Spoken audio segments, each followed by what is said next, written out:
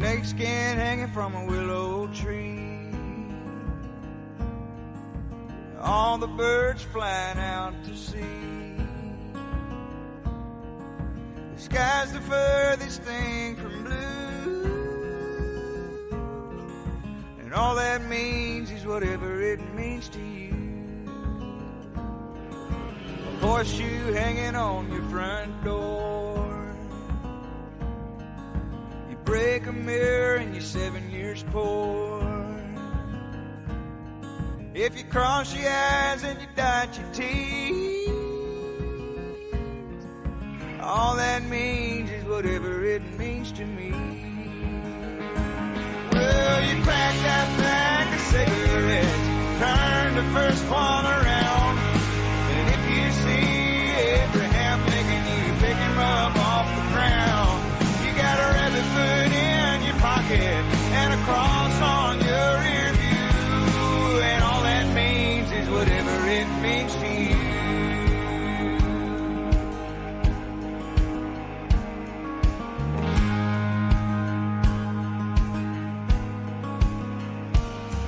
If the sun shines on a rainy day, you hold your breath when you pass a grave. Oh, and if knock on wood is all you can do, all that means is whatever it means to you. Well, you pack that pack of cigarettes, turn the first one around, and if you see Abraham Lincoln, you pick him up off the ground. You got a rabbit foot in your pocket and a cross on your rear view, and all that means is whatever it means to you.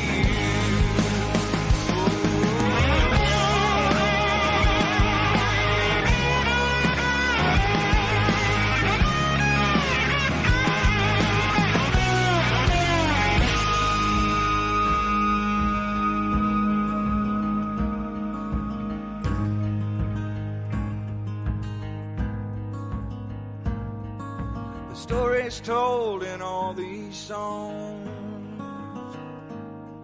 don't sound the same to everyone. Some you hear, some you see, and all that means is whatever it means to me. Not all are real, but all are true. 'Cause all they mean is whatever they mean to you. Well, you pack that pack of cigarettes, turn the first one around, and if you see Abraham Lincoln, you pick him up off the ground. You got a rabbit foot in your pocket and a cross on your rear view, and all that means is whatever it means to you. Well, now all that means is whatever it means to you.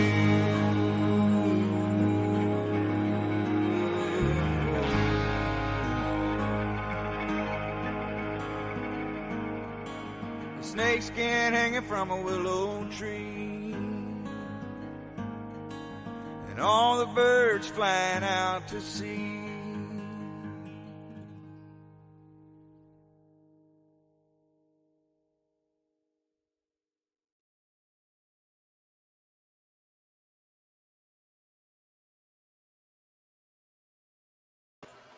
What's up, everybody? Good morning, good day, good evening.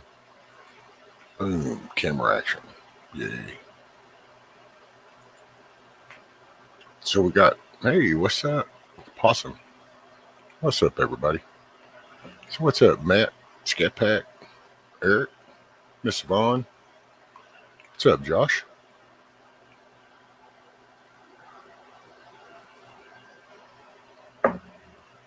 Aw, dang, Possum. Can y'all hear me, by the way? 5x5, I guess. I don't know. Man. Seems weird. Haven't done this in a minute.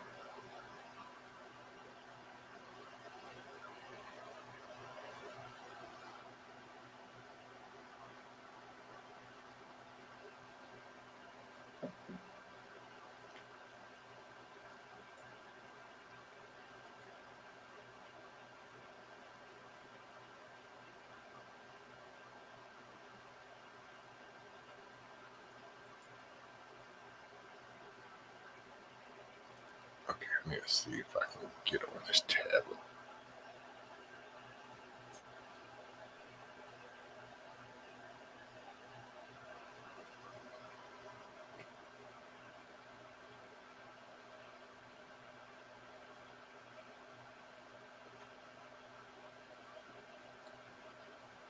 Yeah, it's so weird.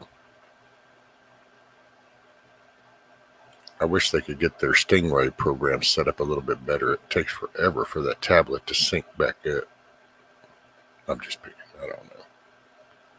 I don't even know if y'all can hear me. I guess.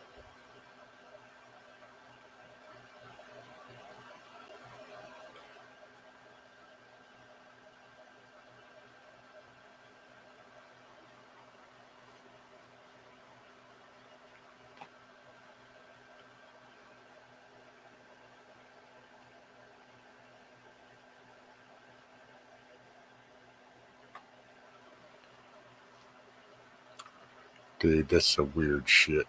I have no idea.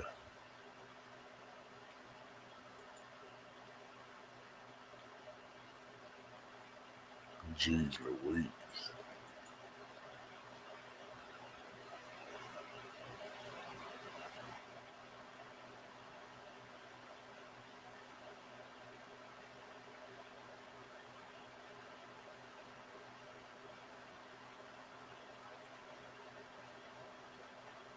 Oh, wow.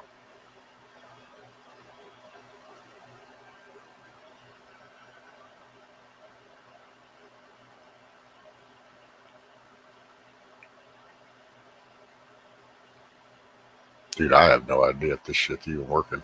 I just now see 5x5, so it's like, is there such a latency lag? Or, I don't know.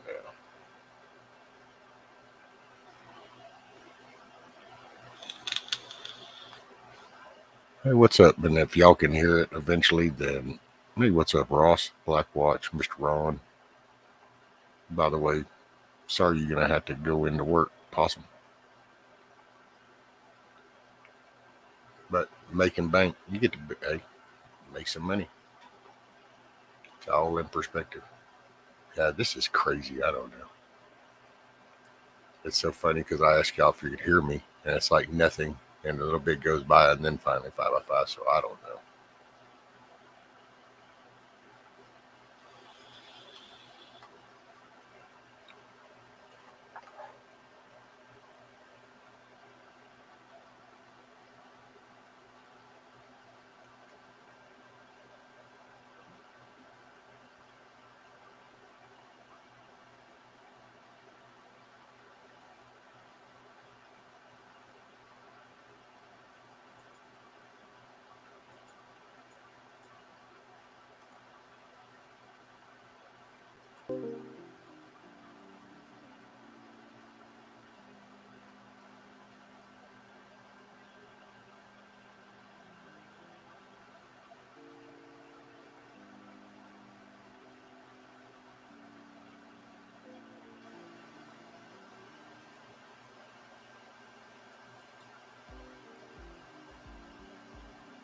Okay, Ron. It's just weird because I mean, I don't know. It seems like there's some kind of lag or something. I don't know. Maybe I threw them all off since I haven't been on in a while. They're like, oh shit, wait, this one's back on. Let's go listen to this. I don't know. Oh man, sorry, I've been kind of out of pocket. I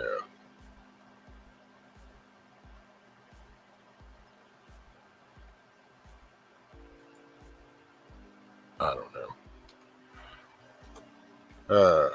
Some of the results that I got, they conflict with other ones.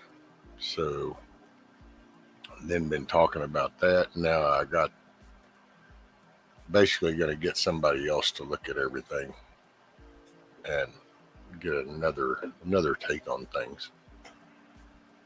That's kind of where we're at. That's yeah. Let's see if I pull this up over here.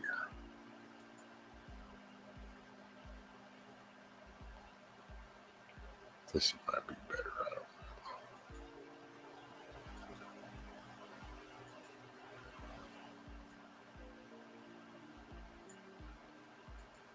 So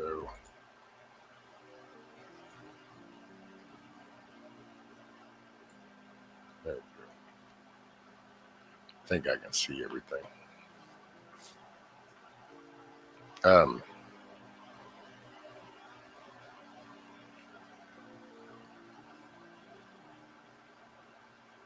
hmm.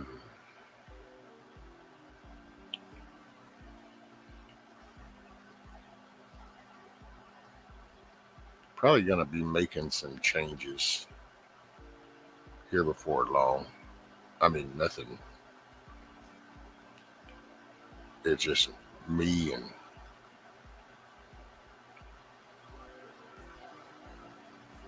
just want to.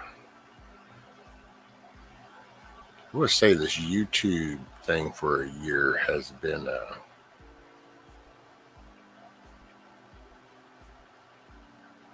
interesting.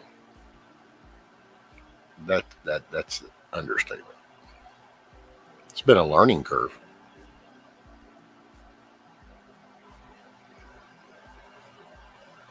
But there's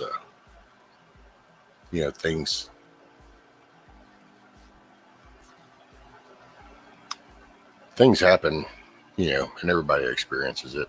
Things happen in life, and then you get to thinking, and so because something happens, then you start thinking one way, and you're just kind of like,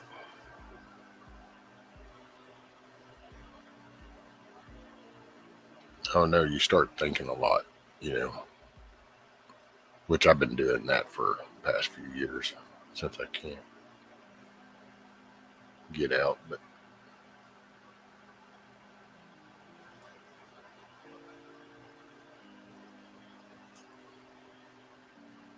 I kind of sit and I look and I think, what can I do? Well, how can I push the ball forward? How can I be positive? How can I contribute? And I think what I have is I have a personality clash in a way. Because I would like to I just want to be helpful. And it's funny because you come out of a certain area, but people perceive the wanting to help like that's some kind of weakness thing. And it's like, oh man. And then you got to repeat yourself and you go through all this bullshit. And then you know that eventually people are going to see that it's not about that. But you just do this redundant cycle over the years. And you just notice that people are just, I don't know, by nature, that path of least resistance, the easiest way, whatever, follow the herd. And then you got people that follow the herd while they're screaming that they don't follow the herd, but they don't realize that they're following the herd. And it's like, oh man. And I've been trying to kind of figure out where I fit in this little YouTube world, because I didn't come on to here to, I'm going to show you just how crooked they really are, or I'm going to show you how they did this, or I'm going to show you, this, and let me teach you how to do this, and I'm going to show you how to do that. None of that applied. I just kind of started this thing and was like, hey, people want to talk. You want to shoot the shit? Hey, what's up? And it was all, and that's been great. Don't get me wrong. I've met some awesome people. I've met the typical people that you just meet. And no matter where you go, no matter what you do, there's always a certain layer, because there's just shitheads. It is what it is. That's part of the equation. No matter what generation, no matter what decade, no matter what century, there are shitheads. There's good people and bad people.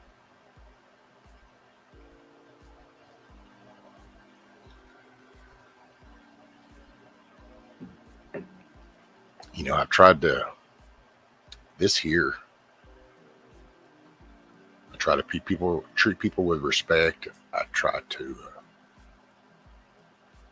show compassion, try to understand. There's been moments, whatever. We all have them. It's in how you recover from those moments. What do you do with that moment? That's the defining thing. And I find myself here that I can mutually get along with people, so I can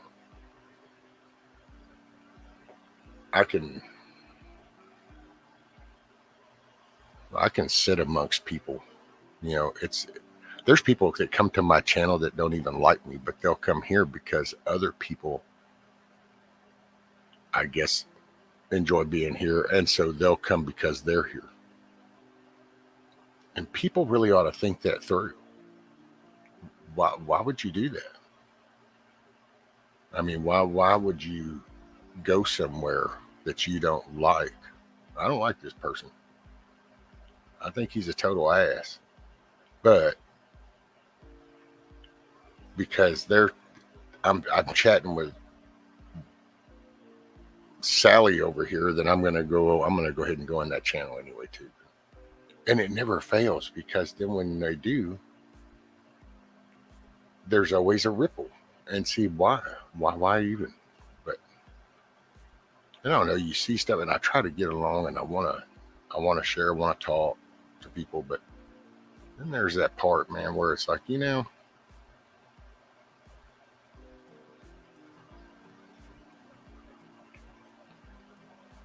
God dang, man, there's so much fakery bullshit, dude. So this is probably going to be a little off the norm, but I've really done a lot of thinking, man. I've been sitting here kind of processing it. It's not just like, oh, this person, this and this. It's not, I don't give a shit, dude. I don't know what most of these channels, to me, I listen to the people. I don't even, the message of shit, I don't know. I almost feel like this is some kind of prison day room or some shit. It's like this conglomerate of people are in this fenced in area called YouTube. Actually, it's even smaller than that, because then you do the prepper community, or like you got the prayer channel thing. So you get these different, and then you get the news, the hyperbolic channel. So you kind of got these groups. And when you think about this, so you have all these little clumps, but yet these people all interact. So it's almost like it's a day room. And then all the little cliques go back to their little clique. But see, they got to come out and you got to hang out in the day room. Oh, but wait a minute, man, you won't believe what so-and-so is. So they go back to their little clique, and they're like, oh, so-and-so this, so-and-so that. And then that transmits over here. And then, of course, you got to have the chest fluffing shit, because, oh, I'm not going to talk like that. So you do all this bullshit, dude. And this is the same kind of shit you see amongst prisons and shit. This is, I don't know, man, this YouTube shit. And it's not even YouTube, because hell, it'd be anywhere. Hell, you could probably go over to that, what is that, Odyssey shit, D-Live, whatever, or Twitchyville, or, because it's just people. And it's like, I don't think people really want to be honest. And they don't want to kind of go, wow, it is kind of a shitty move of me. Maybe I shouldn't do that. No, everything's about, I got the right to do whatever I want to do. And it's like, what the fuck, dude? And we watch everything around us go to shit. But hey, that's not that important. What's really, like, okay, the latest topic right now is Tractor Supply. So there you go, Tractor Supply. Everybody's heard this shit. Hell, I don't know. If you haven't heard it, I'd be shocked. But so how long does that become just a topic that bounces around until it finally dies down? It's almost kind of like the latest days of our lives as the YouTube screws. I mean, I don't know, man. I've been thinking kind of, there's people I've gotten to know that I'm grateful. I mean, well, I'm kind of grateful for everybody, in all honesty. I'm grateful for even meeting the assholes I've met, and the shitheads and the bullshitters, and because everybody teaches you something. Everybody will teach you something. But you just watch this, and it's kind of like, I don't know, man. Because part of me, I'm just the dude. I just jump in, and I'll do that. I jump in, and you fix shit.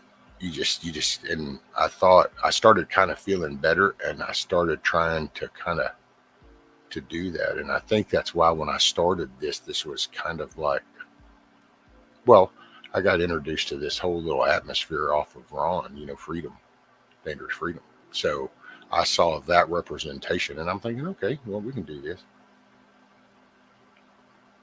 But damn, dude,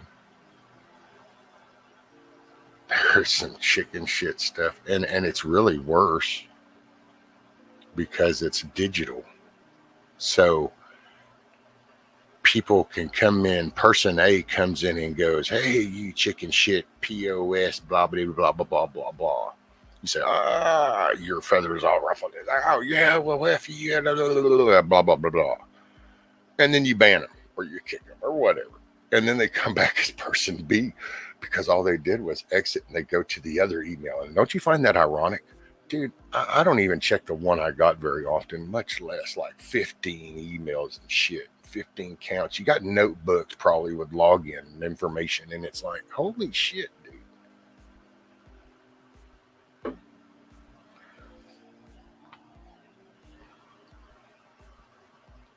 You watch these people that'll go in just to see what's up, and then be like, hey, by the way, go over there. By the way, go. You see, watch just goofy shit, dude. And heaven forbid if you just reach through and go, hey, yo, homie, what are you doing that? No, stop that shit. That's bullshit. Nope, you're full. Remember yesterday, you said this, and this. Here, look, click, boop, bam. Well, all of a sudden, you're an asshole. And it's like, well, wait a minute. I just showed exactly what they said.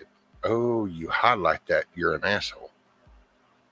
It's just weird shit, dude. And then you get people that you're like in mid-conversation. Hey, what's going on here? And then it's kind of like, it's like, wait a minute. We don't talk no more. Okay. You don't know, because one thing I've realized about this YouTube thing is I can piss this person off, and this person see that person get mad, and now they get mad. But then me and this person talk, and it's like, oh, that was a misunderstanding. Oh, okay. Yeah, gotcha. So this becomes okay. But those two people see, oh, no. They're still pissed off from before. So there ain't no reconciliation. So there ain't no okayness. And it's just like, good night, man.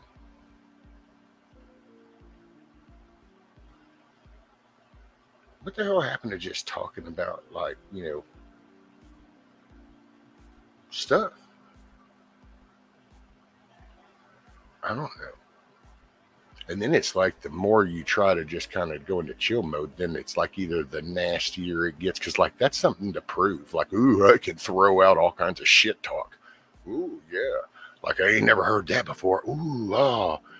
And it's like, what? And then it's like, this is braggadocious kind of shit. Like, look at me. What the fuck? See, there's a time. There's a time you say it. There's a time when you can throw some shit around. But whenever it's like, oh, I know this is going to make somebody, agitated, so I'm just going to do the fuckity fuck. And it's like, really? So you just went from a grown person, and it's almost like, honey, I shrunk the kids, because as you run in the mouth, the age level just shrinks the hell down. I don't know, dude. And you watch people sit over here and they listen to these people. I say, oh, yeah. And then they go over to here. And then they go, oh, my God, you won't believe what they're saying over there. You won't believe, oh, yeah. And it's like, I'm sorry, what the freaking hell?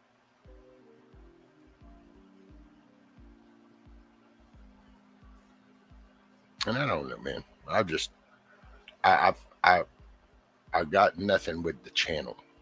You know, like if I was a news thing, then I could fall back on that. And I'm not sure what to do anymore. Part of me wants to do I just want to hang out and talk. But I can see the odds of that are slim, and the longer I do this, the slimmer it gets. So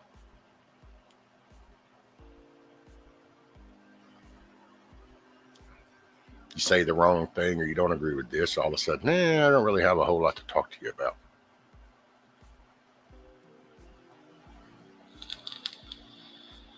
And it's like, I don't know. And I gotta say, everybody talks about these analytics and shit of YouTube. Well, I'm gonna tell you right now, analytics, you got to look at that stupid little thing, and there's this graph deal, and I gotta tell you, almost everybody here, 30 and up. I'm just saying, think about that.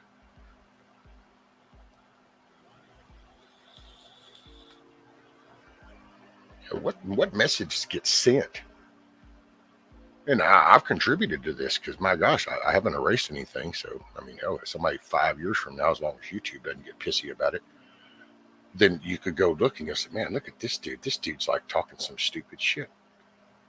But, I would like to think that anybody would like to just go ahead. That's why I left it all there. Take it in context. See where it fits into the scale of things. You see it from the start. And here we are. It is what it is. And I do see some orange up in chat. Sorry, I haven't even looked up because I was afraid if I did, I'll just get distracted and have one of them squirrel moments. But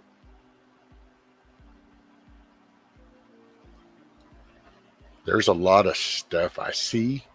I don't even get involved because, one, most of all this shit, nothing happens here. Nothing. So the shit that happens here, if I see it, I say something. Now, I might see part of some shit over in the channel, but because I'm not involved, then there's some shit, as you can go back and plainly see, that I've sat there and watched, and then I will say something directly about exactly what I just saw and heard myself. And I've done that, and it's there. But see, it's like that. I don't know how many hundreds of people saw that same clip, even over time. But there's no accountability. Well, you just take that one little action, and I'm not trying to focus on that. It's just, but there is no accountability. Even here, amongst all this, there's no accountability. Nobody goes, hey, man, no, that's not what you were just saying the other night over there. That's not what you were saying. Instead, it's like this, oh, well, and I dude, I'm as guilty as shit. I wasn't sure. I even told I told somebody a while back going, I don't really know. I'm kind of like the new kid on the block. Because I started to do this. And I've looked at that. That's how I kind of got here. Dude, I just kind of came walking up off the field. And I was watching this big game going on. Ron had it going up on the panel and stuff. Somebody goes, hey, you got to check out this game over here. So I kind of walked over and I just kind of walked onto the field. I didn't even know the game, didn't know the rules, didn't know the players. I didn't know nothing. And then tragic shit kind of happens.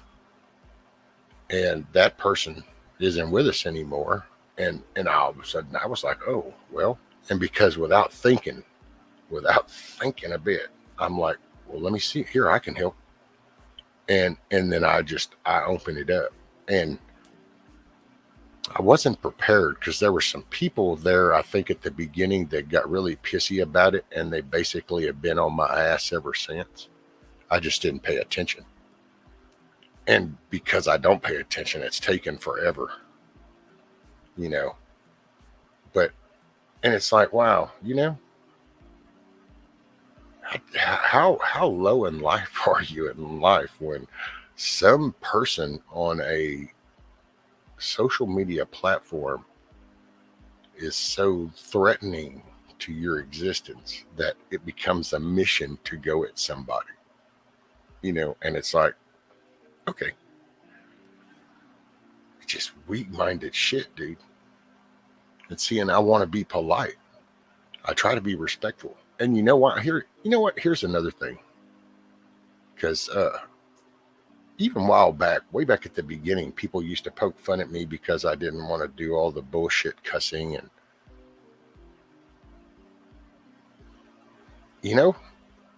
I guess maybe I put more value in my character. Shock and all. But, I have a faith belief. So, I believe in Jesus. That's my faith. And I just, I don't know. My granddaughter, how do you walk and think of your actions, and how does that translate to what's being? For me, it's God, it's Jesus. I want to be able to represent that I do respect, that I'm trying my best. And then now with my grandkids, well, how do I bitch about the world if I don't carry myself to a better standard that I can set an example in front of her? She sees that, which I don't get to see her much now, but and man, I'm afraid sometimes here I'll get pulled back into just the regular shit talking stuff, and I don't want to get pulled into that. I get it. It's fun. It's cool to sit around and go, man, fuck it, dude. And you can vent all the frustration you have from other things, and you can kind of dump some of it onto this because that becomes a highlighted point. And I get it. It's life. But man, there's people I enjoy talking to. And then there's people, I really don't. It's okay. But see, I can work with anybody, and I have to watch this fine line because this isn't work. But it kind of is. I don't know. I know that anybody that's paid attention has noticed that, like, the conversations have died down. See, there's been ruffled feathers along the way. That ain't rocket science.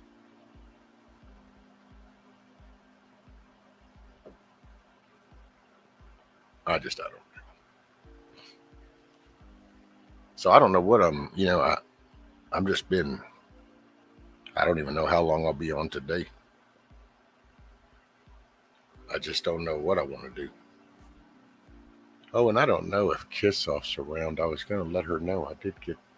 I got that. Sorry if I haven't told anybody good morning. If you came in, and I'm sorry, I don't even know how many people are here. I don't even. Morning, good day, good evening.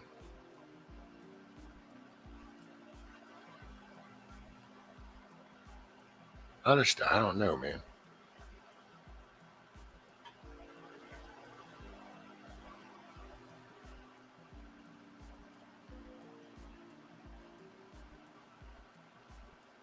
There's because I don't know. I don't know what my niche is here. I want to hang out to talk to everybody. But at the same time, it's like, you can only sit up here and just talk to yourself for so long, or just and I kind of enjoy doing things, but you get so much shit talking, it's like building a chicken tractor. Who'd think that starts any shit, right? Think about that. And then you get shit talking. And it's like, dude, I'm just trying to do some shit. But see, it's this, I don't know, man. I'm telling you, if you ain't never been locked up, this is like some kind of fucking day room. And this has got little clicks all around. And this little click's that click will work with this click and this click. But don't think that they're like all buddied up, because the minute one click does a little something, then these two might jump onto that one. So it's just like one big day room environment. Crazy shit.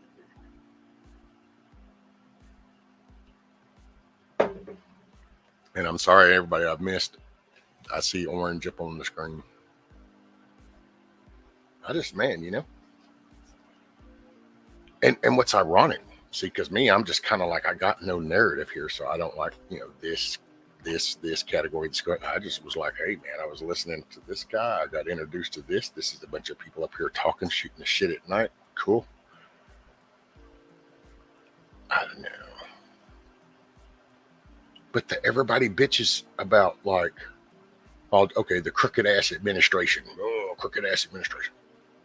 So all these little groups all around this fucking place gripe about that one thing, but can't collectively come together because the minute they go to progress that way, all of a sudden somebody's wearing the wrong clothes, listening to the wrong shit, using the wrong jars, this or the wrong plant with the wrong soil, or oh, you got the wrong breed of this, and you got the, and it's like, yo, what?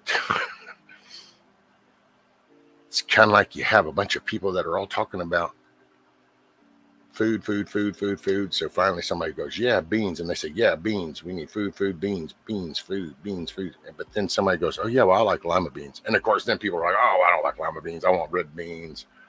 You know, I want kidney beans. I want lima beans. And it's like, wait a minute, what? And then next thing you know, that whole, see, it started to focus, but oh, then it just fractured apart. And that seems to be happens a lot. Let's see. So let me look in the chat.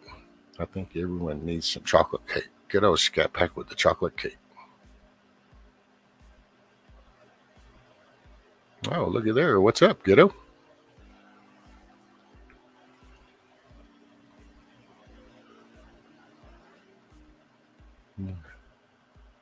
Welcome to Rescue's ongoing chicken coop channel. Yeah. Hey, man, next Saturday.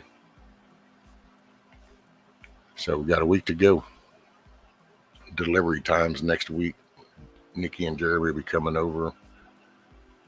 I got to try to figure that shit out. Miss Cindy. Oh, I thought you'd be general. Oh, that's it, Miss Cindy. I really don't. I mean, people think it's an act because, like, I'll be polite. And it's like, you just misunderstand. That's what happens. Plus, I will tell you, see, some people misread the shit in this digital little world. I try not to get too upset in this digital shit because you can't reach through. You can't pop them in the mouth. You can't do nothing. So, and they know that. So most people they'll say words and phrases because they know it'll ruffle you. Well, then it's kind of like, it's like throwing a fart bomb in a room or some shit. You know, you get to walk out and kind of giggle how everybody in there is going, oh my God. Well, that's kind of what happens. Think about it.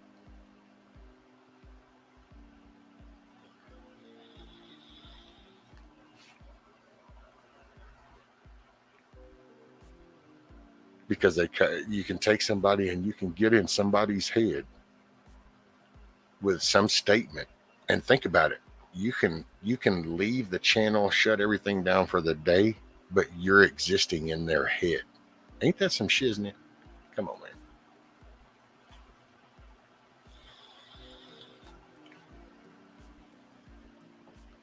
But it's just, this shit, man, it's like, I don't know, man. And see, and I don't want to get pulled into no shit. So I don't want to ride that shit. Why? I mean,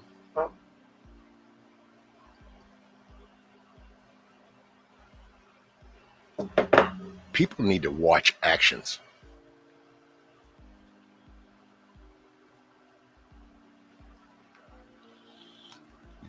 Motherfucker could sit there and tell you how loving and caring he is, but who sticks the hand out? Who you can see it. Who will take that little jab to keep it from escalating? You see little shit in character of people. And then there's the ones that are like, man, that didn't quite get sparked high enough. I know, let me throw in something else. And see, to me, those are the ones that little stick where you kind of poke your little leaf pile, and that little gust of wind gets in and all of a sudden it flares up again.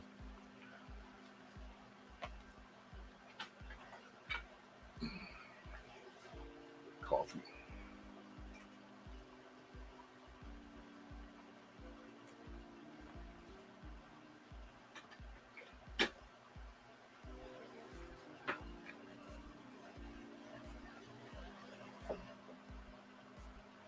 I don't know. Anyway, I just and then I see there's the, I hadn't been on, and I just been kind of listening, play some golf. Oh, sorry, I don't know if y'all just heard that. My mouse went to sleep.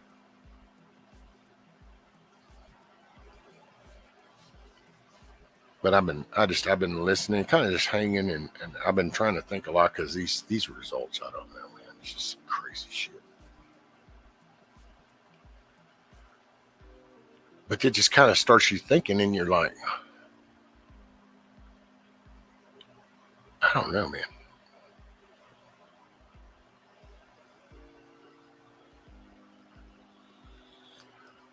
Remember going?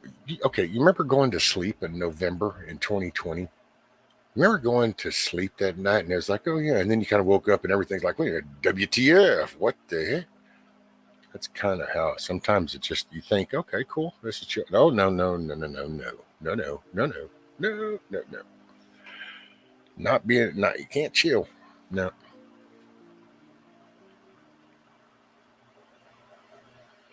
and I don't know, man. But I've been trying to just, I don't know what I want to do. I part of me wants to do, that the pub kind of thing like I was doing in the beginning. Yeah, there's a part, but then there's a pretty good part that it's like, nah, really don't want to jack with that shit. But then in a way I do because it's kind of like I don't know,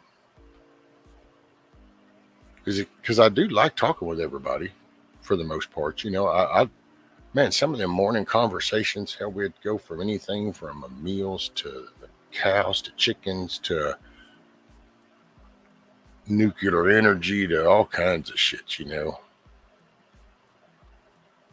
Talk about 3D printing, talk about damn cutting trees, all kinds of shit, and it's those casual. But see, that's what I mean. You don't realize it, but in the back end is steadily that little that's nibbling away. And I'm like, oh well, and who would have thunk, man? Who would have thunk?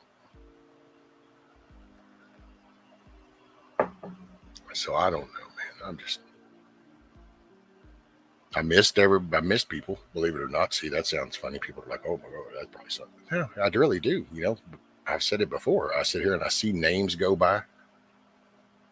At least and this is going to sound probably callous, and I don't mean it this way, but there's names. So if I see these names going by, then you're here.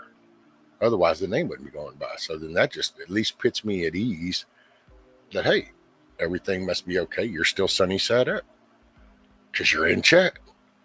And then when you don't see a name come by, and it's been a little bit, you kind of go down. Sometimes I don't think of everybody every moment, but it's just little things. And then you kind of go, well, wait a minute, I haven't seen that person. And you kind of, some I can reach out to, some I can't,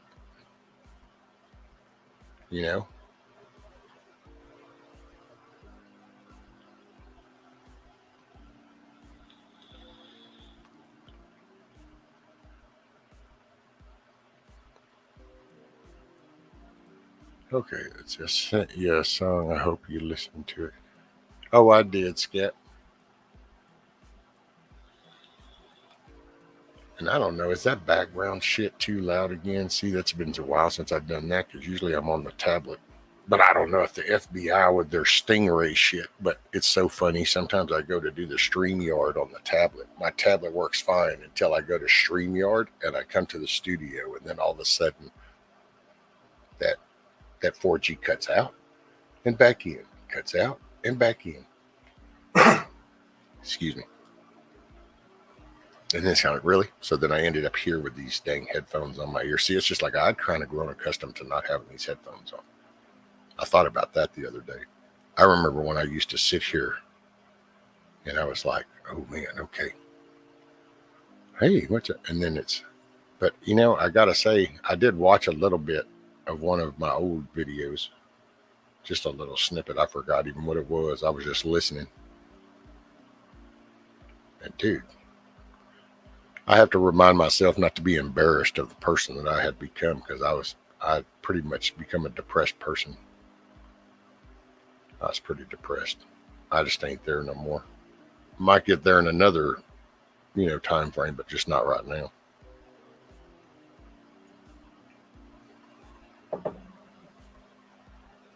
Okay, let me see what was said. Risky, I always saw your live streams. It's open forum and a place we can all come to for conversation. Yeah, Eric. And but I think there was animosity, and there was attention seeking, and I think that some perceived me as like an attention seeker when that really wasn't the case. And I think, in all honesty, they were the ones that were the attention seekers. And I don't know,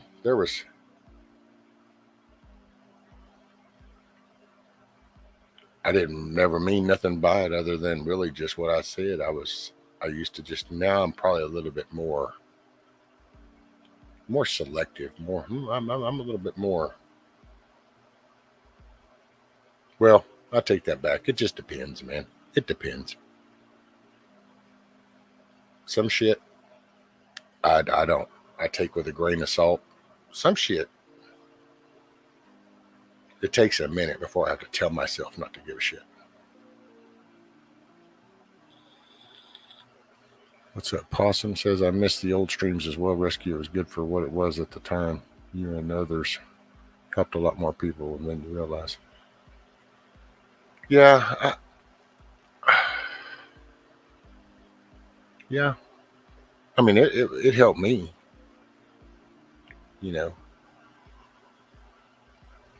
It really kind of, well, it got me out of my shit. So, and like I said, I've met,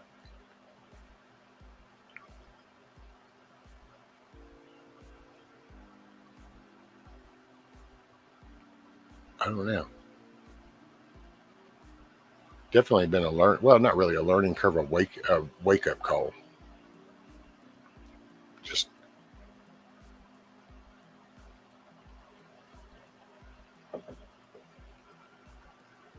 assistant manager is on his way to work. Thank the Lord, I'm free for today. Hey, right on. Okay, and Mama Red, what's up, ma'am? Awesome lady. What's up, Hawkeye? Miss Cindy, Blackwatch, Eric Possum, Kush. What's up, Kush? Ghetto, Cindy, making sure, Mr. Ross, Navy Vet. What's up, buddy?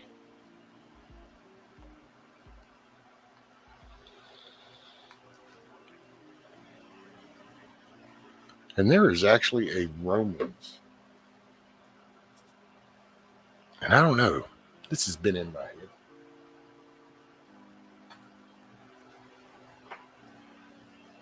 There is a Romans.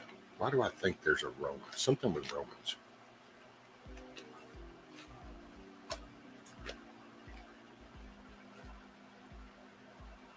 Shit, I might have to put on my damn spectacles. I don't know.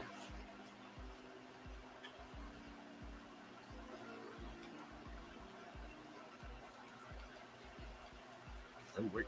Nope. Okay. Morning, Miss Karen. But I don't know, man. I'm sorry I've left y'all hanging. I do suck on communication skills. I kind of go from not talking to anybody, being pretty antisocial.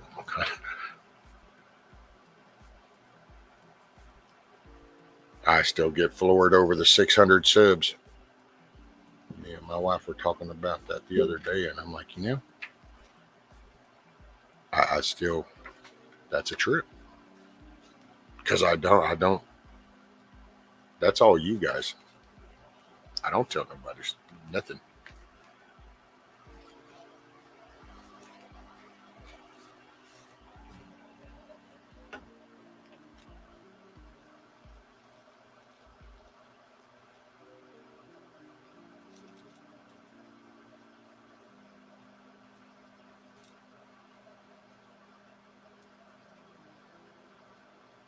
All right, where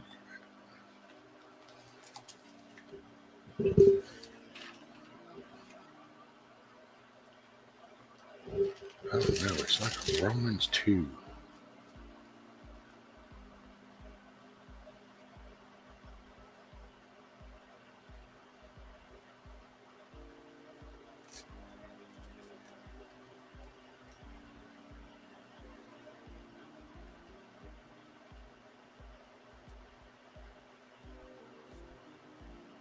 Yeah, I don't know.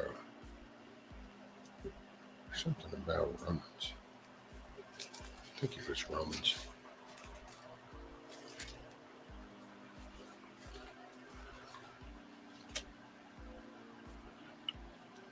Mama read, I feel you on that rescue. We both report, it's a home rescue.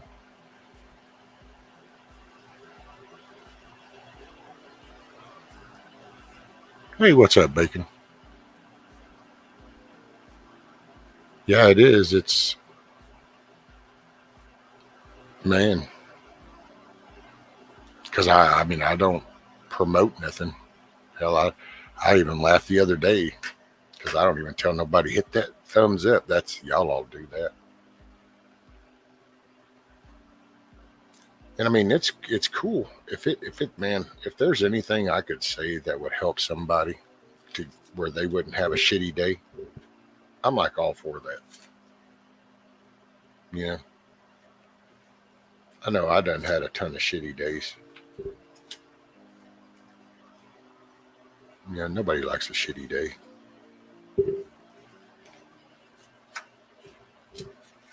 There was.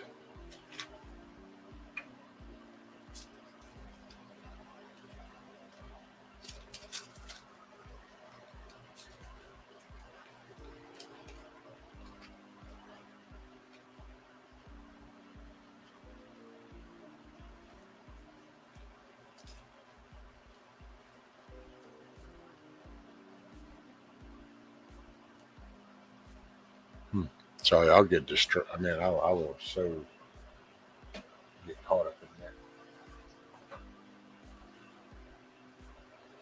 I apologize.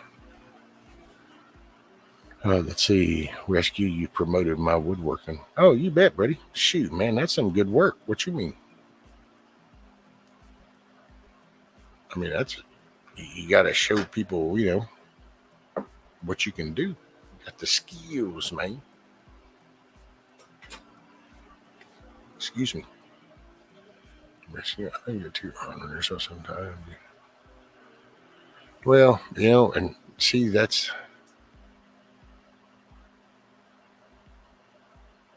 takes effort, though, Miss Cindy. That's not an acquired taste. So I work on that, but that's because, and I've talked about it before.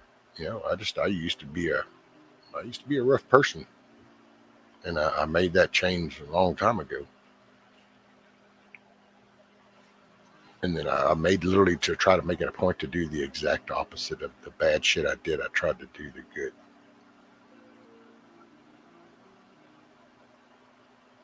I believe that in my layman way of looking at it, I chalked up enough negatives in that column. I'm working on that positive column. I just I just want to get bigger than the negative.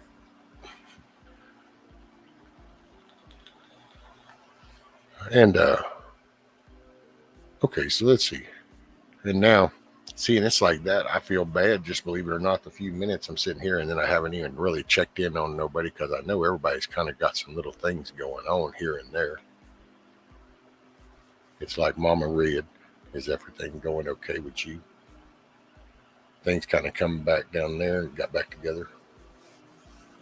Got Mr. Williams. See, where's William? See, there's a name. There's names. It's like right now I can kind of go down my list and I can sit here and I can go, ooh, I wonder where they are, they are, they are, they are.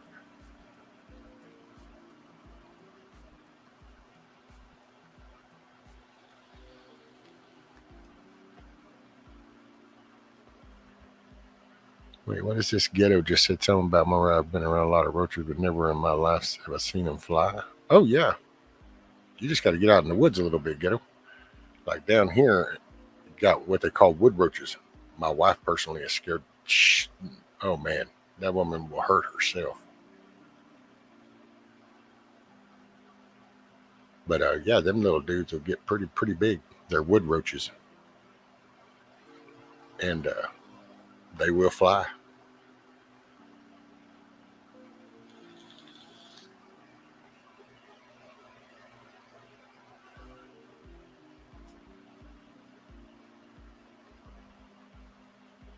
Okay, still in Ohio visiting. I got you.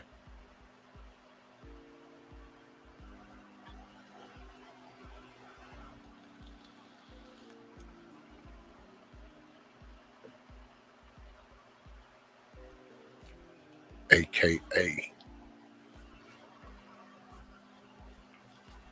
Oh man.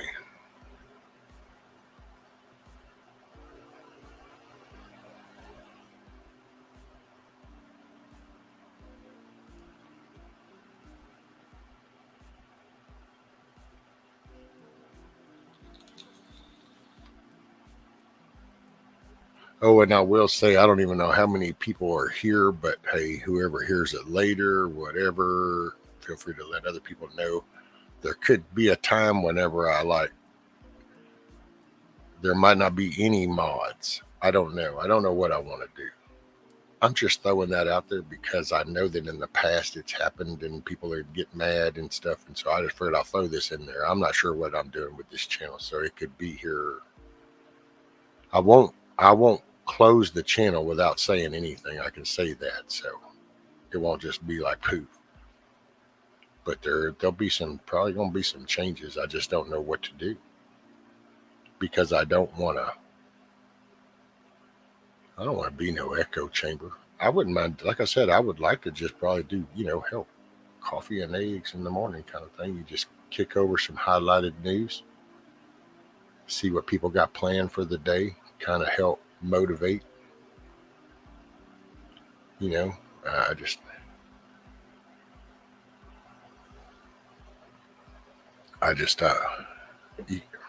don't know, man.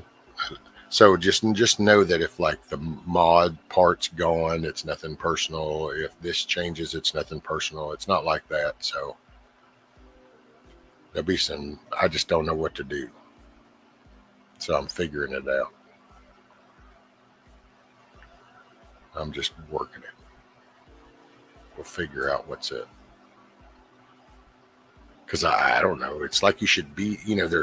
I need to. Gotta pick something. I think. I don't know. I don't really know.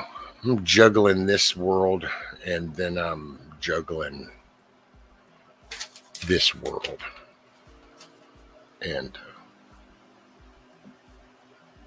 it is what it is. But I don't want to, Mumber It. I'm just not sure what I'm going to do. That's all.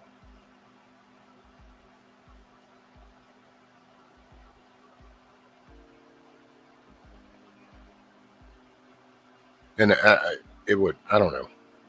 No, I don't want to.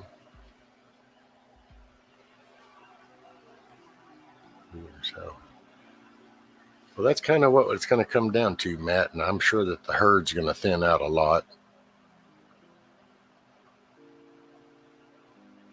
One thing I know about with YouTube,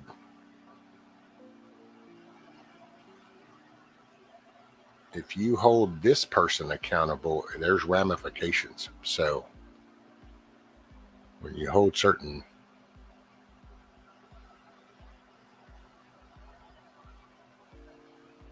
you just kind of,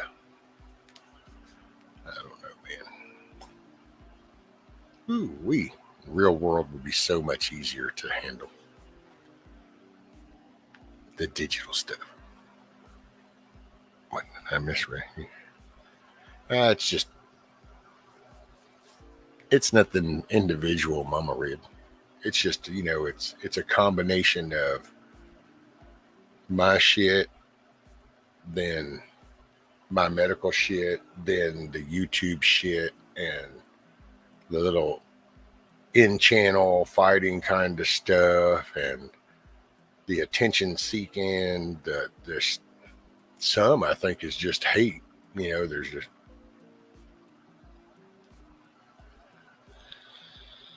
and you kind of go in and you're like, oh hey, what's up? Yeah, okay, and then it's like, oh, okay, no, we don't talk no more. Apparently, you talk to the wrong person, and then you turn around and you're like, oh wait, oh, I wasn't allowed to talk to them. And you little weird shit. I don't know. All the backroom channels, like, oh yeah, do you know what they're saying? And it's like, what? Who does this, dude? I'm telling you, somebody mentioned the word months ago about the analytic thing, so I went and looked at that chart, and I'm telling you, most of everybody here is older.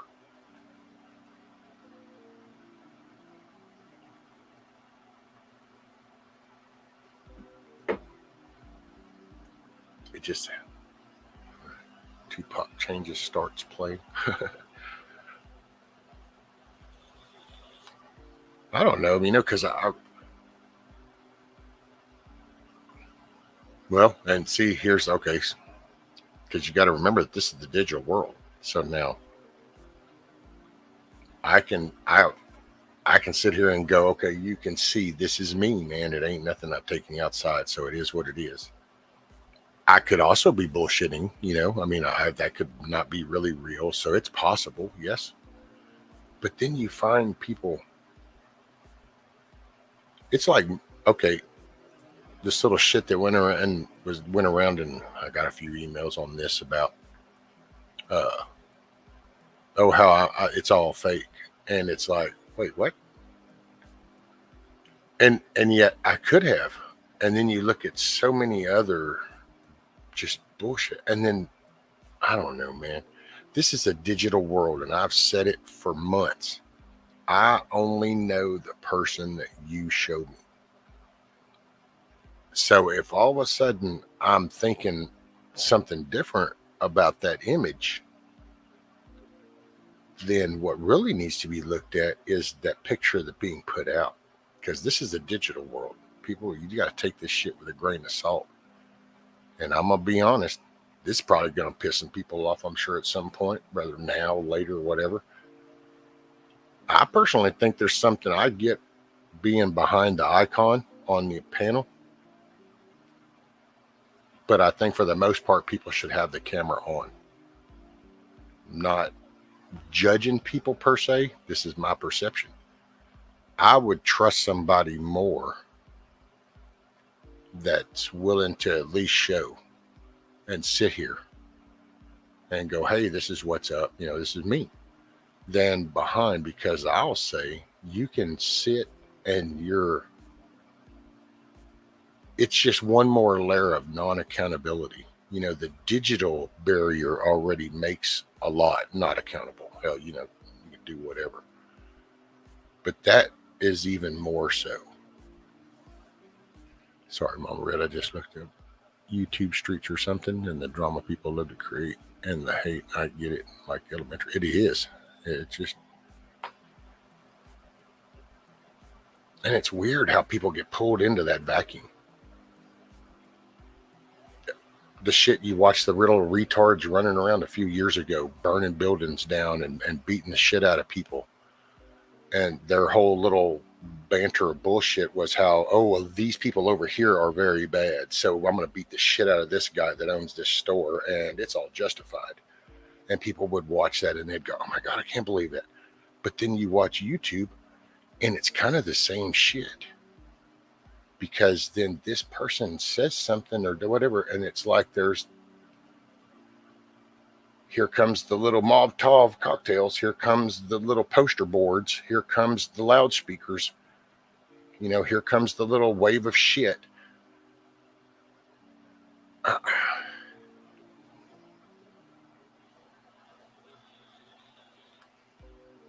And see, and if you can't change the mindset, if the mindset isn't going to change on just trying to be respectful, then everything else is just, and I just don't know how much I want to put in, if I had to be honest.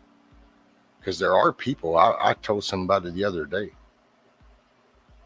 I almost wish I could just create my own little, well, I could create my own website, but I know nobody wants to like leave YouTube, to go another place, but because there is, I mean, there's a good bunch of y'all that I would love to just sit and I love talking, seeing what's up. And the only reason I'm bringing up Hawkeye is because I looked up and saw his name, but it's like Hawkeye, it's cool. We walked around his restaurant, talking about 3D printing. It's not all just heated shit, but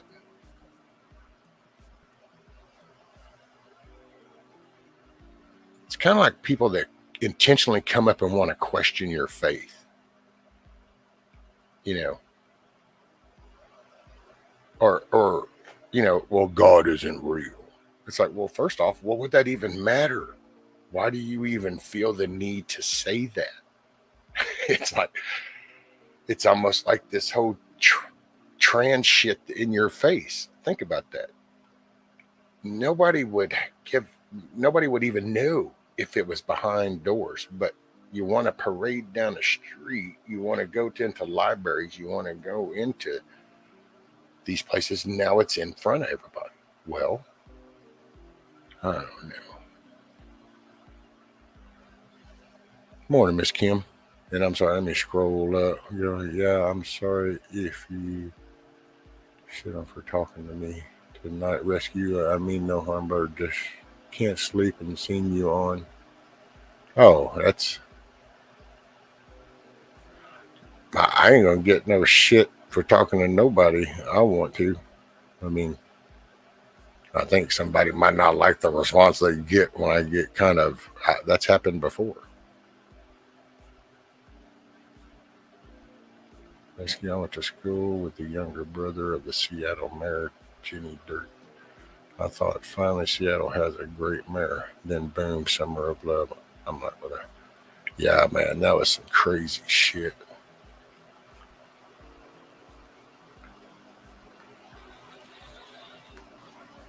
Well, and I even talked about this a few months ago.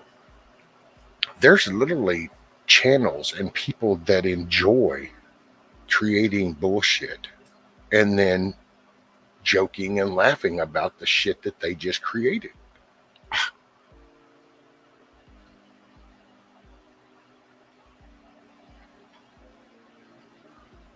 And then I say,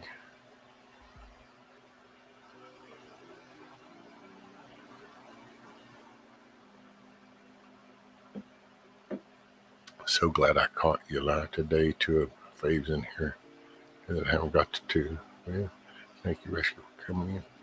Oh, yeah. Well, I'm glad I got to see you, Mom Red. Check in on you, make sure everything's good. I don't know, man.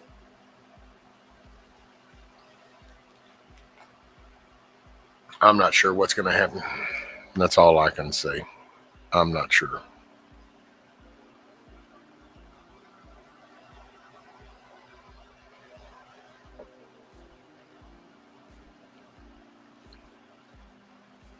I don't know, Scat Pack.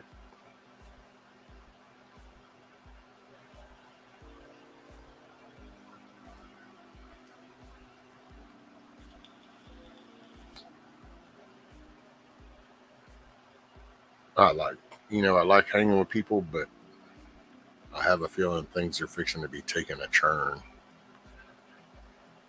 And I would just say, you can point out, there's people that support me that probably won't support me later.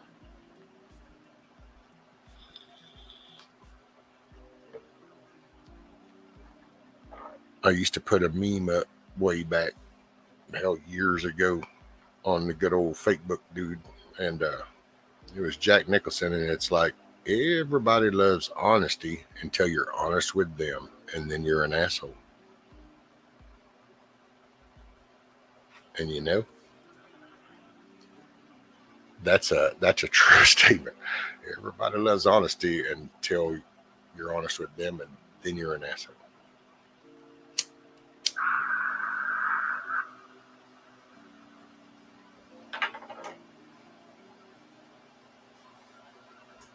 I don't know, man.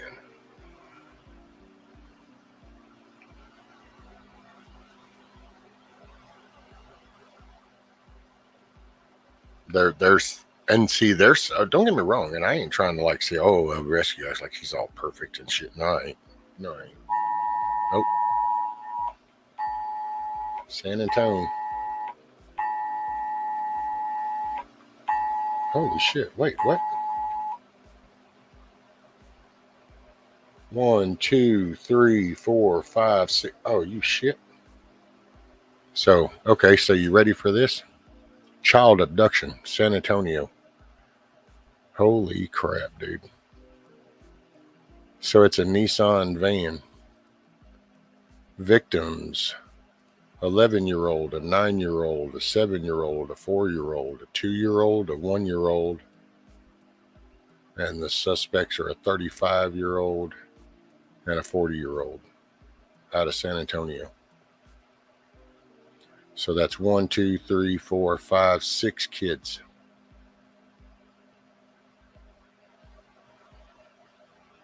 Six kids.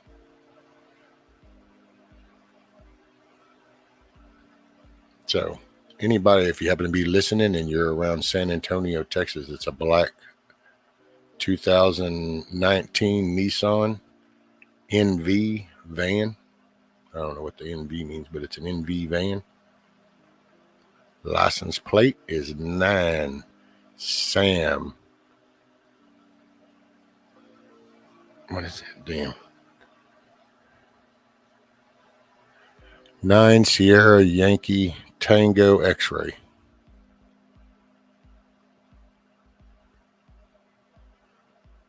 So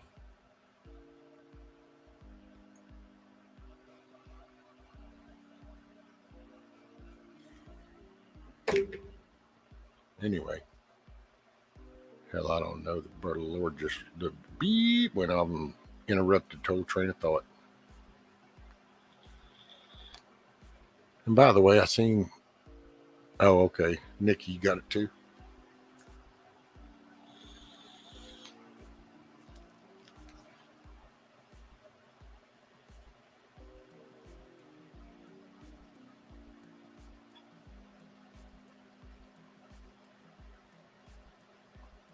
Okay, let's see.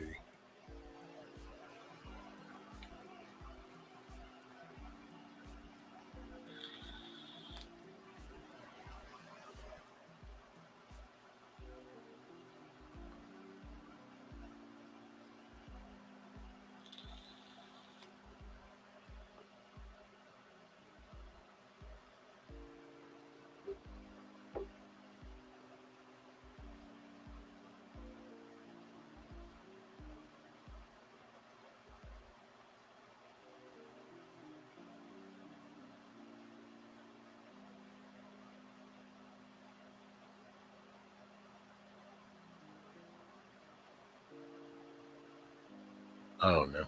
I just kind of zoned out for a moment, just trying to.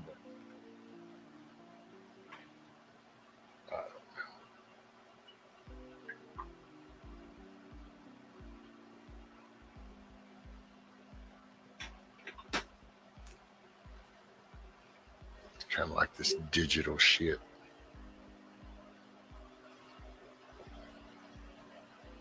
Man, oh man.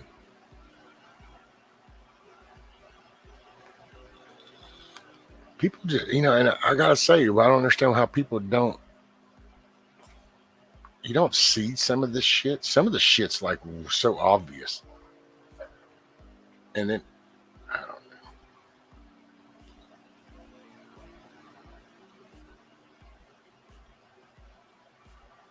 All I can say is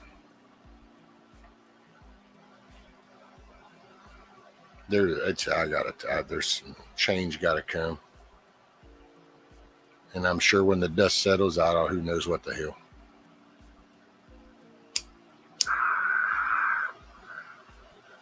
But you're right, Miss Kim. I'd rather be an honest asshole than a fake liar, and that's because at the end of the day, I turn this shit off, and I'm still accountable for me, and I know that everybody's teach their own. For me, I worry about when I pass. You know, when you die, you don't get to redo shit. So when that scorecard gets churned in, you had your opportunity. All the excuses of not doing and good shit or correcting yourself means nothing. Oh, what you got? Matt says, hope you have a great day, Rescue. I have to get to work for a bit. Right on, Matt. Keep your head on a swivel, brother. Smile and be the reason somebody else smiles. It's hard. The payoff is worth it.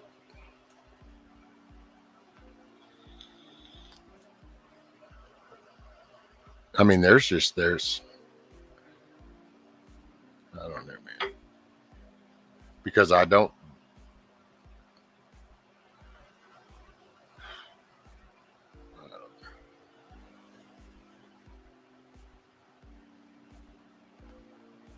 know.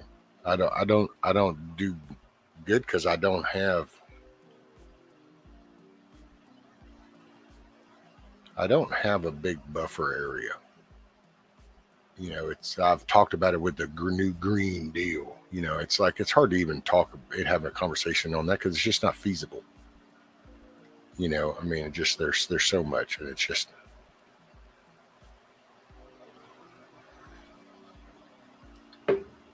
And I don't know, man. I could just.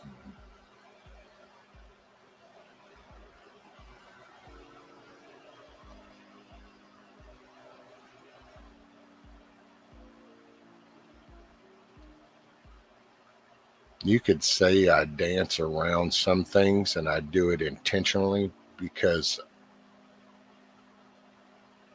the risk versus reward isn't worth it. So you can look and go, oh, I could have said something right then, but it would have created so much negative that this would have been a lost point. And so you can let shit go by and let shit go by.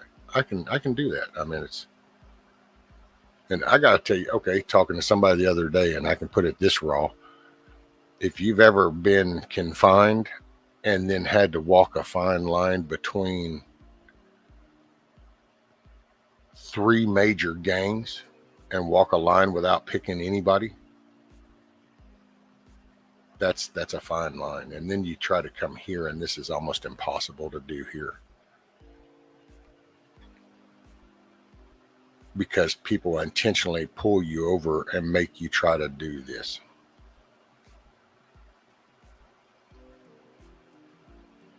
What's up, Moonlight?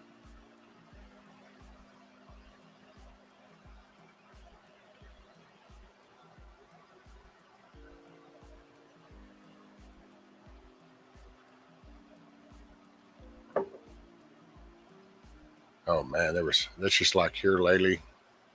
You can go back and look. You can look through a lot of the older ones, and you can start to see the shift. You can see it. I just don't. I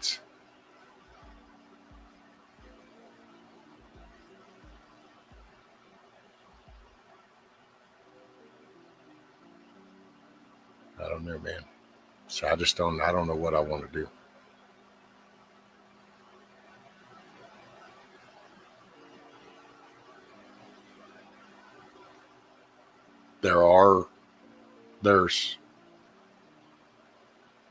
There's some people that are tied to certain beliefs that I am totally kind of against, or at least it looks that way. And I'm not sure what I want to do with that. I'm slowly kind of getting out of my shit. And so I'm kind of becoming me, and it's my everyday life. And so I'm starting to kind of sort through that and seeing where things fit, you know, and is it,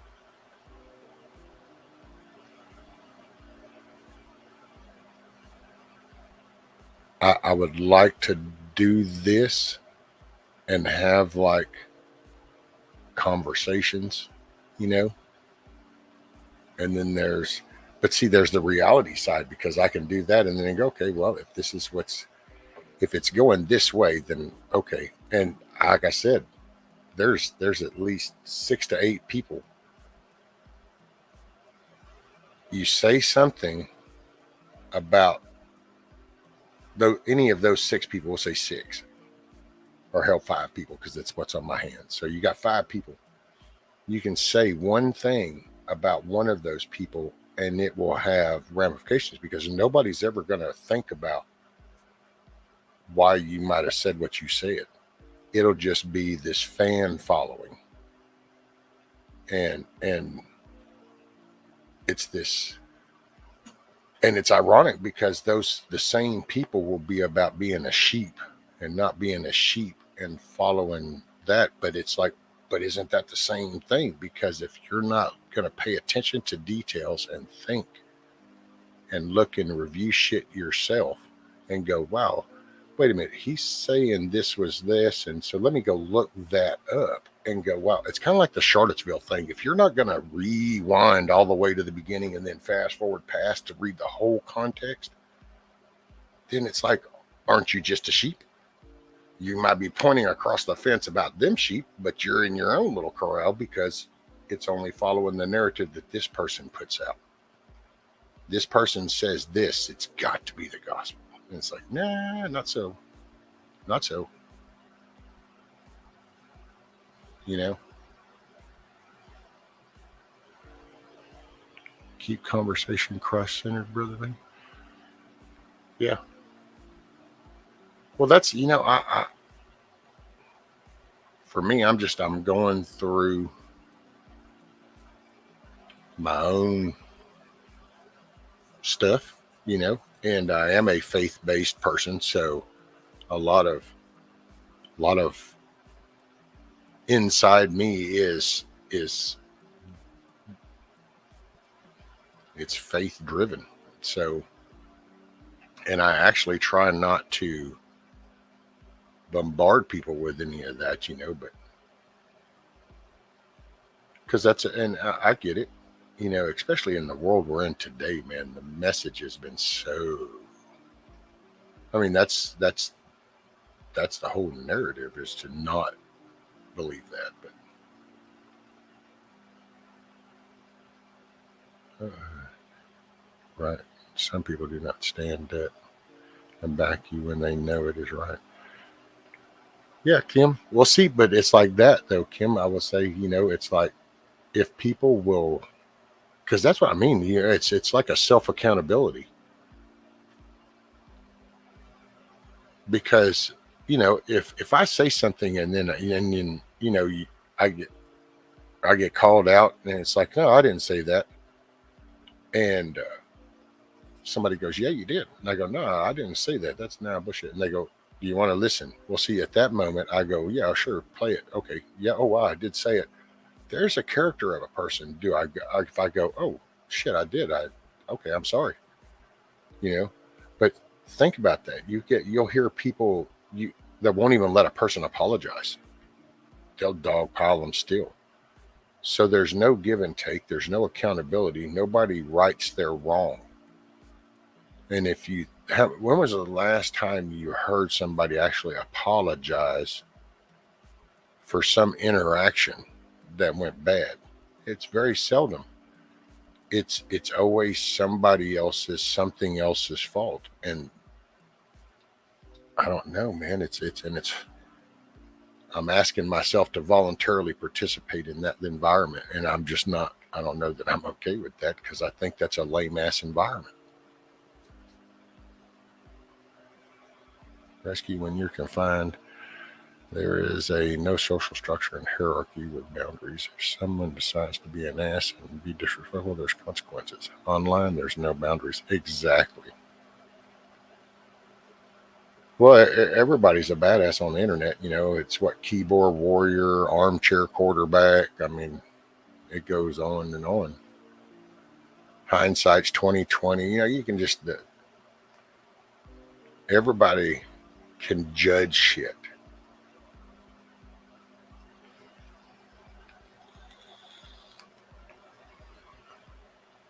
Hey, kiss off.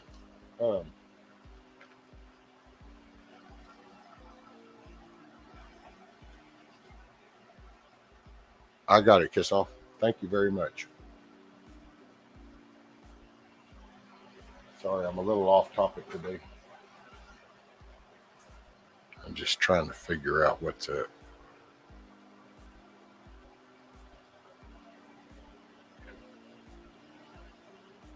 Dude, you know, and I gotta say, I've been judged. I've been judged, had, from what I've been told, statements made about me. You know, I think one was I have issues. How I get on the YouTube and I'm like, whatever, dude. I got issues. I shared it. Shouldn't be rocket science. I just don't know if I want to participate. I'm working on it, man.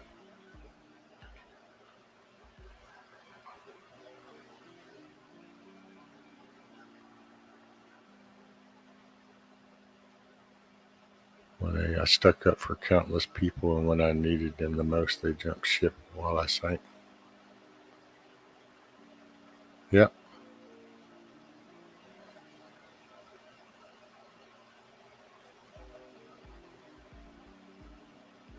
From Beverly Hills. Rescue, I keep wanting to start doing live stream, but then I back off and think, do I really want the drama brought into my life? Is it even worth it? You know what? I gotta say, Moonlight, I'm not sure how I could answer that honestly. I mean, if I had to oh no, Rescue, I need an answer right now. I need to know I'm fixing either going to hit this live button or I'm not going to hit this live button. I need to know right now, then I would say don't hit the live button. Don't hit the live button. People will tell you what you want to hear or what they think you want to hear. You will get encouragement. You will get backed until you slip one wrong time. And then you can be excommunicated in the blink of an eye and won't even know it. All you have to do is not agree with the right. One statement can be said and you don't agree, you've now been put over here. And most of the time it's going to be by people that tell you that they don't do that. That's the ironic part. So I'm not one to tell nobody what to do. I would just say that if this was like, I want to know right now, I would not do it. If it's something you want to think about, I would probably think about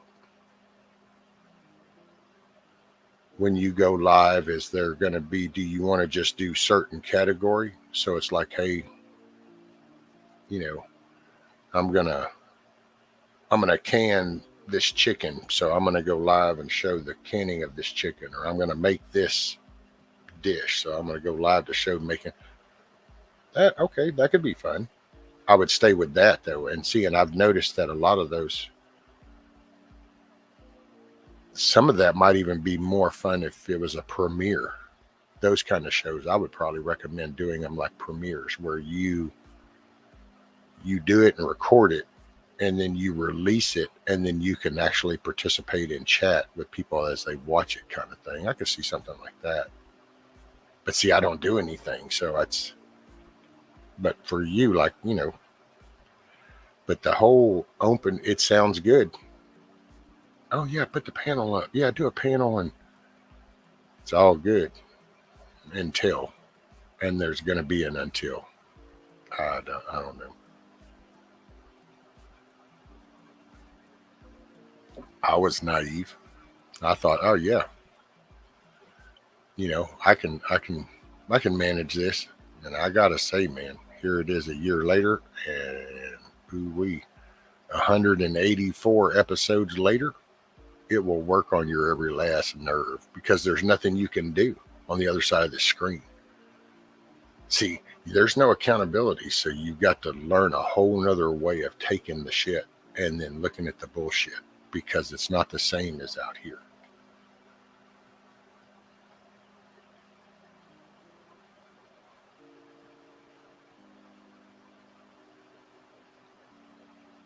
Okay, so see, Moonlight, yeah.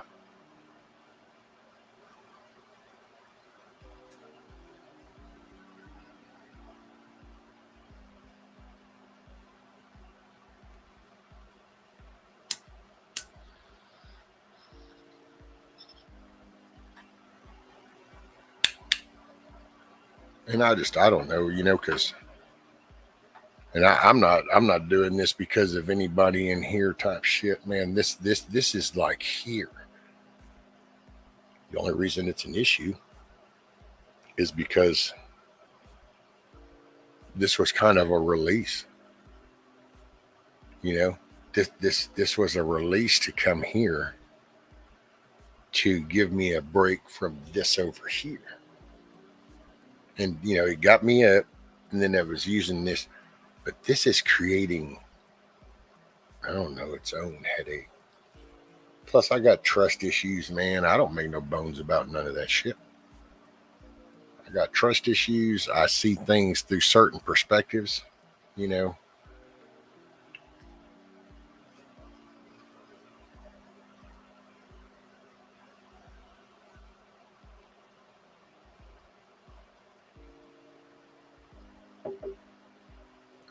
I, hey, you know what? There's got to be a dang song in here somewhere.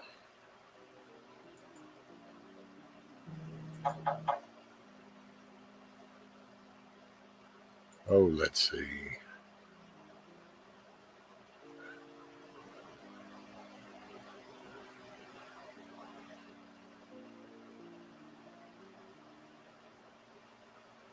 There we go. That's what we need. Oh, that went up. Hold on. Yahoo!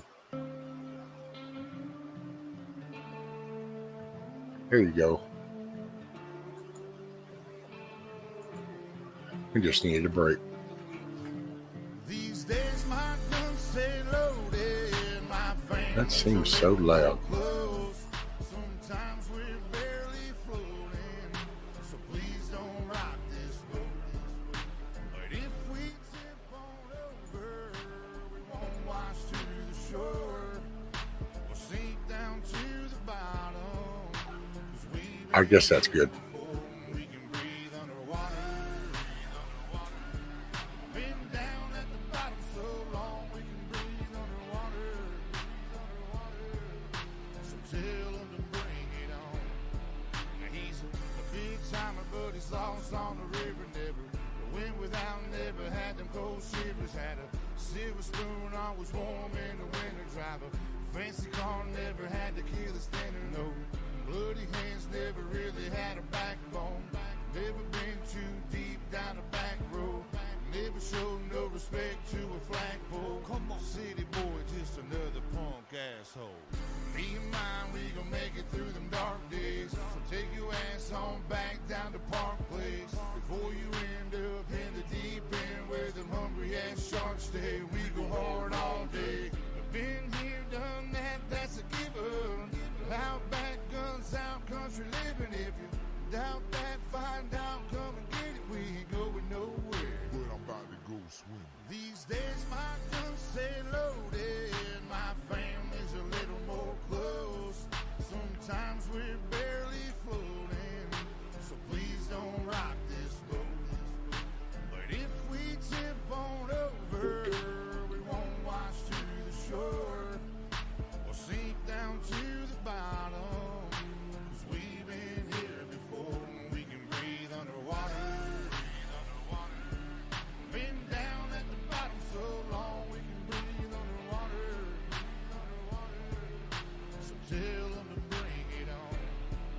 Won't you take me back to the old days? Just horses in a wagon, shotgun shells and wishing wells, and you could hear them pistols blasting. Better give them hell, but live to tell. Let's write another chapter. We just want our country back, and we gon' get what we after. In them pastures, in them fields, we the ones that keep it real. You come snooping around here, that'll probably get you killed. Cold steel under cold skies, a rebel soul from the old times, like Jesse James and those guys. I'm watching you with both eyes. I ain't telling no lies. If you wanna come and get it, backwoods, country living, shotguns and ammunition, whiskey drinking, steady sipping, saying to hell with the system. I've been living at the bottom, so I'm about to go swimming. Y'all can hate it or you can love it, but I promise we ain't budging. If them boys looking scared, someone probably told them we coming, so y'all better get to running, but don't head for them hills. That's where the hell we living. Round here we keep it real, boy. These days my guns stay loaded, my family's a little more close.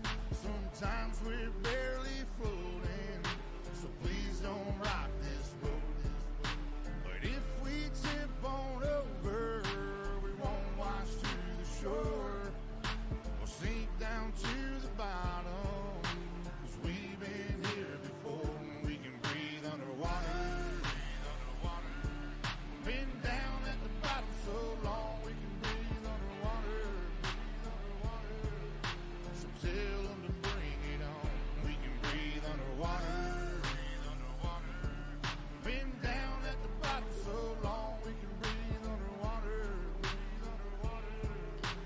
Tell them to bring it on.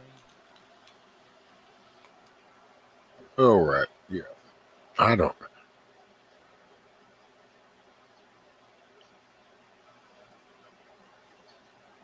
See, I don't even know what. Oh, man. Hey, JH556. How are you, ma'am? Hopefully everything's going okay for you, by the way. And morning, Miss Samantha. Camo Carl. Sorry, there's a damn conversation. See, I don't understand some of the crazy shit. So,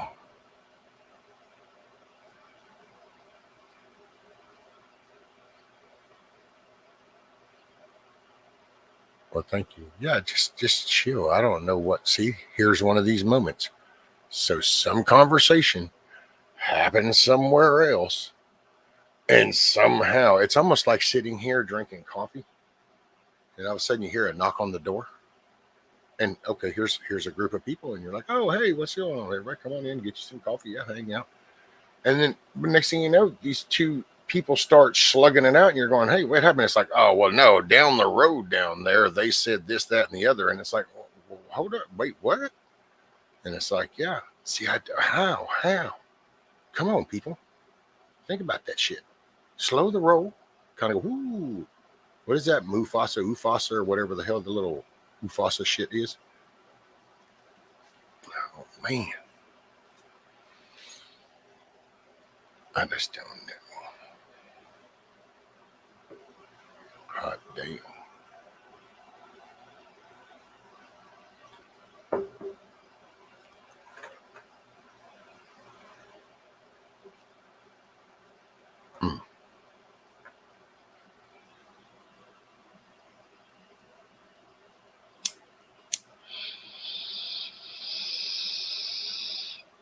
Yeah, see, I'm not sure that this is really for me.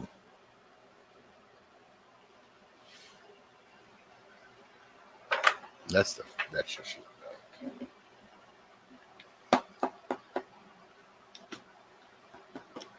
I didn't realize. Well, yeah, I did. Hell, I knew there were people. I've known there's been all kinds of walks of life for decades, so it's not like that's new. But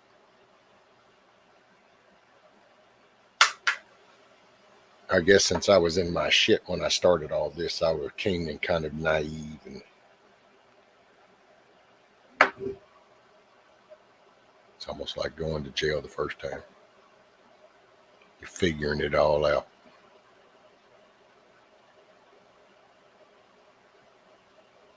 I ran in with matter of fact, you know what? Hey, it just kind of came to mind. I'm going, now there you go.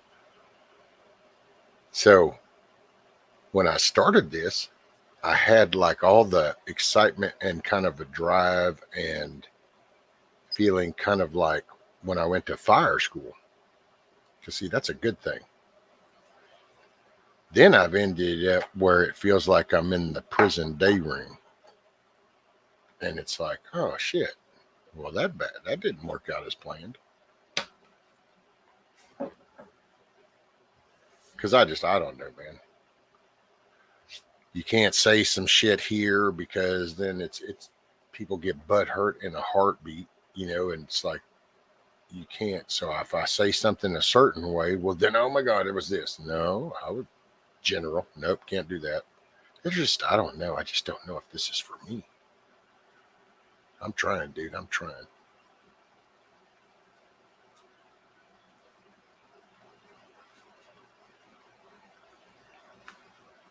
Moonlight Rescue. Most of the time I'm clueless what is going on or who is mad at who until someone does me wrong. I say, hey, you know what? But see, here's the thing. Then don't go live, Moonlight. Don't go live.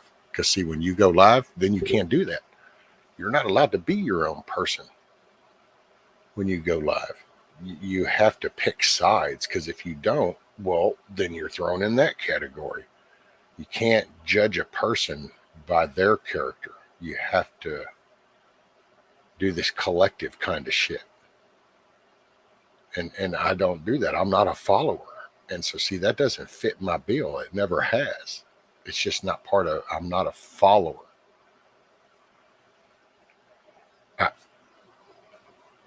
two people fighting, I hear both sides. I give an honest opinion, and I go, I think you were wrong. You probably shouldn't have said it that way. But oh my God, none of that exists anymore, it seems like. There's no working things out. I don't know, man. Rescue, there are people whose sole purpose is to make everyone miserable. That's it, TJ. Well, misery loves company. And if I'm so unhappy in life and I don't see any bright or happiness, and all I see is darkness, and I always feel bad, or what's the big word, oppressed, then that's the shit you translate. And that's the shit you put out. It's kind of like the little Linus cloud that bubbles around, and that's why I've said from the beginning, I think that's what's getting me is like when I used to try to tell people, garbage in, garbage out. So you don't want to put a bunch of garbage into your head, because all you're going to get is garbage out. So, that's why I wanted to bring people up. And it's almost like the more you do that, then the more you're bombarded. And it's kind of like, oh man, it's, because it's YouTube,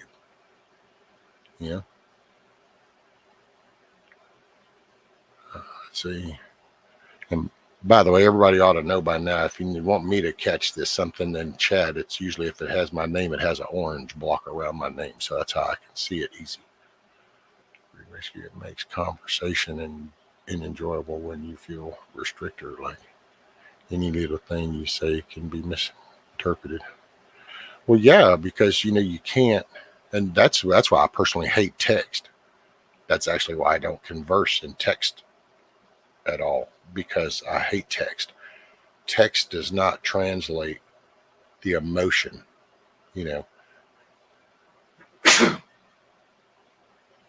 Excuse me. Text doesn't translate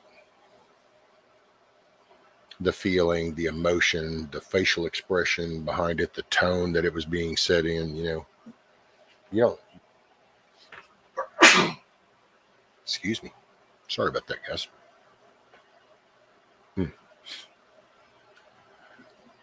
But you just,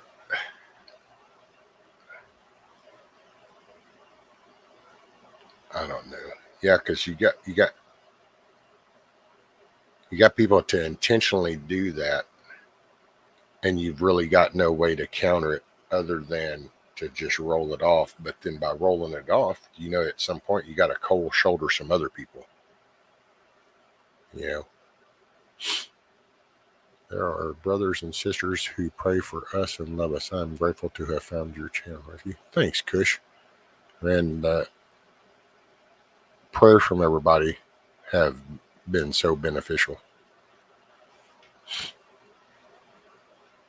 And Samantha says, I went on a panel for the first time last week, and even though I stayed super neutral, of course, I had a bunch of people reading and being nasty just for me existing. Barely said anything either.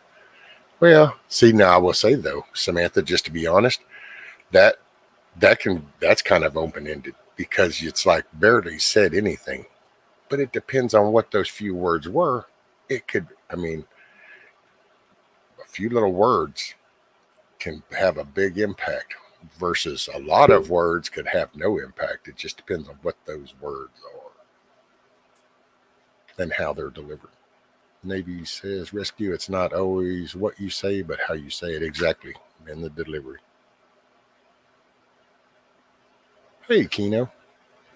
Man, I ain't seen you in a minute. How you been, buddy?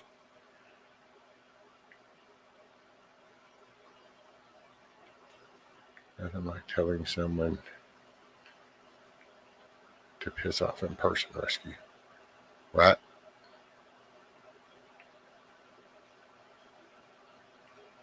And you remember, think about that.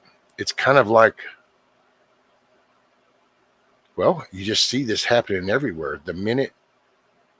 Have you wondered how, if you think back over the past year for me, for some of y'all, it may have been a couple years that you've been participating in this little thing, but it's almost like things kind of calm down, collectively start to kind of get better, positive. It's like there's some, and then there's something. There's somebody, something comes in, and all of a sudden there's this big blowout. Boom. Because, see, you can't get there. You can't. You got people intentionally just creating shit, and they're not happy if things become positive and seem like it's moving forward. It's like, then that means there has to be, and then you start getting the whisperings and you start hearing the bullshit.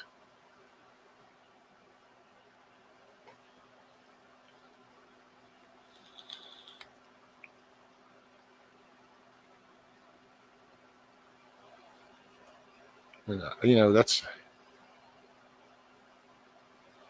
I don't know. That's what was so ironic, because I tried to start this, and man, it seemed positive, but it's like every time it got a little positive and kind of got fun and active, then there was always some shit being thrown in, and then it's like you wait for the dust to settle.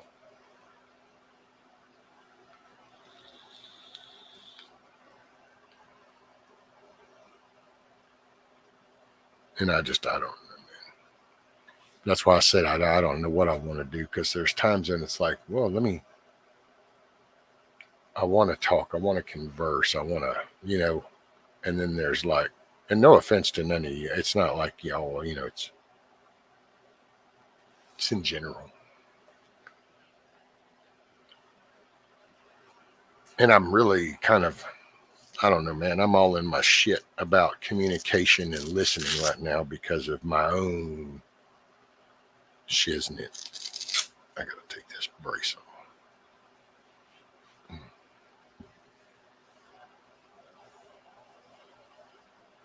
I don't know, man. There was a part of me that was thinking of doing the panel thing, only I would just play like referee, like moderator. Like get 6 people up on there and they could have a talk, and then I just kind of sit in the back end.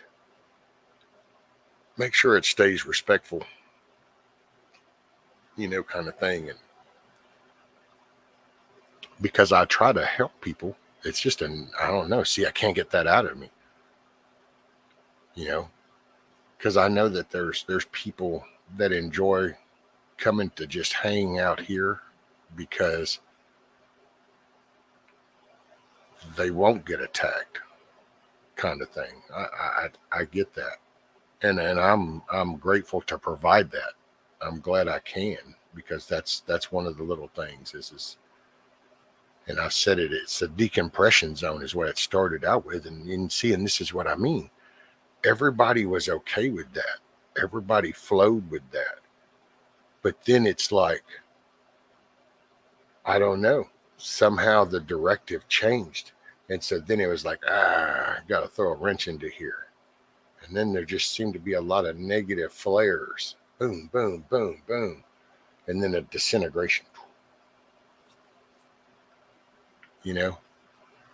And so you kind of, but I recognize what that was for people. And so I try to maintain that. But at the same time, sorry, it's so raw, but how much shit do I want to take to provide that? And then that's where I'm trying to go around in my head.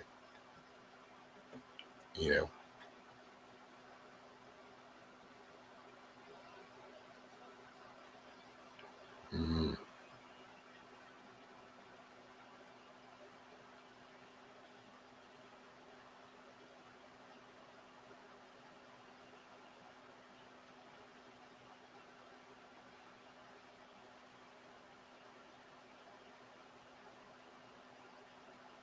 That's right. Maybe better if you didn't fall asleep.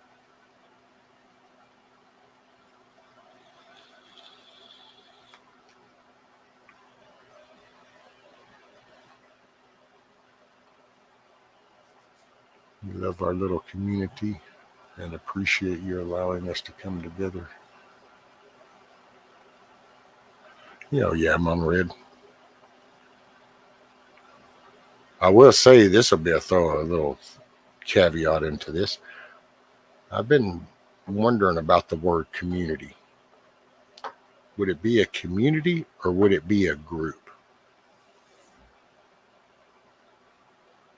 Would this be kind of like a friendly group? Because a community usually has common directives, common,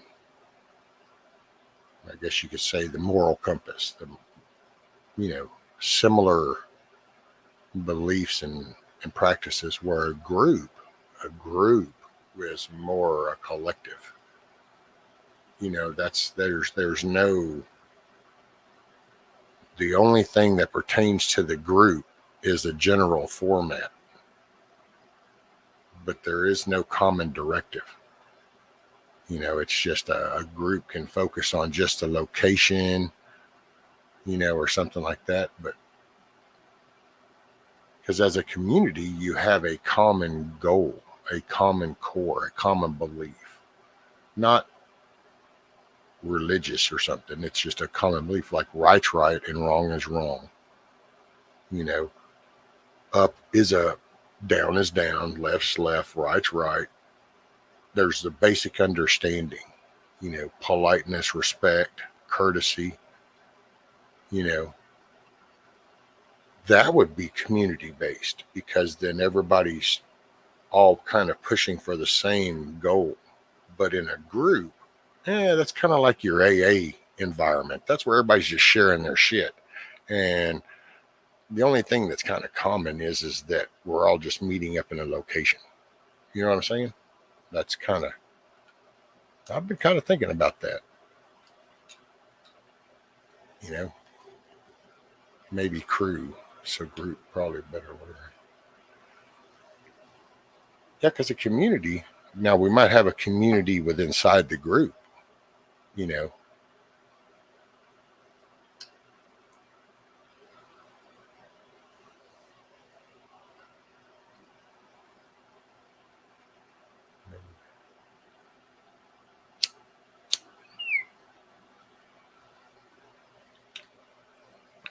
Me, I'm not going to change. I love it here. I love chat. So it's your choice to keep me or boot me. What? You mean to tell me all this time it was my choice, Kiss Off? Get out of town. You just tease. It's not my decision. Is that why my name's on this account? Get out of here. Who would have thunk it? Man, I had the big red button all this time and didn't know it. Kiss off some this.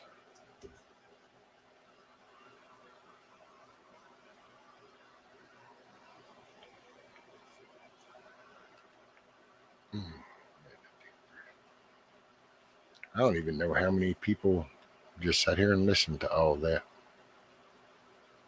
Is there, let's see, man, holy shamoly.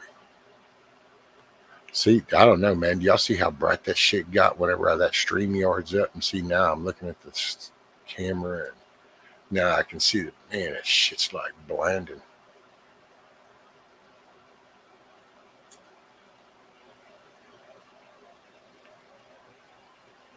Hey, who?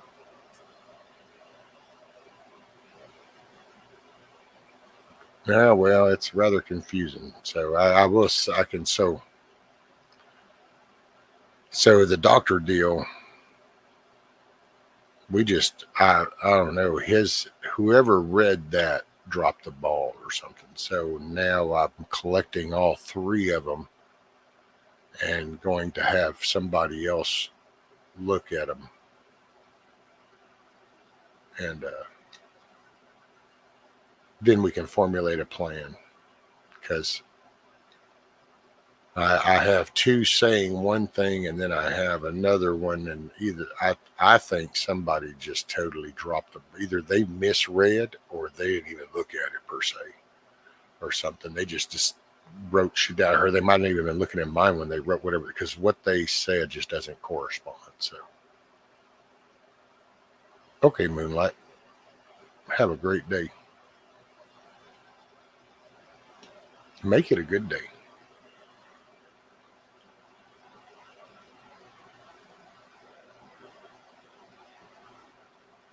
Man, that is some bright. That StreamYard some bright stuff. And I just don't.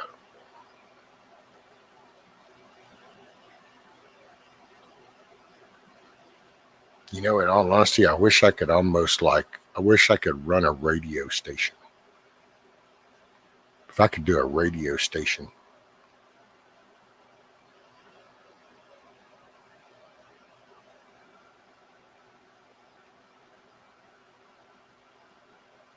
Play music, take requests, do call in kind of thing.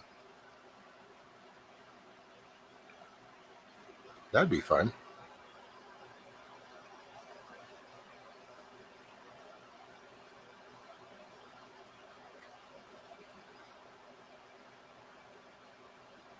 I just don't know,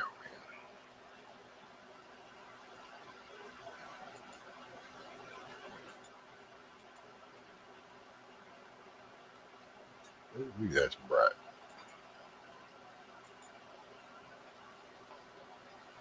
Oh, I need to do my background noise again. I don't like hearing myself breathe.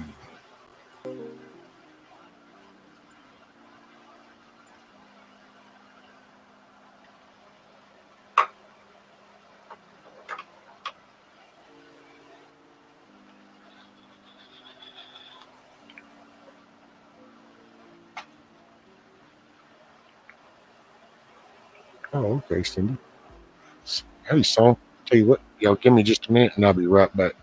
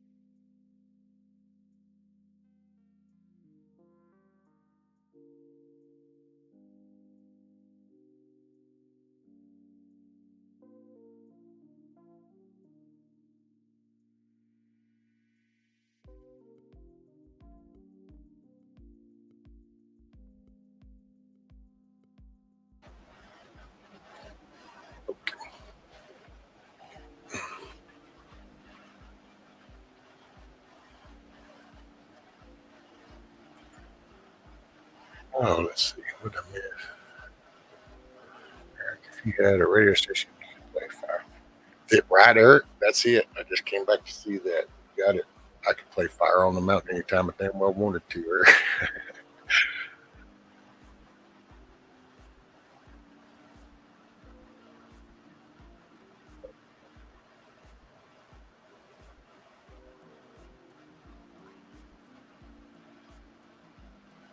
Oh, yeah, Cindy. That's right.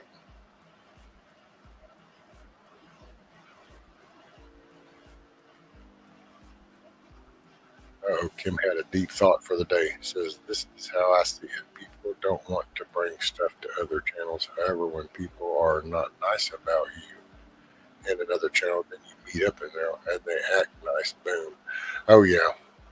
Well, see, now there's a difference. I will say, Kim, there's a there's a politeness,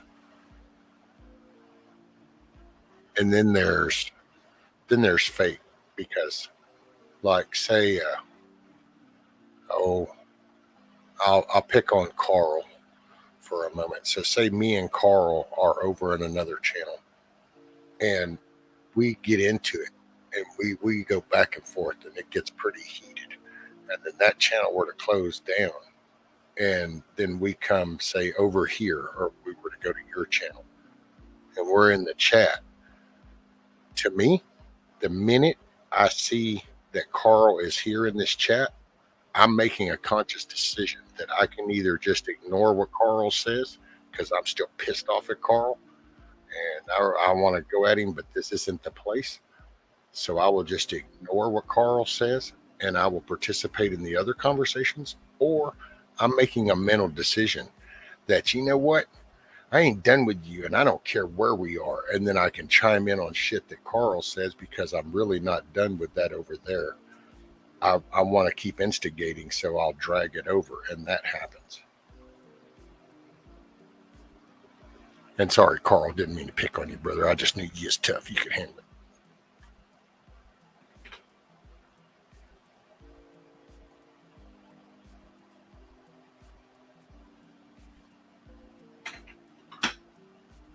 I think people's egos, don't want to let things go. Got to have the last word. Got to have the point. Got to win the battle. And man, you know what? Pick your battles wisely, because you can win the battle and lose the war.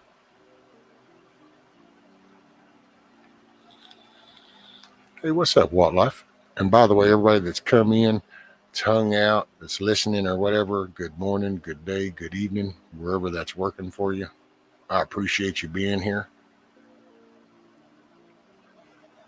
I can give you a synopsis of what so far. Basically, the medical thing, I got results and got an opinion that are really out there and I'm not okay with. So I'm having that one compared with the other two that I've already had done and formulating a plan. So that's been in my head. The channel, I'm not sure what I want to do with it, what direction. So there's that. The chicken status is next Saturday, and I'll stream it. But Nikki and Jeremy will be coming over with the chickens. We'll be having this little barbecue get together. And I've actually got to kind of work pretty good to get the damn thing wrapped up.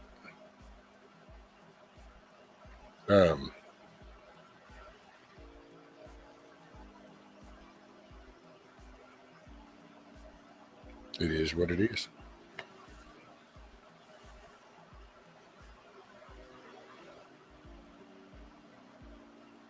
Don't mess with Carl. He has nunchucks. He'll be chunking throwing stars.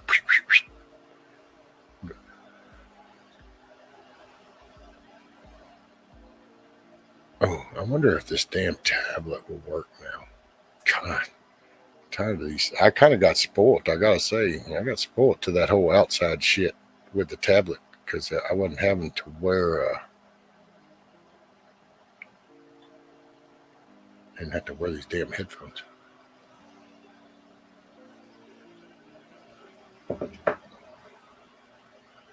Okay, let's see what happens.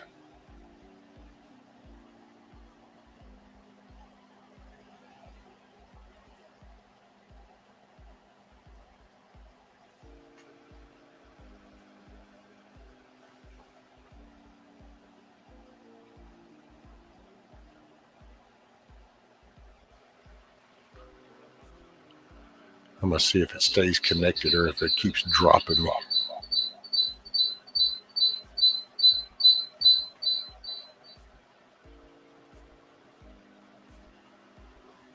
If it'll stay connected, I'll get over on that. Get rid of this.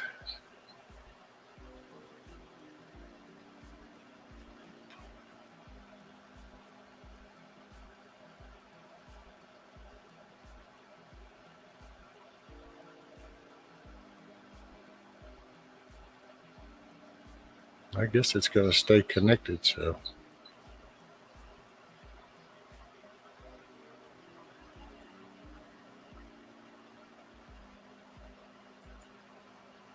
All right.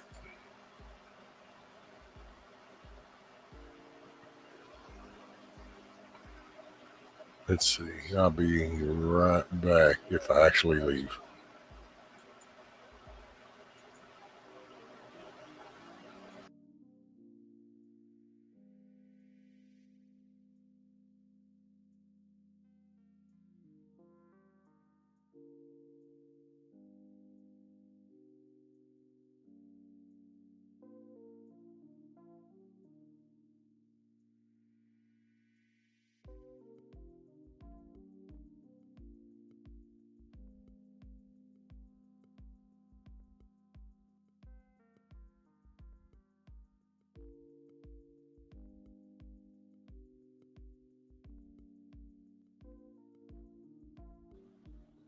All right.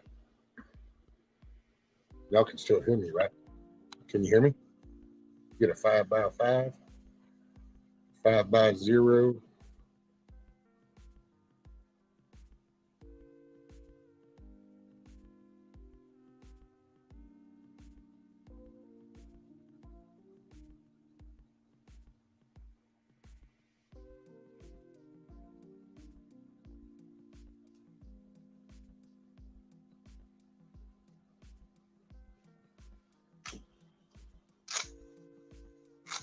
Cool. I don't know. Might go out for some sunshine.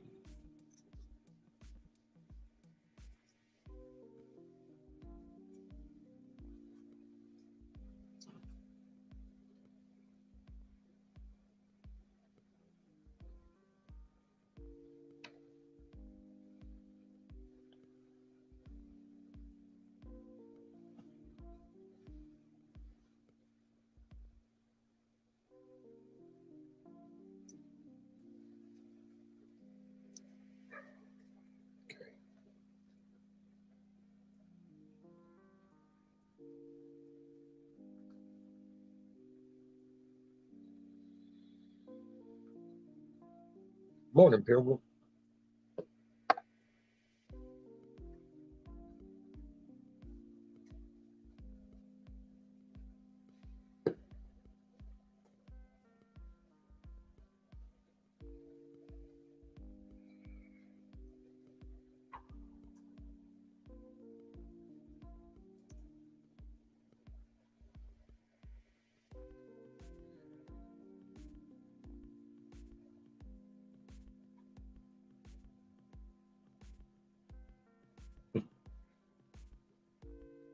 The fish.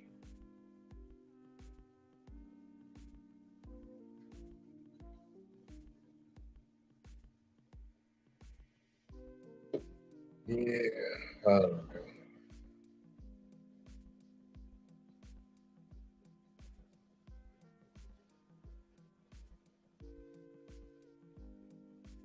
But at least now y'all know what's going on.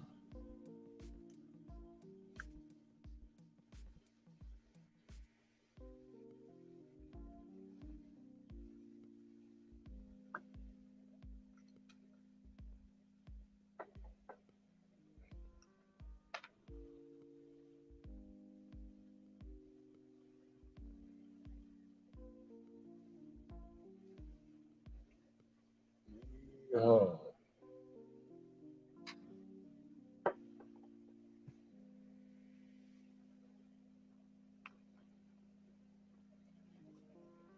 Yeah.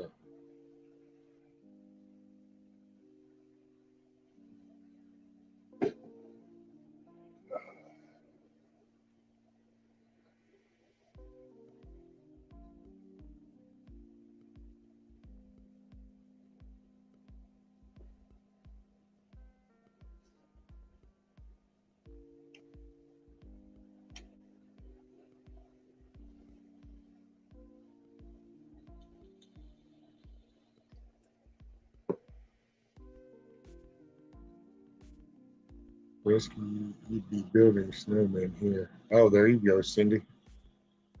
Shoot, yeah, some snow would be awesome. I could dig the snow.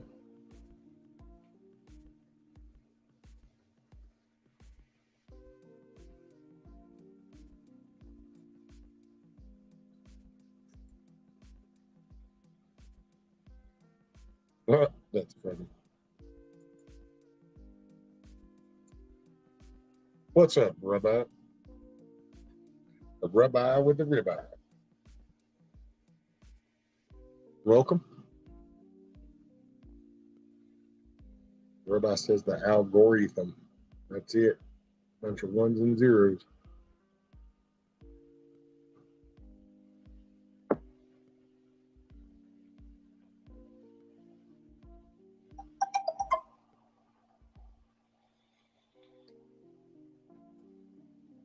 Rescue. I hope these doctors. I know. Well, what gets me is I don't know if it's the after the whole coof shit, if the laziness or just out of practice and stuff, but it's almost like people ain't paying attention. Yeah, I feel like some half-assed decision was going to be made, and it's like, wait a minute, because I noticed just little things. And it's like, how come? So this didn't matter? Oh well, and so then that's what prompted this, and I don't know. I still got trust issues, but I'm working on it.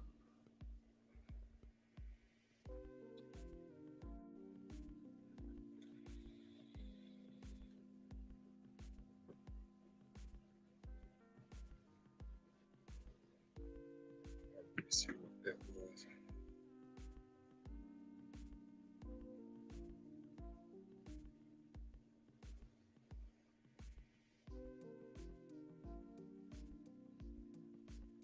Old Chad over there on 307 did some kind of gun review thing.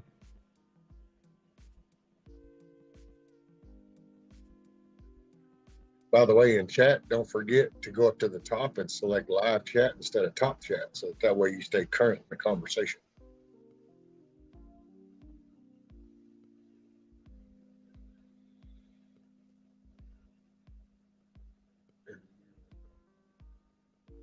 It's frequency mind control, like they live. Oh,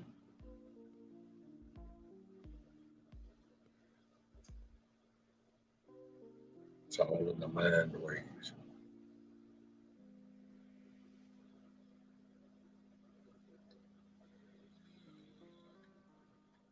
All right, let's see.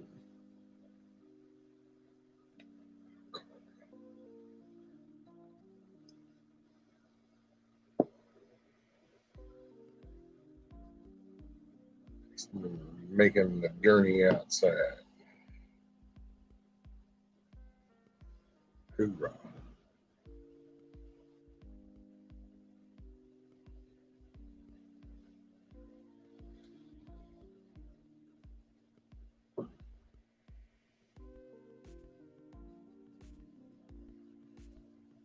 I think it's good to be guarded asking what he Yeah, I mean he's a he's a well-known neurosurgeon, but I just think that it's like the focus has been shifted so much that they've stopped looking at everything, and they're just this has been the issue for the past couple of years. So it's like they stopped thinking outside that little realm,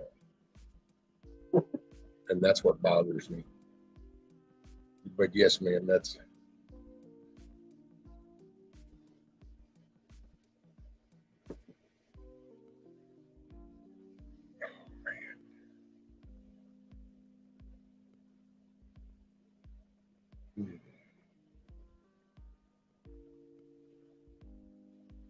oh.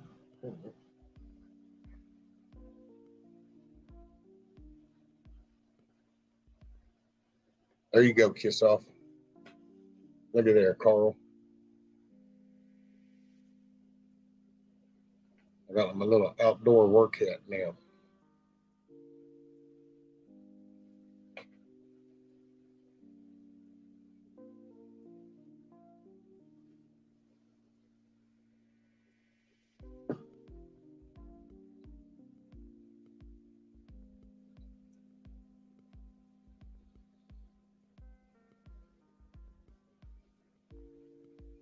Oh, let's see.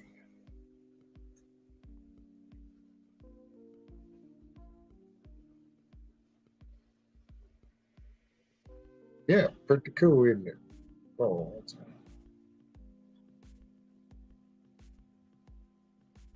I tell you what, Carl. Let me see. Hold on.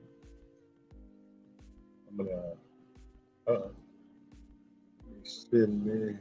I'm gonna go here, here, here.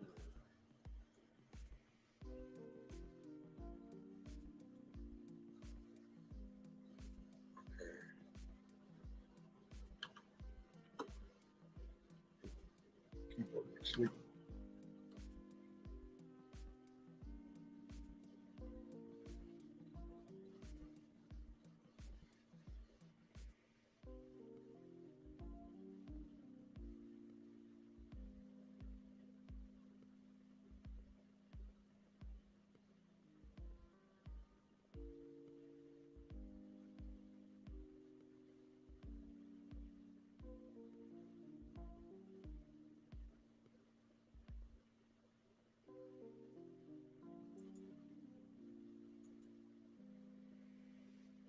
Pretty well, pretty well.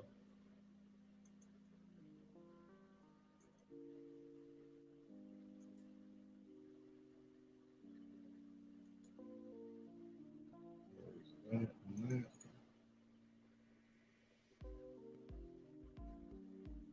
Is it looking productive already?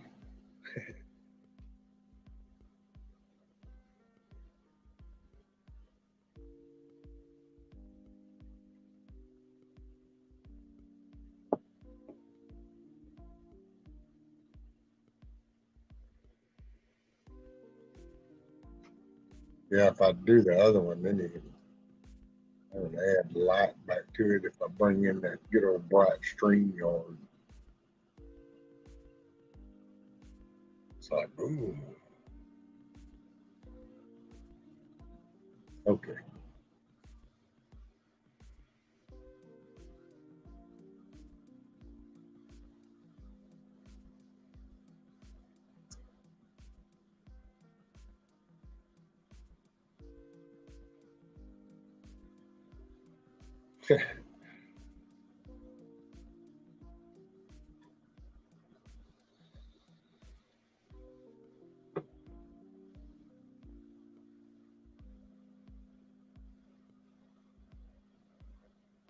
Oh, Mama Red said this bike is whipping my ass. I can't get stronger unless you work at it. That's it.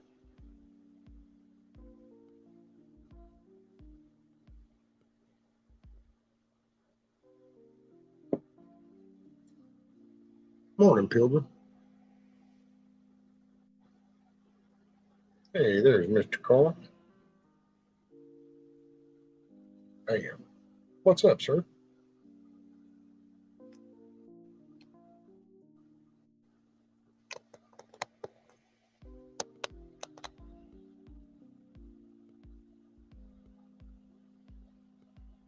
Well, we'll have Carl here in a minute.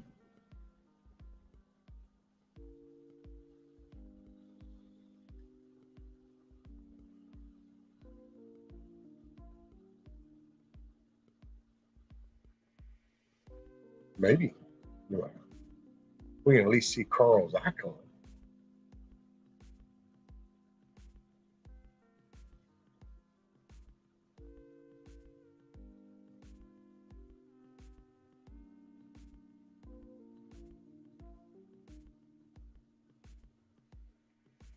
Well, Eric, those could be like collector things, couldn't they?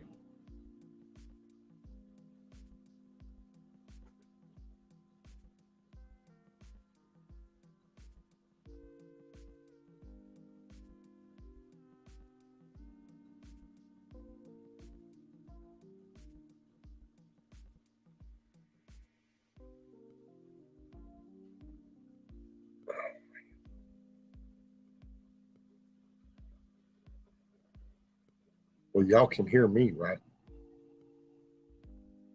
So you can hear me. Oh, there went Carl. Okay. I don't know if that was him or me. Y'all can hear me, right? Do you savez me?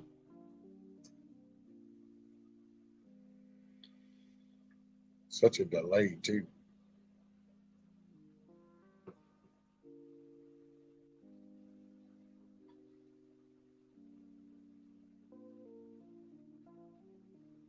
Cool. Thank you.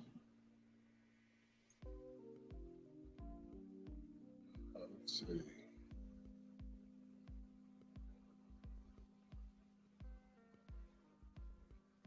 Yeah. Man, it's a little nippy outside. It's 72 degrees. That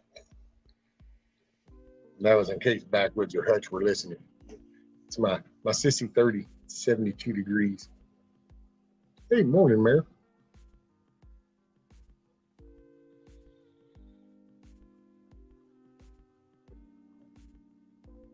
All right.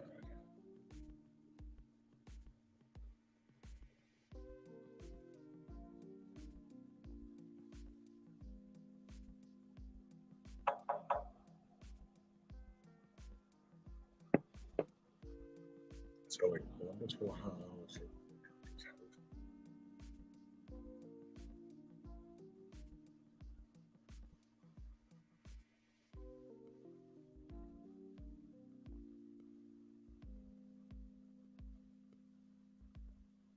Hey, Wildlife.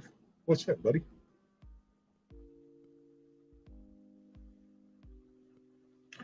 Yeah.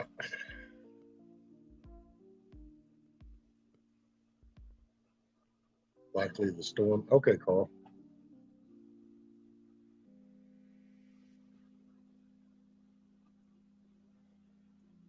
Well, and I gotta say, Mama Red, as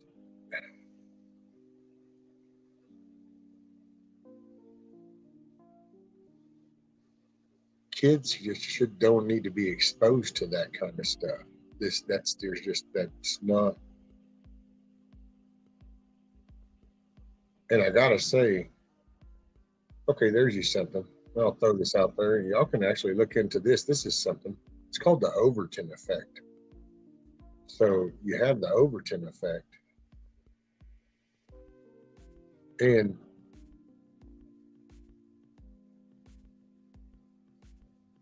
if you look that up, you'll be surprised at what you see. I mean, it's like, and it's because it's a shifting. So, and it's referenced in the political world, but hell, I just see it in society. I mean, I guess you could be political too, but so you start off with this idea that seems extremely radical, but this small group, and this is a very extremely radical idea, but it gets put out there, and at first it's like, oh wait, no, but then it just keeps redone, reintroduced, and then it graduates into where it's not extremely radical now. Now it's just radical. Yeah. And then it shifts, and it keeps shifting until it's acceptable, or it becomes a policy kind of. And me and somebody were talking the other day, and an example is like way back in the day. I say way back in the day. Just back in the day, it was actually a rebellious thing for a male, and that would be man. So that's a gender, I guess. It was rebellious for a man to have long hair or a pierced ear, or like tattoos. Tattoos were bikers and convicts. So all that was a rebellious kind of thing. Get tattoos, your left ear was pierced, you were growing your hair out, you were rebelling. Okay. But that became, now you look, and now we have people have full shirts, and it's all walks of life, tattoos, piercings of all over. But so you just look at what looked at like, oh, okay, not acceptable. But then you look at where it progressed to. Okay, well, you say, yeah, but that was just that risky. That was just that. You take the sexuality and the nudity and stuff on TV. There was actually a time when you couldn't even show a two-piece bathing suit on TV. So you couldn't even model a two-piece bathing suit in a commercial on TV. Think about this. Now you swing it all the way to this, and now we have the Macy's Day Parade with 12-inch strap-ons that are working their way down the street right in front of all these kids and people of all ages.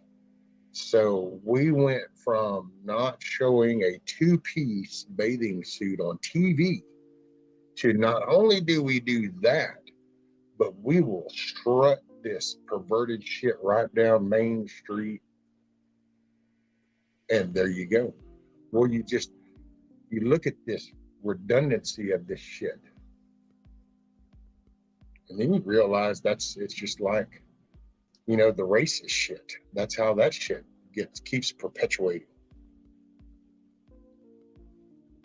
And then you realize the power of this little groups, these little vocal pieces that tattoo the strips, and promote this crap, and people would just keep going, oh yeah, but that's not me. Oh, but that's not here. Oh, that's not me. That's not me, not me, not mine, not me, and bam, then it's outside your front door. And then you wonder what the hell happened.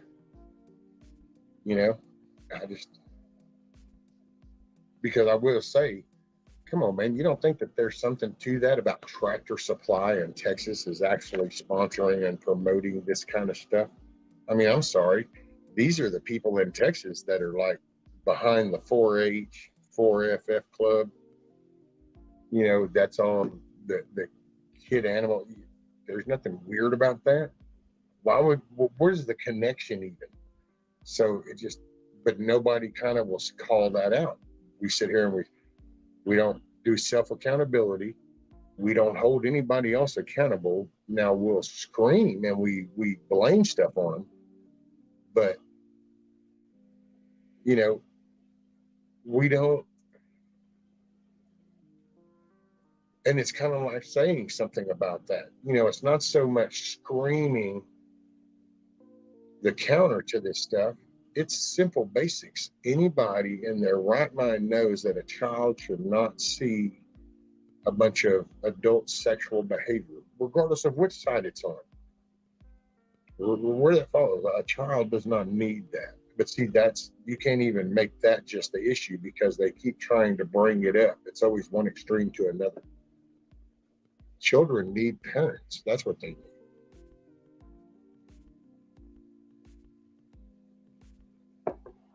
Children need parents. They need guidance. They need direction. It's like being a parent. In all honesty, if you're a solid parent, in my opinion, my 2 cents, if you're a solid parent, then you're probably not your kid's best friend, especially in 2022. Because in 2022, if you're more of your kid's best friend, then that means you are letting them experience way more of this society than they should be. Otherwise, they should be unhappy right now because there's a whole lot of, I want. And they should be being told no a lot because of just what's out here, what's available.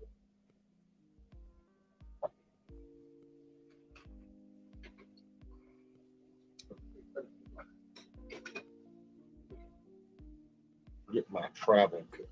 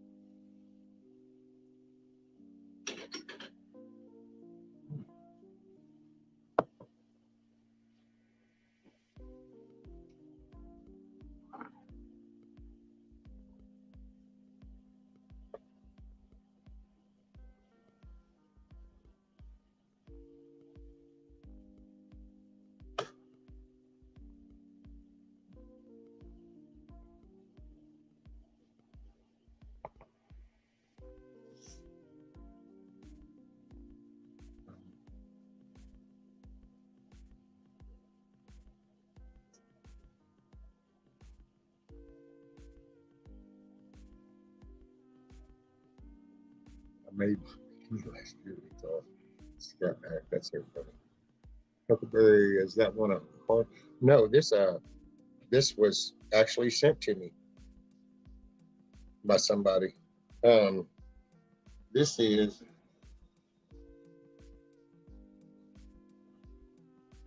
shit. I'm gonna have to get my spectacles.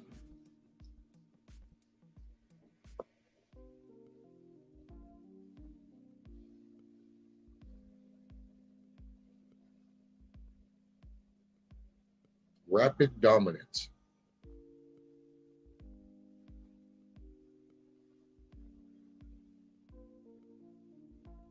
It wasn't made in China, I know that. It was made in Bangladesh. 100% cotton. I love how this label, though, it says battle tested. But I'll show you. Let's see. There we go. Which one is it? This one. There we go. Come on, is it going to focus? Nope. Anyway, it says Rapid Dominance. Government issue. Battle tested.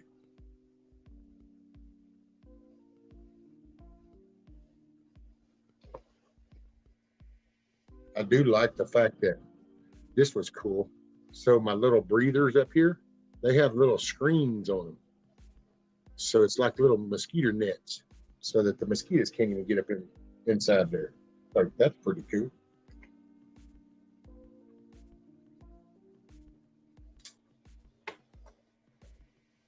Hoorah. All right. Yes. Yes. Battery.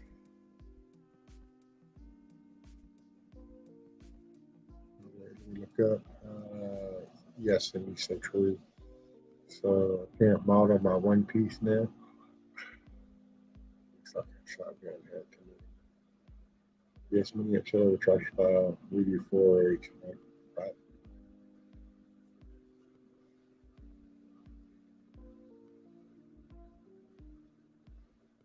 Oh, a 38. A revolver. Look at you. Going old school, kiss off.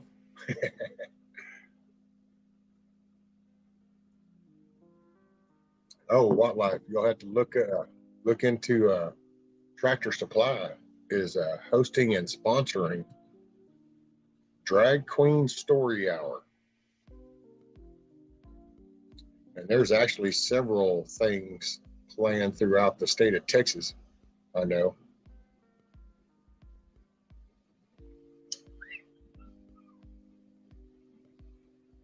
It has to do with the new ESG score, the whole social shit. You know, you'd think all them little Antifa fuckers and all them little See, now there's you some mental cycle shit.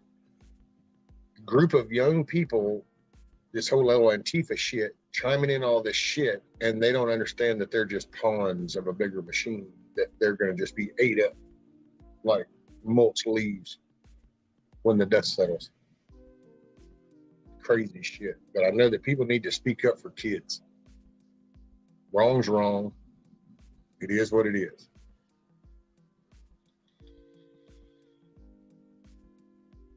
I know the one that they just got through here was in a park in Waco is what they sponsored. And I know that there's more. And shit, I can't remember who it was. Several people, I want to say that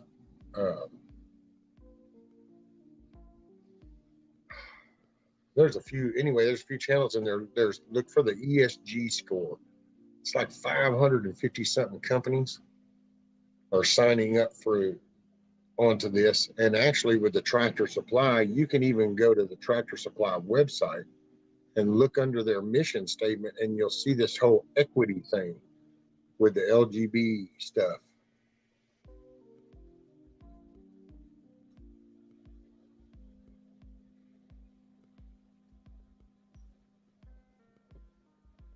Oh yeah, right, Mama Red. That thing. Where was that? That was up in Denton, I think it was, or something. And it was the Fajita King. See, like, what's the association? People ought to just say something about that. Why would a Fajita King restaurant host something like that? Hell, why would should they host anything? You're a freaking little restaurant, fast food restaurant place. You do fajitas, make food. It's kind of like the actors that wanted to get into politics and shit. It's like, shut up and just do your thing. Well, it's like a restaurant. Just cook some food, dude. Hey, look at there, a poet and didn't know it. Just cook the food, dude.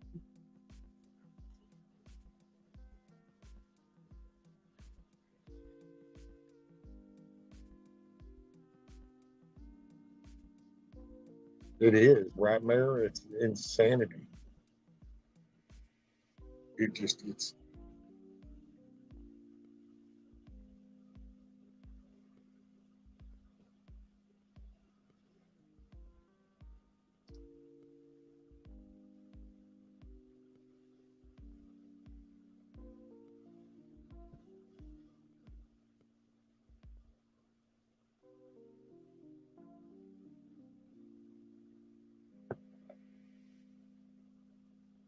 Kissoff says, living in the country, we have no cops here that we could call. They're an hour away. Well, if it's any consolation, Kissoff, from what I hear in most of the cities, even though they might be 5 blocks away, it'll still take an hour to get there. So,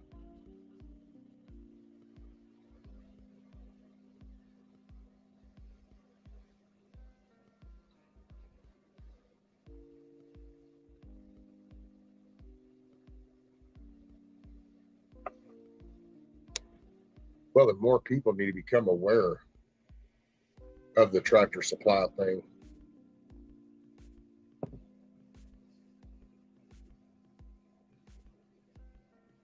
Kroger, Kroger and Albertsons. Hell, Kroger does it. I didn't realize it, but Kroger makes the employees wear an apron or some shit with a rainbow heart on it. And I didn't even know about that until I was watching a hearing. And it was like a hearing over um, Kroger. I think Kroger is going to try to buy up Albertsons, and then that becomes more of a monopoly. So they've got the Federal Trade Commission, I think is who it was that's doing the look into it, the merger. And so while I was listening to this, all of a sudden that Josh Hawley guy, senator, and he starts asking him, going, because apparently 2 women got fired because they wouldn't wear those. And so they got fired. Well, then they won a lawsuit for $180,000 or some shit. And so he was asking the CEO about that. And, see, it's little things. It's like that. They're pushing that on people. So it's not a matter of, but they try to tell you that it's, oh man, I'm free to be me, dude. And it's like, yeah, but you're forcing that shit. And then I just want to know, when is it free to be me, so I can kind of like, what the hell? But that's not the right response. And I will say, don't think for a moment, I don't think at any time, hey, table flipping time, shit like that be happening.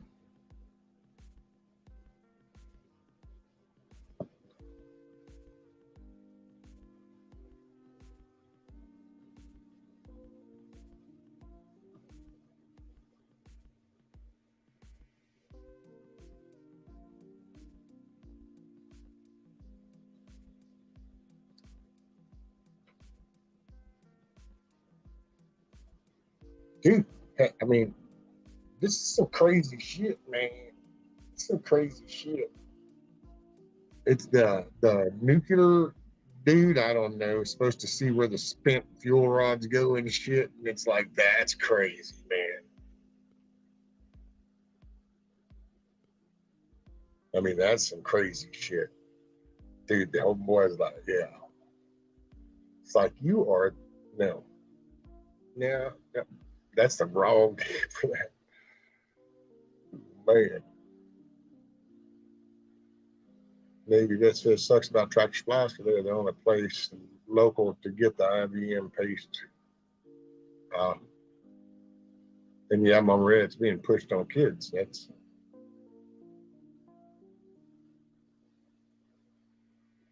morning rescue and chat fans. I saw that rescue Kroger fire people because they didn't want to run the gay pride pin. Well, yeah, it's some little heart thing on their apron, and their justification is well, that apron is part of the uniform for the store, and now they have this rainbow heart. And the two ladies that sued, apparently one of them even asked if she could just cover it up. Can I just cover that up because I don't agree with that? And they said no. And so, see, it's like,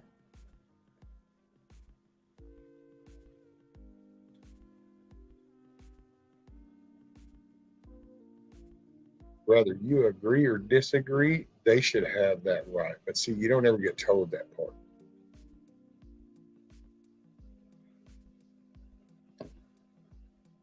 I gotta say, I told my wife, wait, maybe this was God's way of saving me, kind of keeping me in check, because I don't know how well I'd have done with all this shifting of stuff if I had been still out in the main river of the social world, with the public. Because, oh man, this would not have gone over with. What's up, GTP?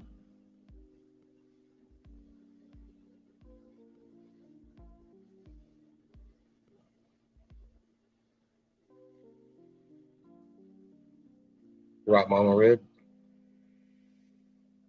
You get shown pictures of a sea of American flags, and you're told that these are some extremes. And then you see these crowds with BLM, Antifa, red and black waves, and you're told that, there's nothing wrong there. That's peaceful. Think about the concept of that shit. I want to talk about the Overton effect. Is that the start of a shift? You know what I'm saying? I mean, you got a whole sea of mainly American flags, and you're told that this is extreme radical shit.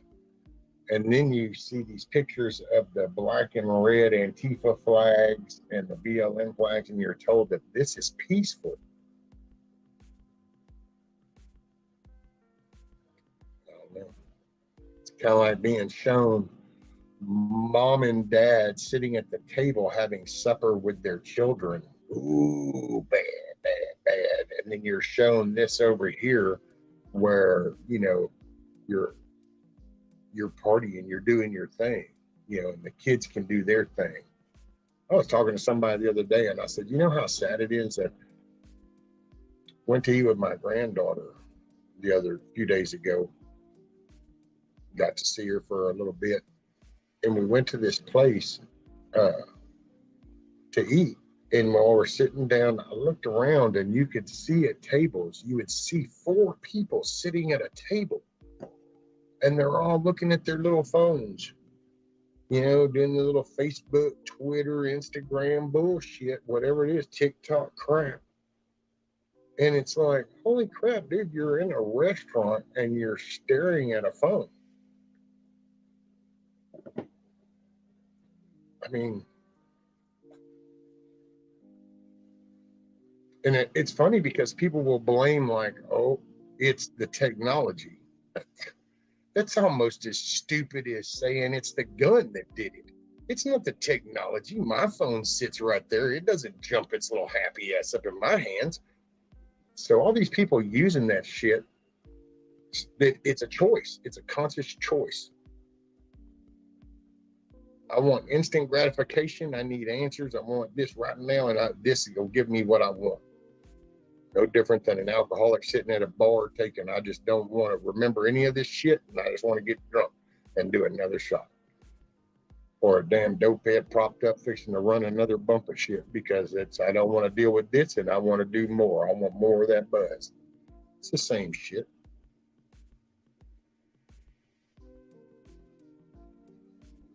But you just sit there and you go, holy crap, dude, you drove to a restaurant. You got out, you walk in, you get food, you sit down, and then everybody's sitting at a table. And it's like, wait, what? And then you catch them for a moment and you bring up something and you go, oh, yeah, man, the world's going to shit. And they're right back into it. And it's like, oh, wow, I wonder how that shit happens.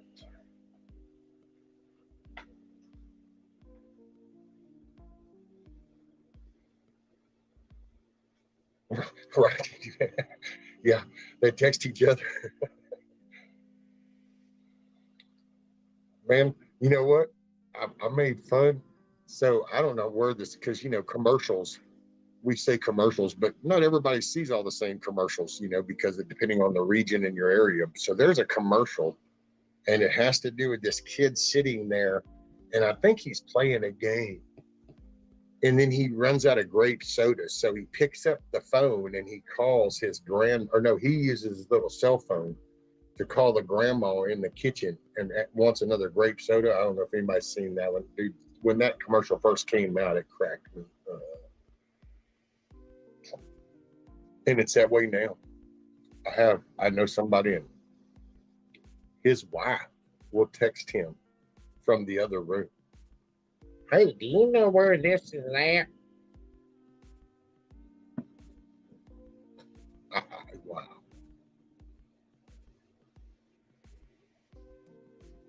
Just blows my mind.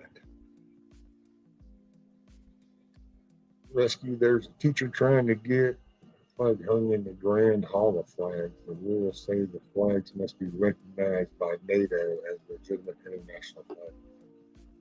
Oh, yeah, I think they would. I don't know if it'll last. Hopefully if we ever can right the ship a little bit, hopefully we can.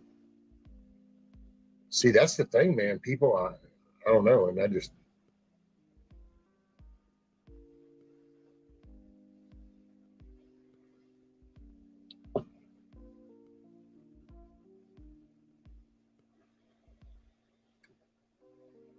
maybe that says last cable company I worked for really pushed the rainbow agenda. New employees that really took a knee for the rainbow were promoted to supervisor management. Wow.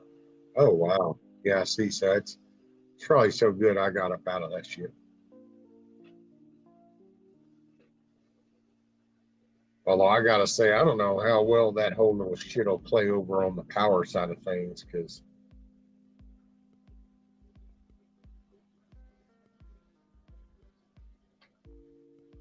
voltage doesn't really give a shit about how you identify today. Voltage just says you got too close, tag.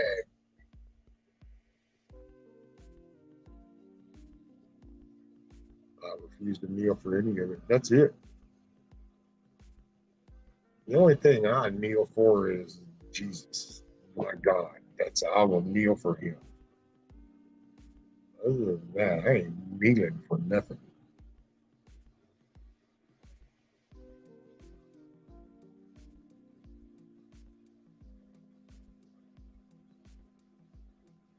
He says my friend's daughter does that, text ordering her pancakes from bed. See, and don't get me wrong, I'm not, because I get it. You like, if my granddaughter were to do that, I guess if I could see where, like, my wife might go, oh, that's funny, ha ha ha, and just kind of. But if you don't really kind of see it for what it is, that shit can get out of control, man. G-Mo, what's up, G-Mo? Sorry, I didn't see you earlier. If you were here earlier. Normally you're a little more vocal, so I know you're here. I didn't know your presence was known, G-Mo. You're slacking today. It's like a sultry Saturday, I guess. You're sauntering on in all lazy.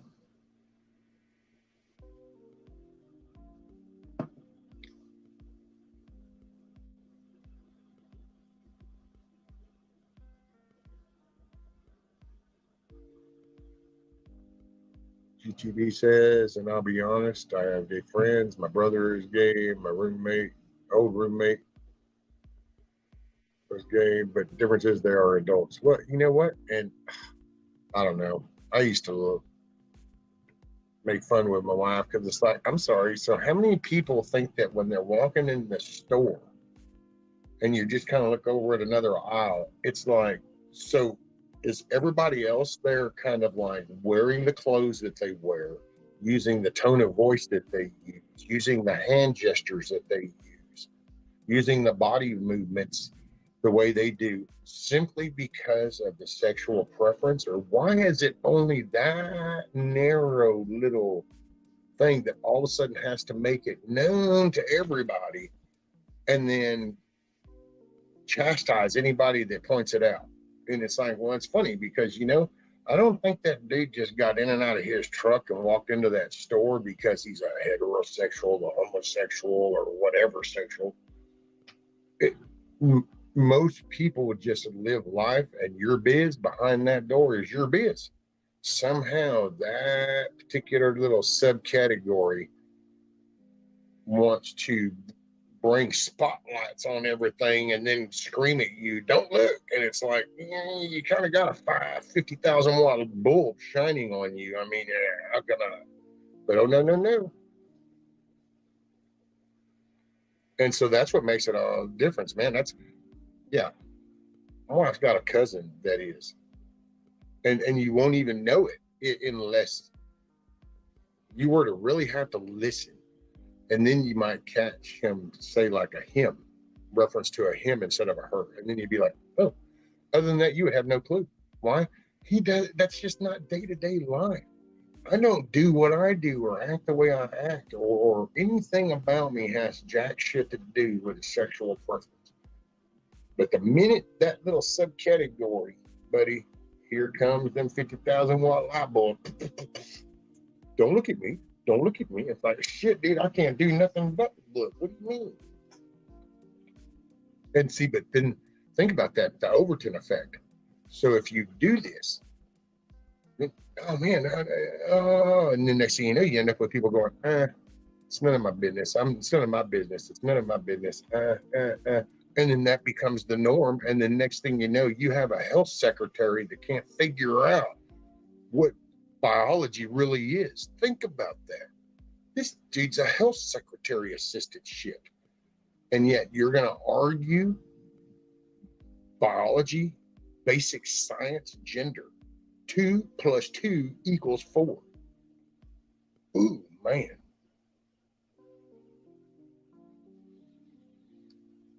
Yeah, see Pride Day and then into Pride Month, really? Well, where's our Parent Day? Where's Mom and Dad Day? Mom and Dad Month. Hey, I know. Why don't we have Parent Month? Why don't we promote parenting? Shit. Too much positive shit can come from that. We don't want to do that. You know what I'm saying? Oh, man. Drives me that shit crazy, dude.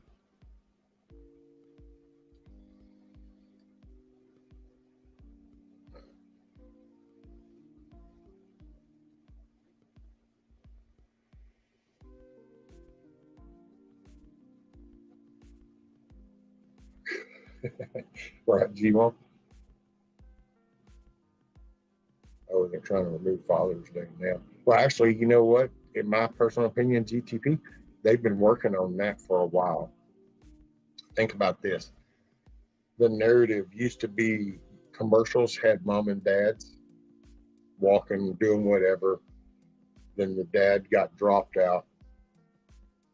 You'll hear single mom. You'll hear Mother's Day, moms. And what's ironic is that you've got this whole other subgroup that's trying to say that there's no defining distinctions between the two.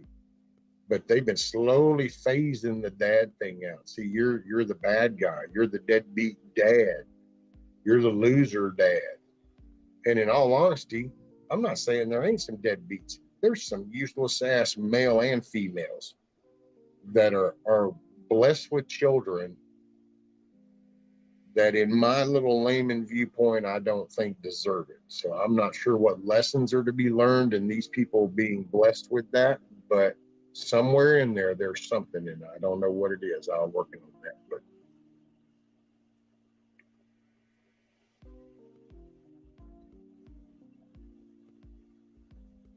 that structure has been chipped away, chipped away, chipped away. Because you take a dad, the male figure was easy to attack first.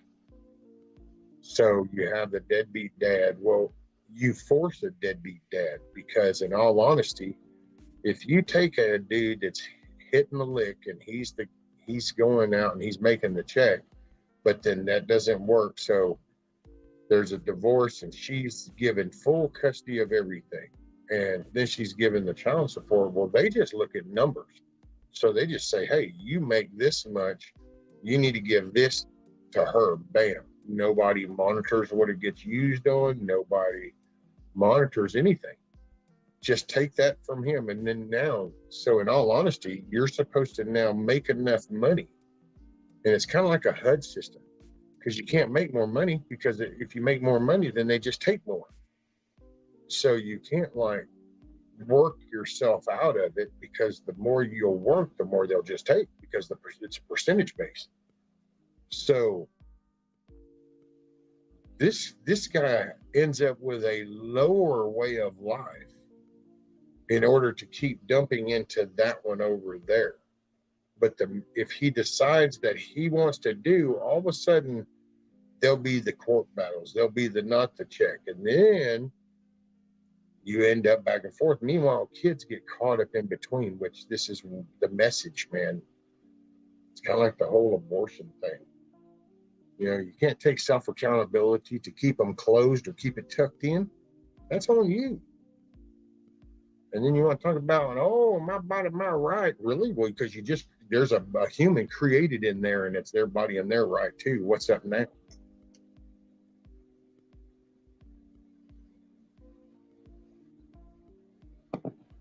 And you think about this, just stupid thinking. I don't know. I don't even know how the hell I got on there. What is that? How the squirrel moments?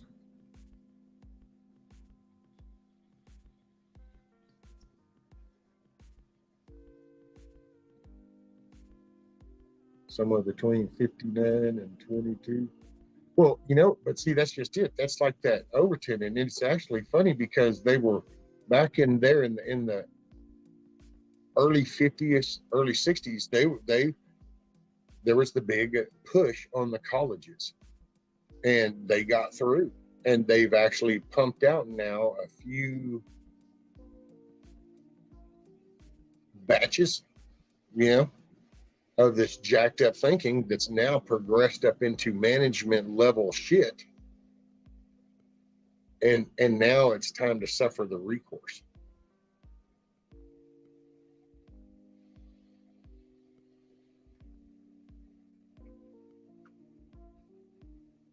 Dude, I was in Las Vegas eating dinner and 2 men.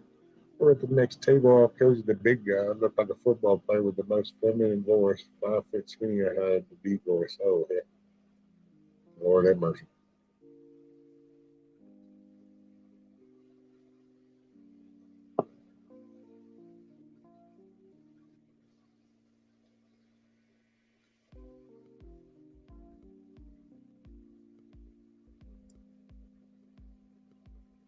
Oh, I know. Mama Red, that's actually ironic, isn't it? Think about it.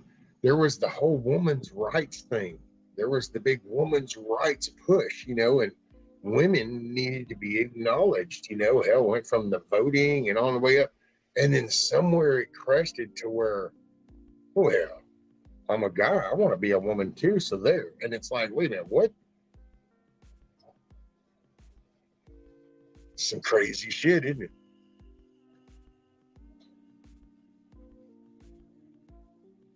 It's like women's rights, women's rights, women's rights. Well, non-binary rights, non-binary rights. And it's like, wait a minute, what happened? What happened to the women's rights?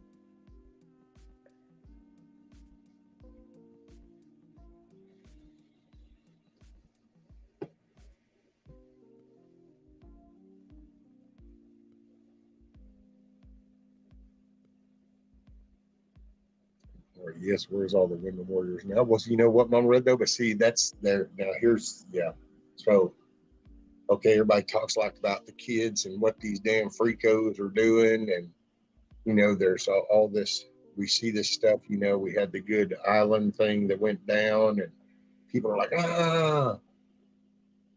when do people step back and then go, oh shit, okay, well, those are some evil, bad people, but maybe I need to look at what message am I sending to any young people around me? Am I teaching them? Am I showing an example of how to deal with things? Am I showing and walking the talk? Or am I just screaming real loud? You know what I'm saying?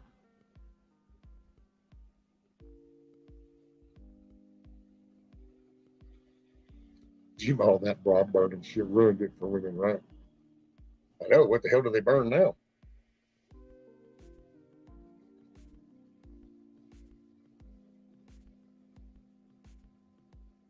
Mama Red says, well, damn, would have liked to chat it her next time. Oh, what a mess. That's what she's messing with today. Oh, tell her to get her ass up. Come on in. Could be a hurricane laying down sleeping.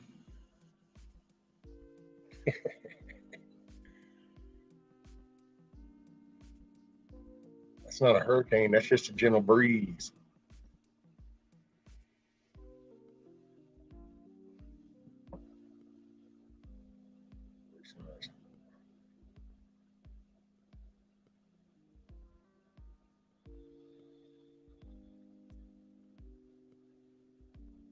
Cindy, there. See, I don't know if I see it as the AI. I get what you're saying.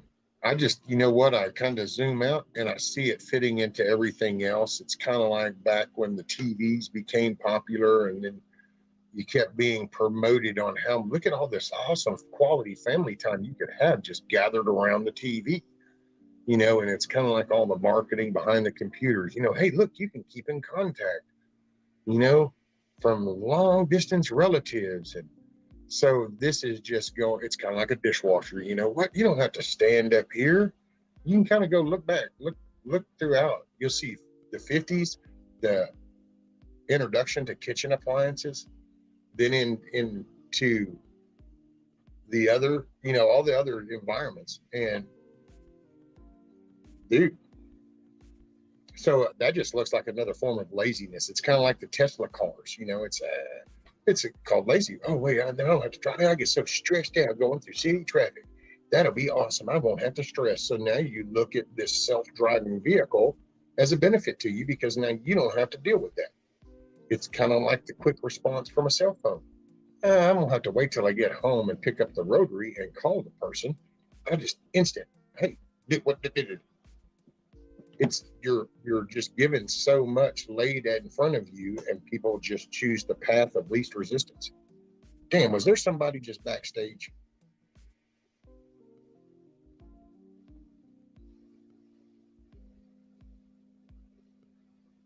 If that was somebody backstage, Carl, was that you?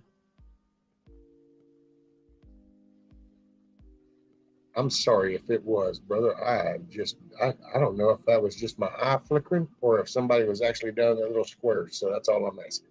Sorry to get off topic. That just caught my attention. There he is. See, I heard the little funky man.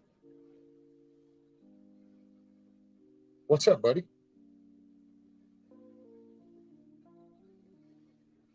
Do we get audio? We'll give him time. Watch, that was probably him backstage waiting, and I didn't see it until he went out, and that would have probably been the moment when everything was going to work just fine. But I didn't catch it, so now he come back, and now it's back to the app. It's in and out.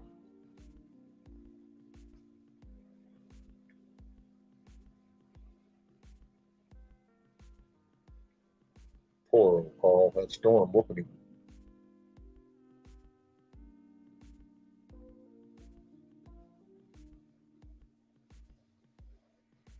Right, TJ. See it.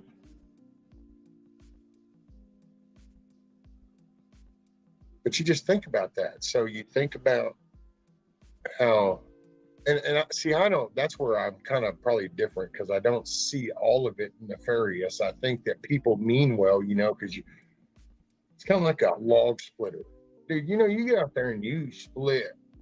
And you split that wood, you split that wood, you split that wood. And at some point, you're kind of start to think of an easier way to do this.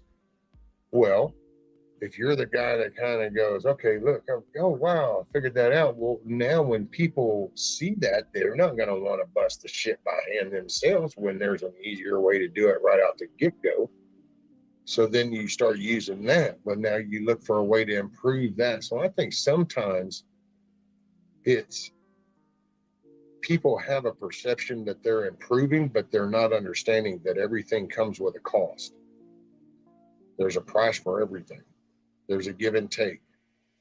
And so when you stop exerting so much energy or effort into doing something, then you're physically going to start to feel the ramifications of that. And then over time, you're going to end up with a weaker populace on the immune system, on the physicality side of things. And it's, yes, there are nefarious people that will use it for bad purposes. It's kind of like the internet. Grandma did talk to the grandkids, so the good thing did happen. But on the other side of that coin, the bad shit happened too. And that's what goes on with everything, Gmo.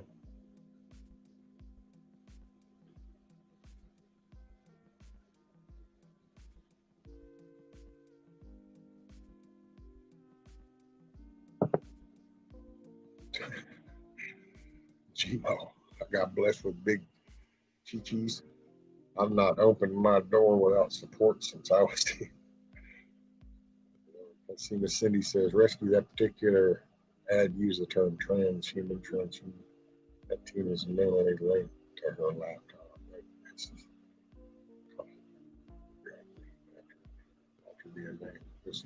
Yeah, well, I can see it though. See, Cindy, think about that. Yeah. You're told to look stuff up and you're given these little quick devices. If all of a sudden you're told that, look, if you'll just get this little part, all you have to do is think that. Granted, there's people that are going to jump up all over that bandwagon because there is a certain level of people that will take the easiest thing possible. And then you have the fringe riders that always want, they're willing to do anything. They'll try, test, it's kind of like the old Mikey commercial. Give it to Mikey. Mikey will eat anything.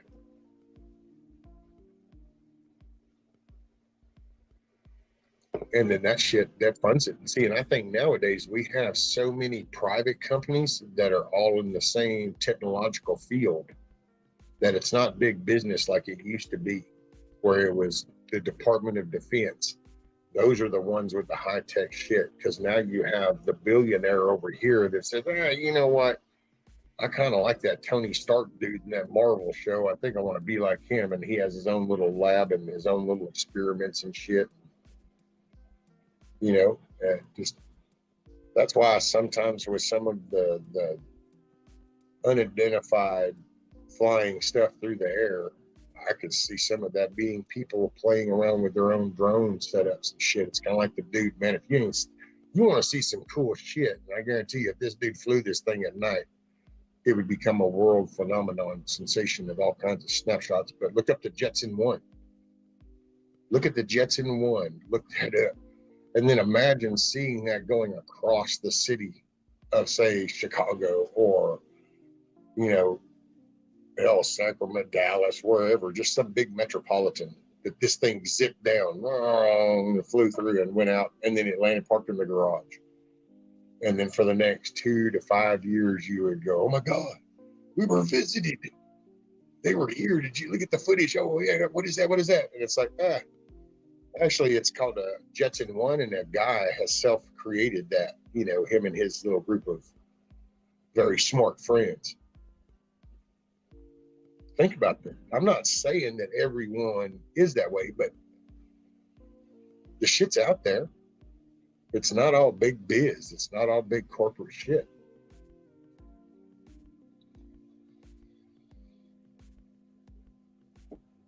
Right, Scat Pack? Yeah.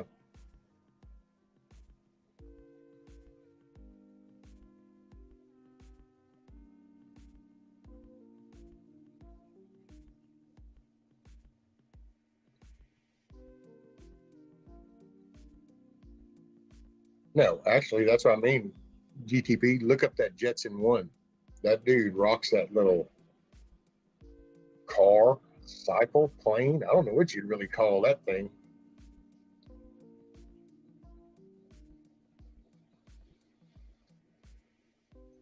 Also, try to help the parents so they can have an understanding of their kids.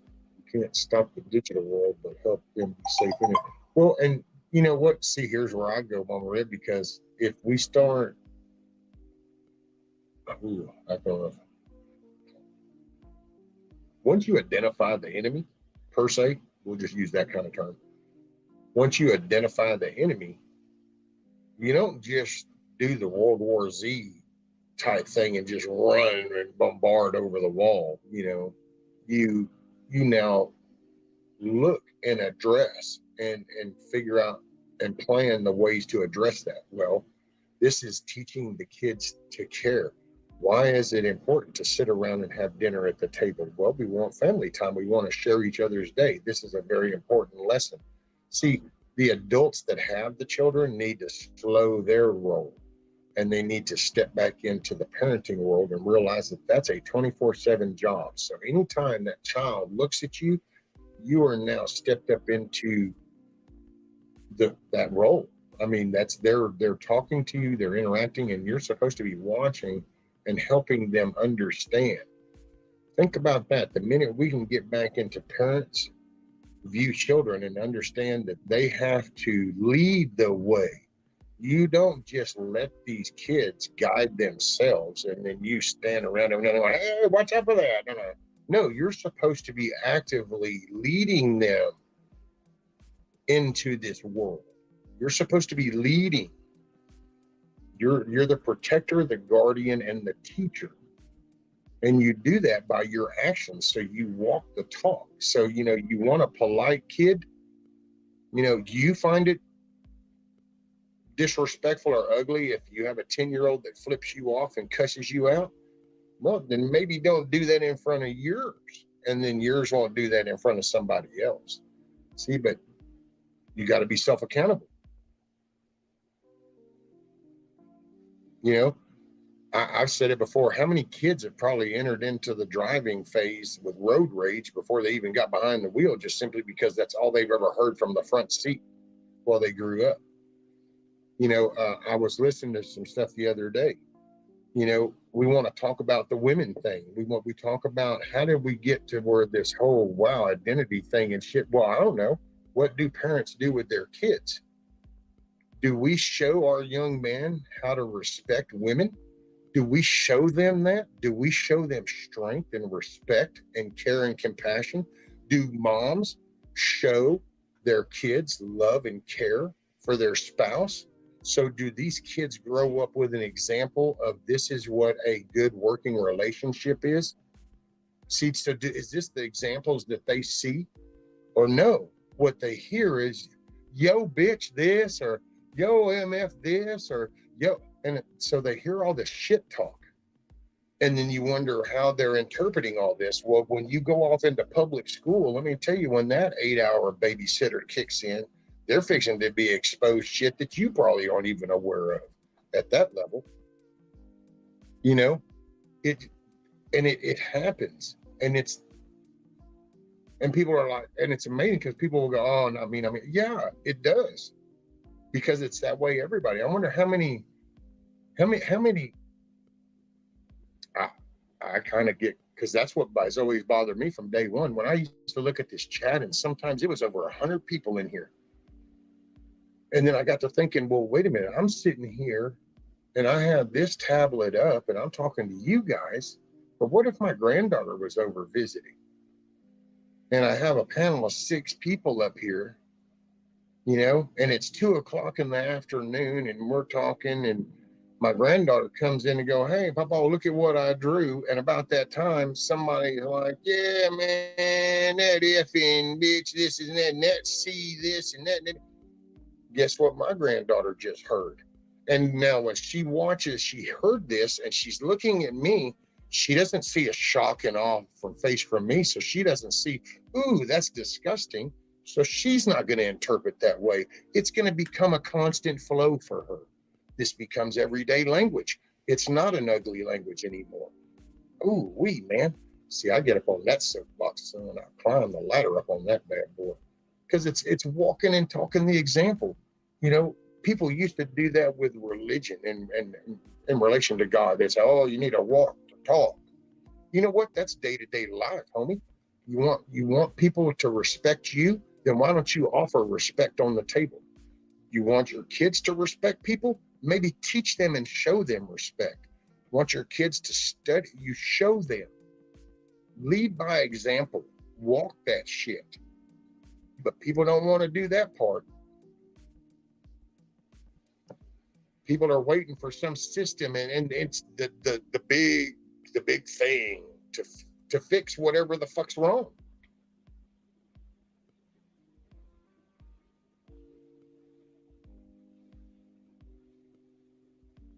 You know, people say cussing ain't so bad. Yeah, well, you know what? You're right. I mean, I can see where, because it does emphasize some points. So if you are trying to like emphasize, I could see the usefulness. But to do it in so fluid conversation to where this is what your children hear from the time they're 4 and 5 and 6 and 7, then what do you think happens to the thinking? They don't get to think like little people. They don't get introduced into just the colors and the numbers and the art, and then slowly, you know, led into stuff so that then they can just kind of absorb and learn and be that. Instead, it's like this shoved in thing for some fake ass shit to hurry up and shoot here. It's like, man, I remember when people were going through this whole little savant kind of kid thing, and they want to pump shit into kid to try to punt them into something because they want that glory, that acknowledgement through that kid. It's kind of like some of these people that raise kids to be sports stars. You know, you want your kid to go save your ass. You're living vicariously through your child, and you need to stop that shit. And you need to raise your child. Hell, my children are all grown, and I can't. As a matter of fact, I even had talks with mine going, just so we're clear, I can't. This is just what goes on in my head, so I can't help but participate. I think I've even said that to some people here that are young. Going, look, I don't mean disrespect. It's just in nature.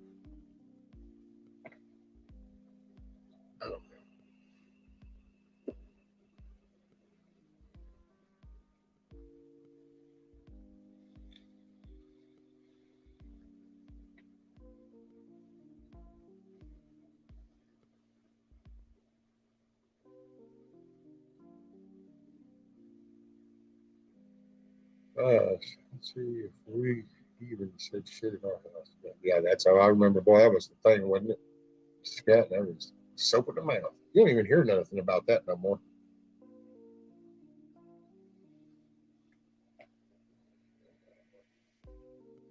Young men are definitely taught to have so much respect for women. Well, so much so, current gentlemen just often will allow women to get away with murder by comparison. Oh, well, no, see, now that's different. Because respect is given when it's also earned. See, otherwise, it's not really respect, it's ass kissing. You know, or at least that's my take. If I respect you and you haven't given me a reason not to, then I'll respect that. But when you don't act respectful, then you're not going to get that respect. That doesn't mean I have to, though, flip the coin.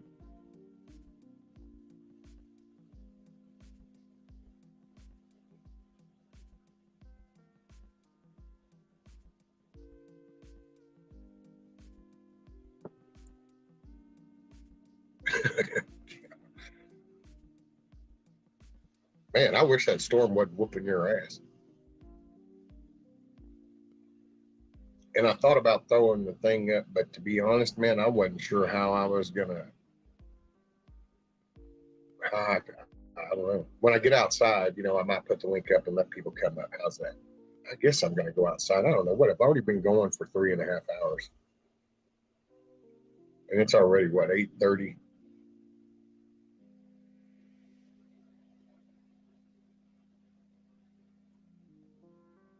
I don't know.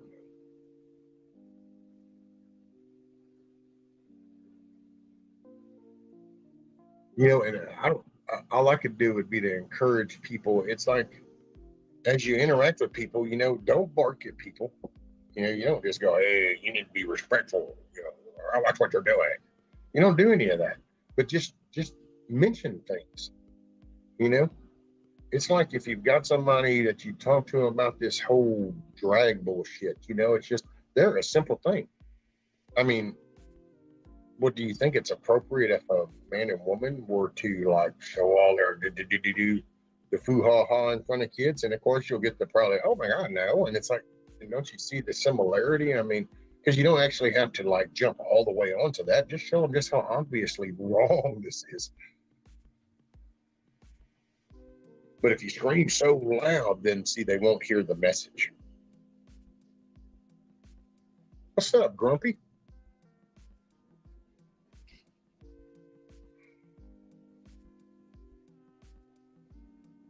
Check out this headline from redstate.com. Bombshell. DNC had 20 go after James Wood, according to files. Oh, yeah. Oh, there's a list that's coming. There is a list that's coming. Basically, it's going to show what everybody already knew for the past few years. They're just going to see that it's been going on even longer than that, and it's worse than they thought it was. Hurricane. There you go. About time you got your ass up. Off your ass and on your feet, out of the shade and in the heat. You know what's up.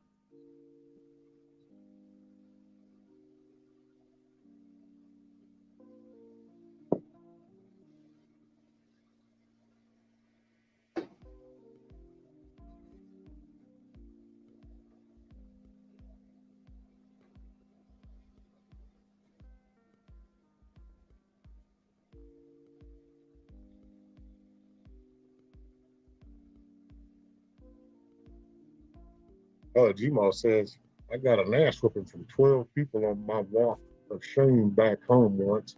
I think they waited in their yard for me to come by to nail me. Oh, what the hell did you do a walk of shame for, Gmo? I missed something up there?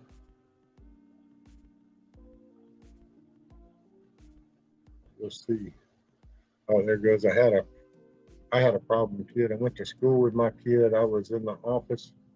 And on the desk was a book titled How to Control the Classroom for Dummies. Pulled all 3 of my kids out that day.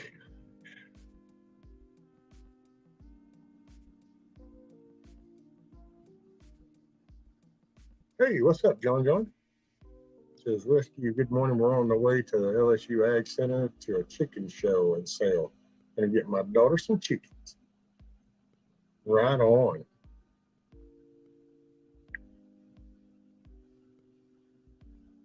Hell yeah.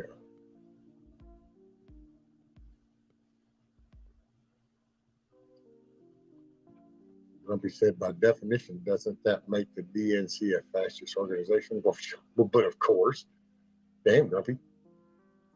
That's what cracks me up about all them little Antifa shits with all their little flag waving things and stuff. And, you know, it's like you realize that you are the fascist.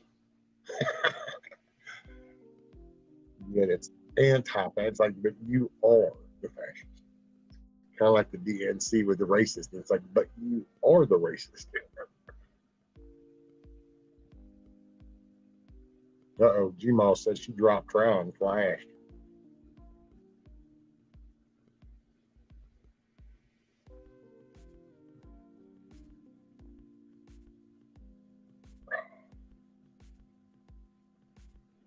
Man.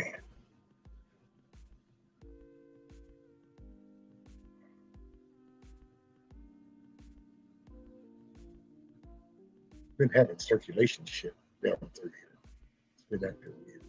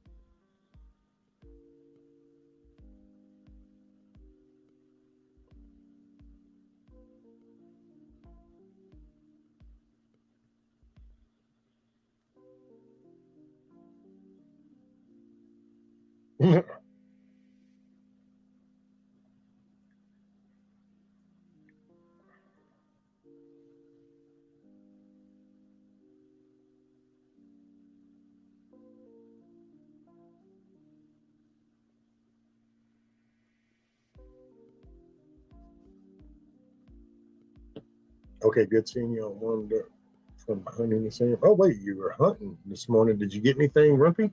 You can't say that you went hunting this morning and then not mention if you did good or not. Come on, you know the ground rules. Maybe Grumpy needs to do some yoga.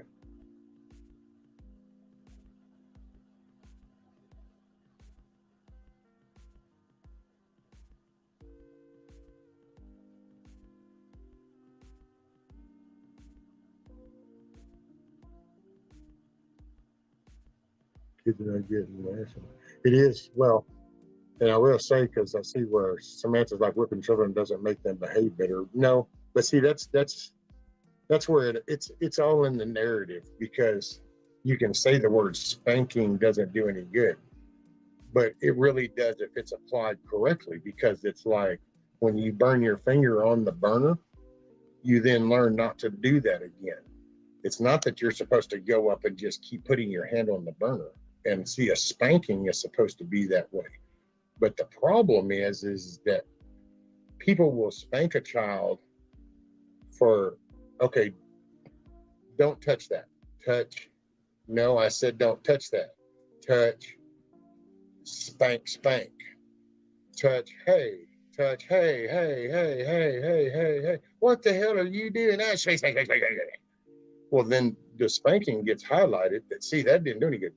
In all reality, if there was consistency, then it would be no more than a simple pat. It was kind of like, I don't know, when I was little, I learned not to disrespect the teachers in school or to throw a fit, because if you threw something, they would take your hand and they would pop you on the back of the hand with a ruler. And it wasn't like big red welt marks, and it was just a tap. And you would go, oh, shocked and awed that this happened. See, because it's mainly the nature, and then it's also the physical reaction of disappointment that a child would acknowledge. But when the message fluctuates depending on the mood of the adult at the time, now the corrective measures are fluctuating. So it's not consistent.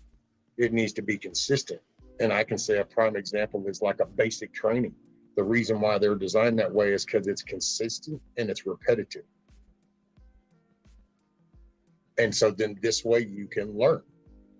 It's not, but because when kids, well, here, well, all of that plays an interpretation in the big picture. Morning, Miss Betty.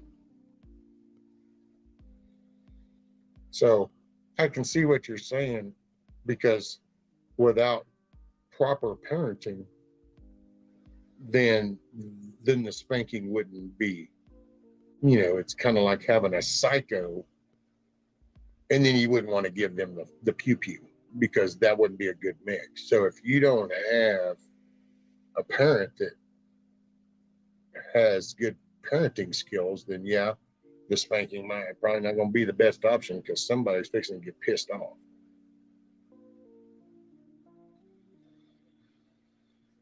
But there is something to be said about those boundaries,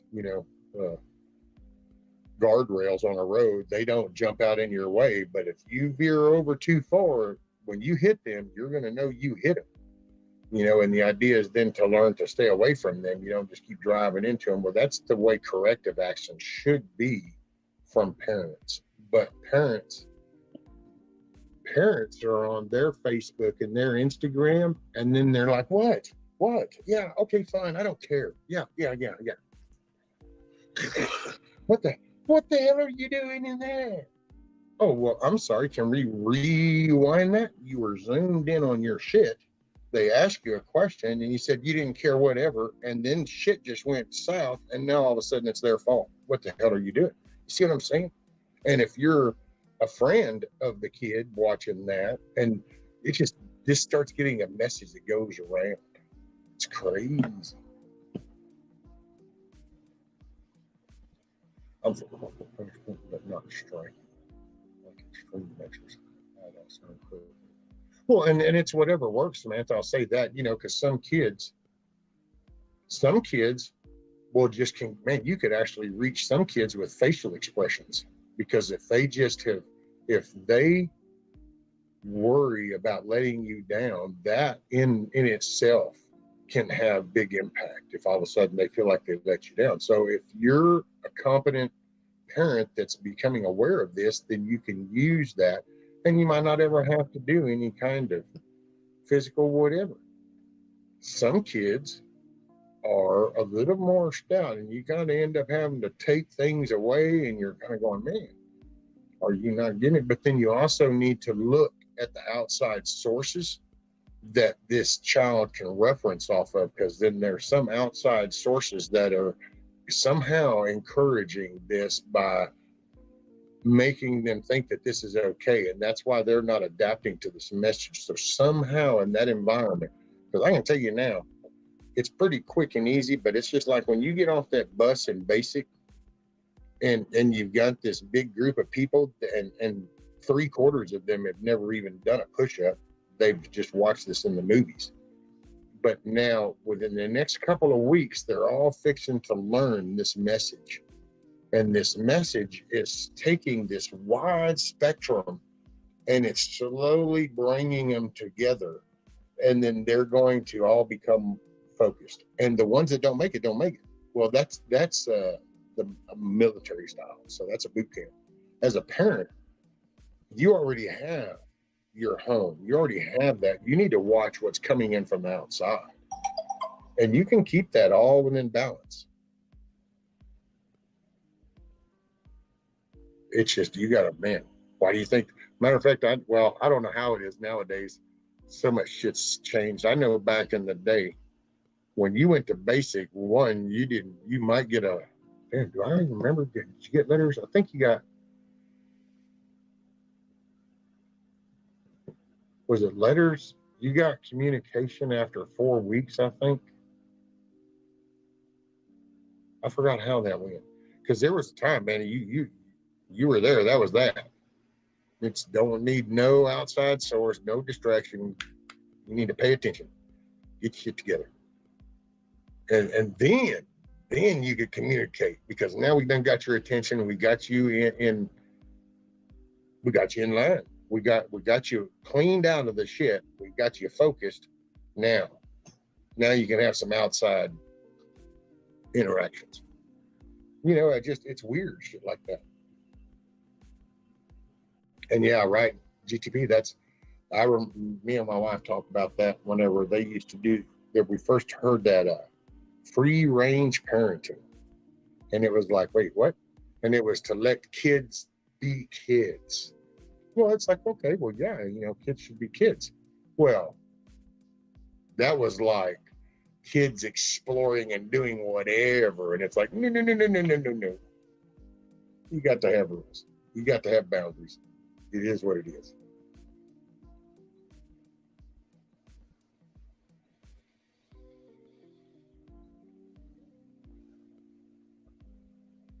Yeah, actually, Samantha, that's a good thing is chores and allowances, because now people are like, a chore, what, man? But chores actually taught you to get up and you were responsible for something, and then you got acknowledged for it, and you learned then a pay scale. You learned earning money. You would learn, you could learn that. See, there was some of that message in that overall layout, and we need to go back to those kind of principles.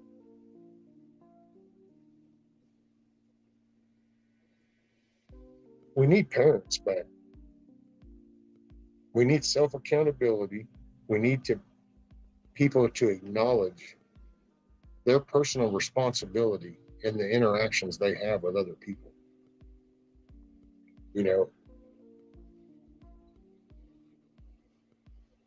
I could get up here and fire y'all up and have y'all all in some negative frame of mind, pissed off, ready to throw down, and then I close the channel. Well, guess what carries on the rest of your day? Well, if the next 20 minutes you're fixing to interact with one of your kids or your grandkids or something, then it might not be on the positive side, because you done riled up. That's why you got to watch that garbage in, garbage out shit.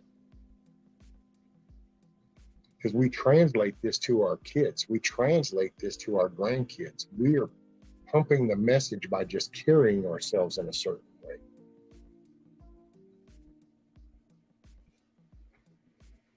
And they know it. You know, these people on up the food chain, they know it.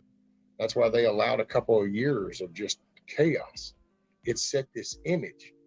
And then the minute the other people went to kind of react that way, all of a sudden it became a terroristic type thing and became extreme. And oh my God.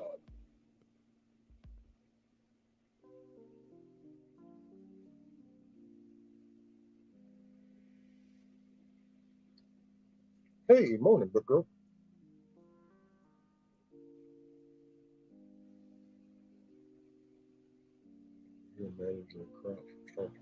There you go, baby. Yeah, because you participated. You know, you participated in your home and you understood what a home was.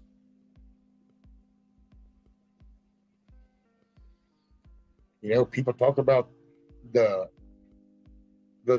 system and stuff, but then you kind of play along with the narrative when they do these little clips and these talks, and they pull you in because you can get upset about something.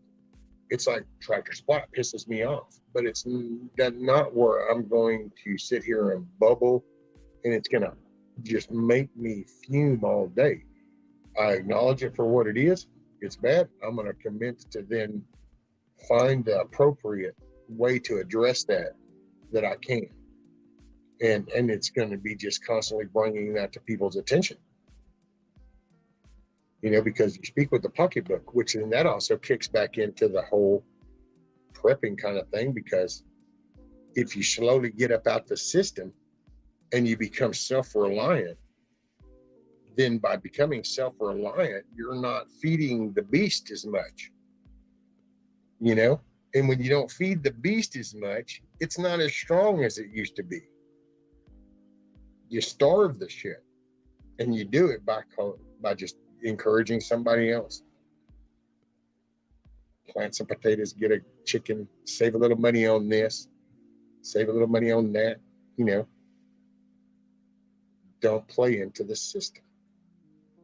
Well, that's also with the news. Don't play into the system. Don't fall for the gravity of it. See it, hear something, stay focused, look into that. It's kind of like I heard about Tractor Supply. I said, what? Really? So I went and I verified that shit myself. Went, oh, wow, it is there. Sure enough, wow, this is for real. And then I didn't just start like tirading on about it. I'm going to bring it up. By the way, y'all need to pay attention to Tractor Supply. I personally would find somewhere else to purchase stuff. I would send that message. I plan on not buying anything from them anymore. Figure out ways around it. You know?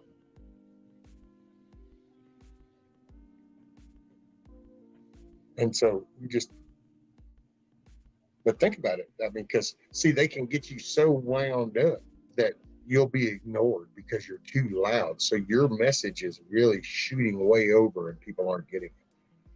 If you just remain calm, point out the obvious, you know, Tractor Supply, feed, supply, cattle, 4-H, 4F. You participate in livestock and agricultural stuff. What has that got to do with sexual connotations? Nothing. So that is wrong. See, and in there, it's just that simple. There's no, oh, I didn't, no.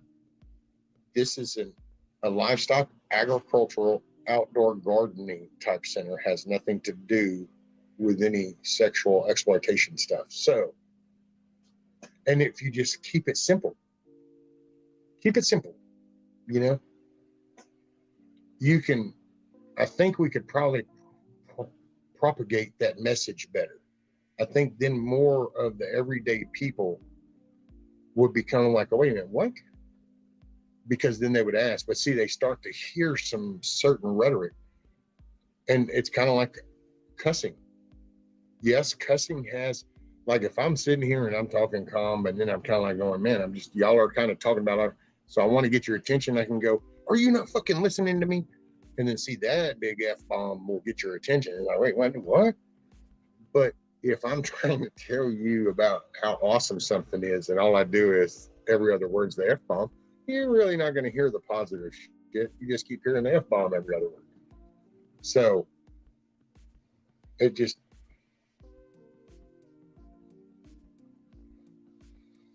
it's the day-to-day life. It's the message we carry as we interact, the choice of words we use. What message are we teaching younger people? What message are we carrying across? You know, I guess that's, damn it, I feel like one of these content channel things, sitting up here with my little camo hat, and I need to put my big green screen and some shit back here where I've got food and cans stacked all up to the ceilings and shit, I guess. I don't know. We got a bunker down, we're in the bunker. I don't know.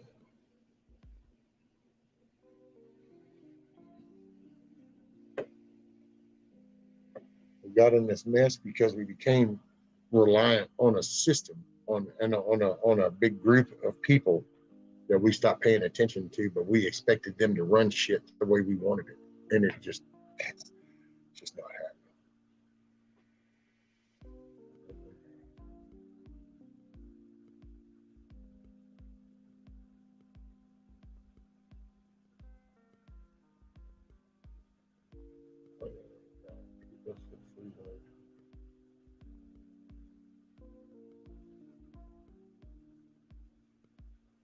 Oh, well, actually, Smith, I just saw that where you were talking about the free range, and no, see, that was typical growing up when I was a kid.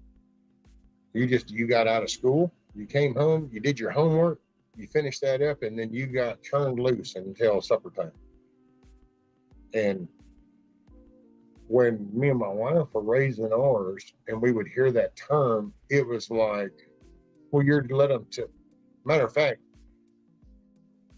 you didn't think it would mean anything, but it was like, well, just let them play with whatever toys and let them just look into whatever they want. And you'd think, well, whatever, you know.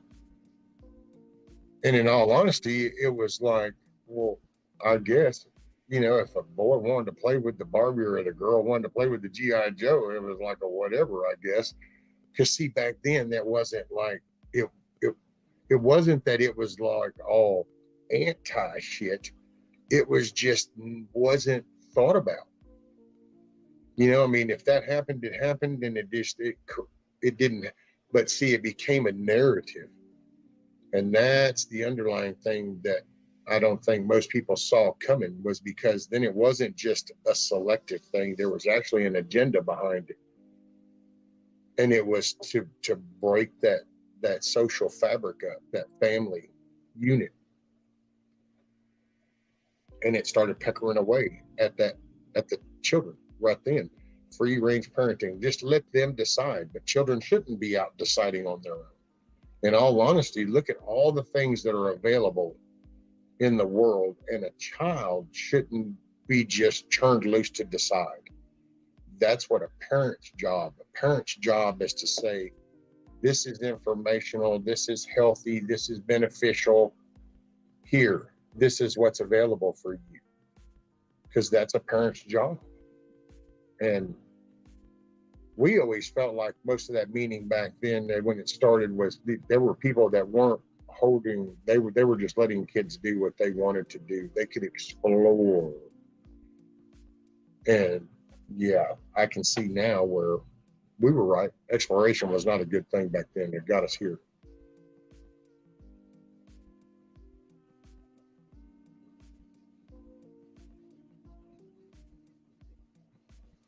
So there was a show I used to watch it, but someone that's on for them says, you know what I mean? Makes my head explode. That's all I hear is, you know what I mean?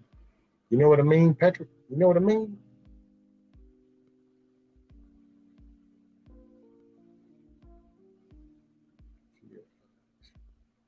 I'm following me here, have you in the middle of a road. Oh, and by the way, morning, Miss Bonnie. Morning, Patrick.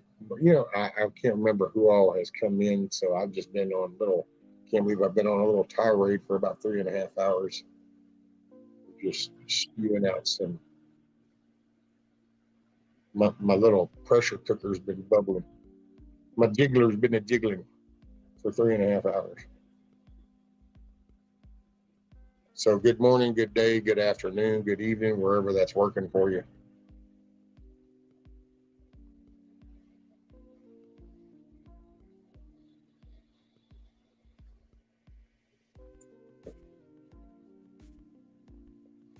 I agree, Huckleberry. If you get lost in the woods, just find a possum and follow him. He'll have you in the middle of the road in no time.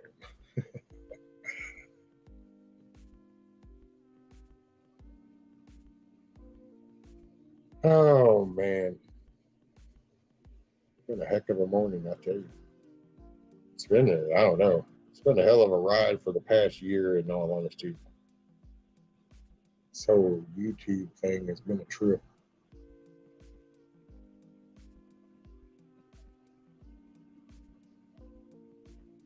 Dung Beetle Nation, possum. Dung Beetle Nation.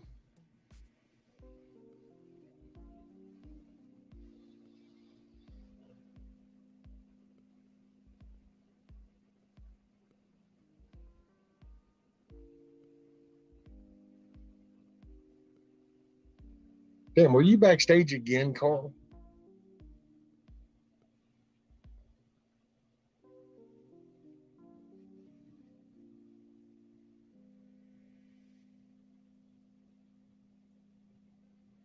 Betty says, "Rusty, you feeling better?" I got shit off my chest in a way. Don't know really how I feel because I don't know. I have to wait for the solution. I got to figure out what to do. I just don't know what to do yet. I'm working on it. Hey, Tiger. Morning.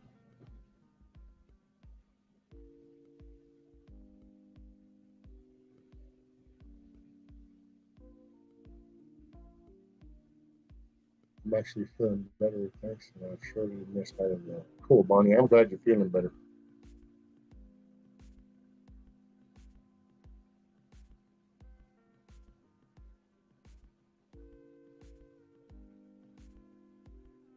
Let's see, Kiss Rescue. Are you sure you don't have the brace too tight? Just ask.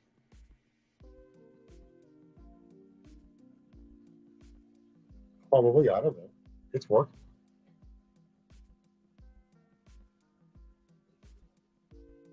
Okay, everything is a mess and the snakes scared the shit out of me. I shut them for last.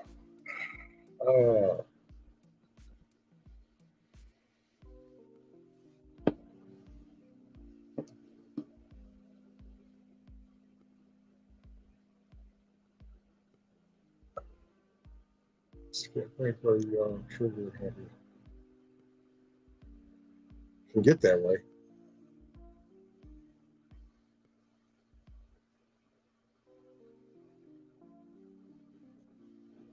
We have a lot going on today. Y'all take care and stay dangerous. Much love, y'all. Hey, Mama Red, you have a great day. Smile and help somebody else smile, man.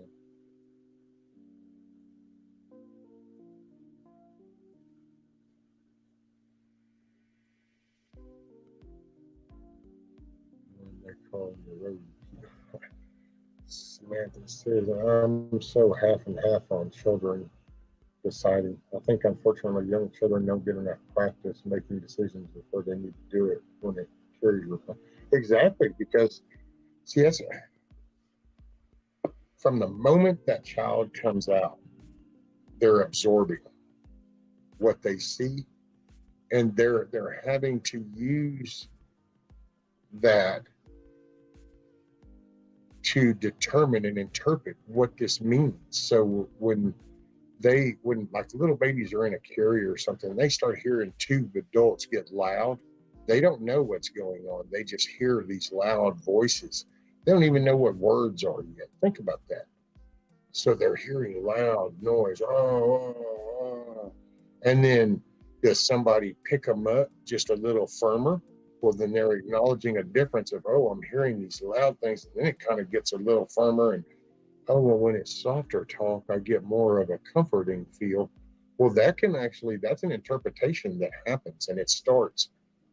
And I think that's what sets the groundwork. And we stopped having parents acknowledging it's been put in heads to try to downplay the importance of human life, you know?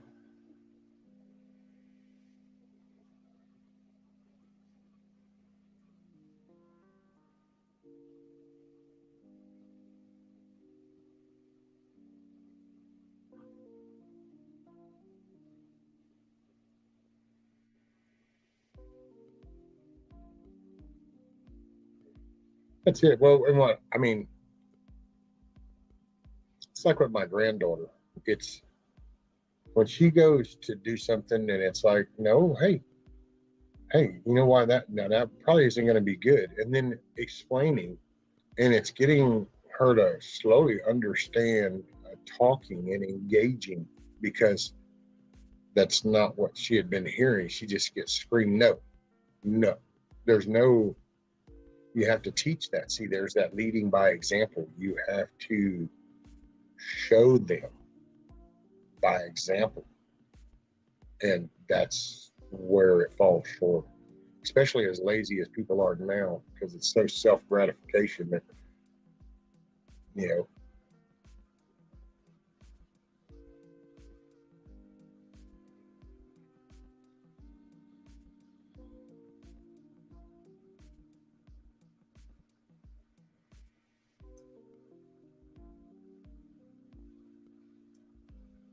'57. And sometimes I don't know what's going on with two adults getting around by Eric. That happens a lot.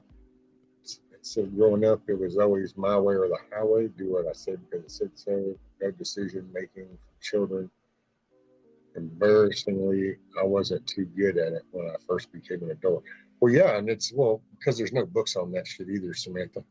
And you know, I just made the same phrases to mine. You know, so what I'm saying now, I don't want to portray this like, oh, that's our recipe, that's perfect. Nope. This is the benefit of raising a few of them and then being in their 30s and shit now and seeing where life is for them, and then being able to sit and reflect back on all that and walk through it. And then it's being able to be honest and say, ooh, I see where I went totally screwed up with that. See, there's where that's the difference. What's that? Later Shift. By the way, Shift's been having coffee with friends and stuff, so you look out for Shift whenever she does her little coffee with friends.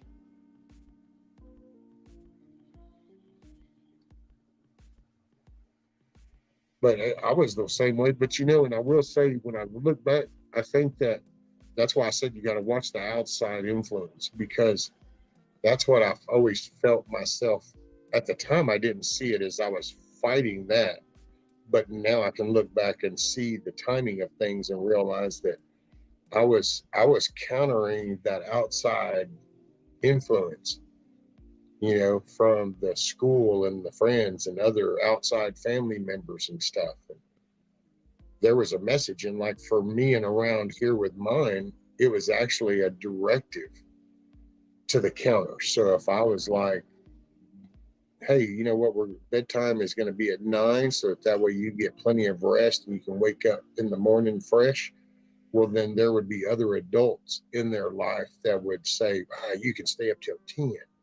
You know, he's just mean. That's why he wants you to go to bed at 9. You can go to bed at 10. So I didn't see it for what it was at the time.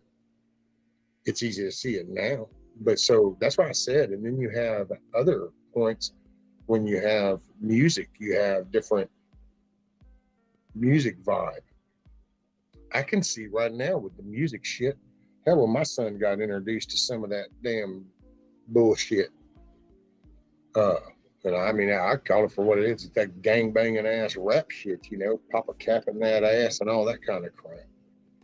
And when he started trying to listen to some of that, it was like, nah. And then when I knew that he was anyway, we would talk about that, like point out just how, you know, shitty that language was, just how useless people that do that are. people that do treat women that way. And so my son is actually now fully grown, respects women, treats them good as a good kid, but that was one little thing out of a big picture that I was able to achieve. That he has compassion, for people, for animals, for women, for children. So he can empathetic, compassionate,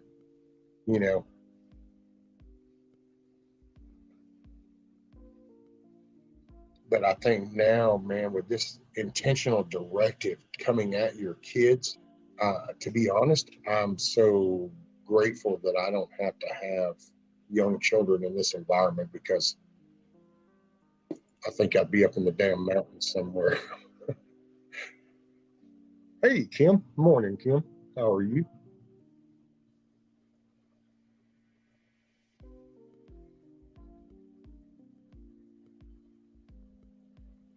Well, and I will say, see, one thing about talking to them, Samantha, is see, you teach them to work through a problem.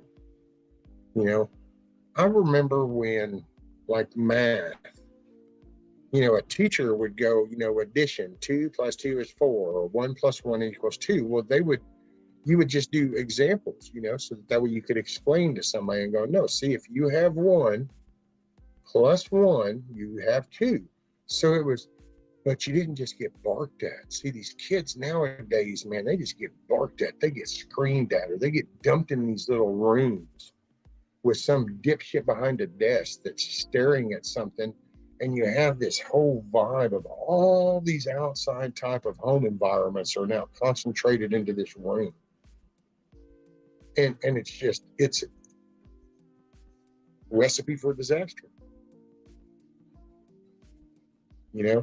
Get the government out of the like education system. Federal government doesn't need to be an education system. A state down to a county, they're the ones that need to handle the education of that area. You know what's important. It's your damn state, it's your county, it's your area.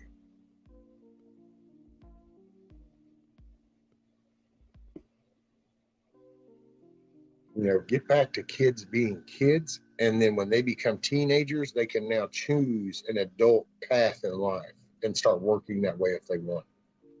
Man, we start these kids out the gate trying to form them into whatever adult life later. Oh, this baby was born real big and thick boned. Oh yeah, we're gonna try to make him into a football player. Oh, look at this boy, he's gonna be a tall one. Oh, we're gonna make him into a basketball player. I mean, these adults just, man, kids can't be kids. And then you got all this freak show shit showing up that's wanting to just totally, I'm sorry, dude, I'm gonna tell you right now, anybody show up in this fucking chat, and yes, I just dropped the F-bomb. So anybody were to ever show up in this stupid ass chat with that whole map, minor attracted person bullshit, all I can say is somebody needs to be the first one to kick their happy ass up out of here, by whatever means necessary. Because I'm not even gonna, it's just like that pisses me off. Trying to downplay pedophile.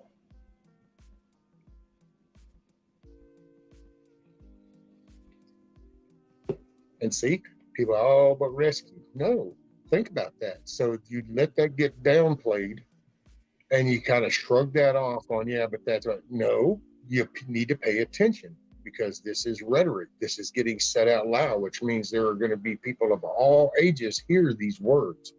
What happens to the youngest that hear that?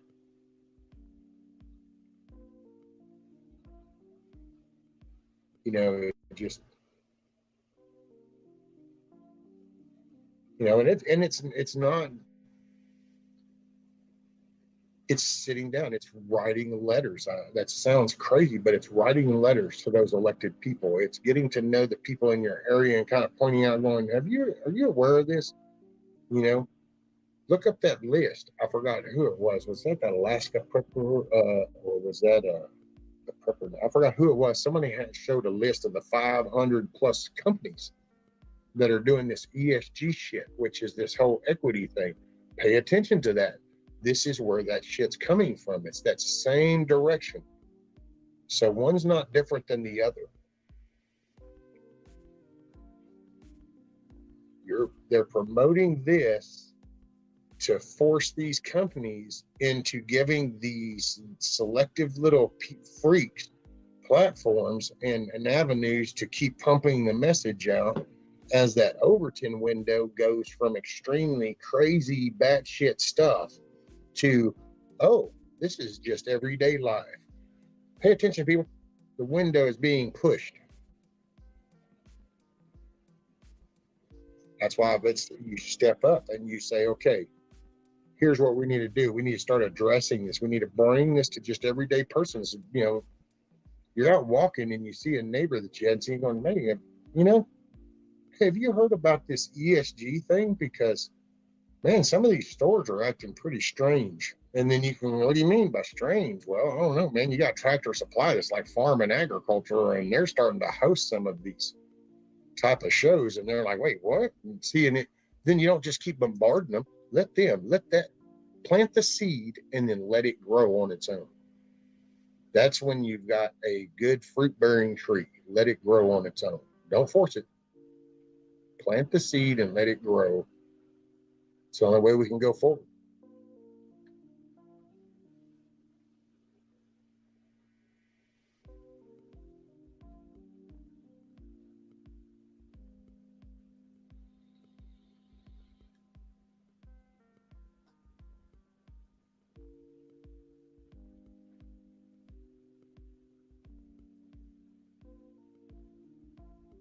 Well, and it's a message, and instead of like screaming and, you know, it's kind of like the retarded philosophy of all those little riots where they were burning and torching stores and beating the shit out of people because they were really mad at something else. Well, it's like this. Instead of screaming and hollering and doing this kind of stuff, you hit with a pocketbook. These ain't nothing but money, people. This is all greed. So you know how you address greed? Don't get greedy. Can you imagine if in a town, say a county is 60,000 people big, and there's a Tractor Supply in that county? There might even be 2 Tractor Supplies in that county. Word were to get out, you got 60,000 residents in this county. 30,000 of them, just half, go, wait, what?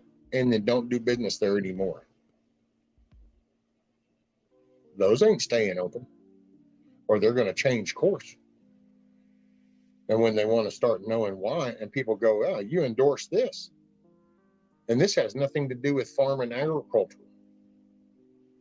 So, no, I will choose to do business elsewhere. Trust me. Because see, right now, that's what's happening to a lot of them on the other end. It's the banks that have management where they're corrupted now, and they're telling them, oh, well, if you're going to want to get a loan from us, then you're going to need to sign up on the ESG program. Okay, well, these businesses are going, oh, well, I got to have bank funding. I got to have the backer. So they're doing it. Well, guess what? The public's response needs to be the same thing, going, hey, you know what? You might have done that because they won't give you a loan. You're not getting our dollar as long as you're going to do that. And needing a loan is important, but it ain't near as important as that everyday inflow come into that business. You can't sustain if you don't have that everyday flow.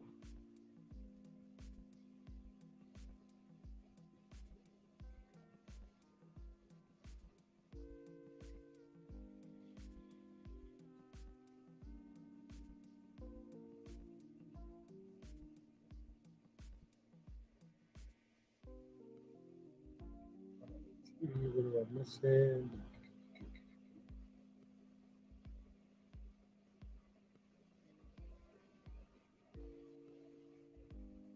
Well, you say that, Eric, but then, you know, you turn around and you have one in Waco, you have them in Denton, Texas, you have them in some smaller places in Texas that I would not have thought it would have happened, but it did.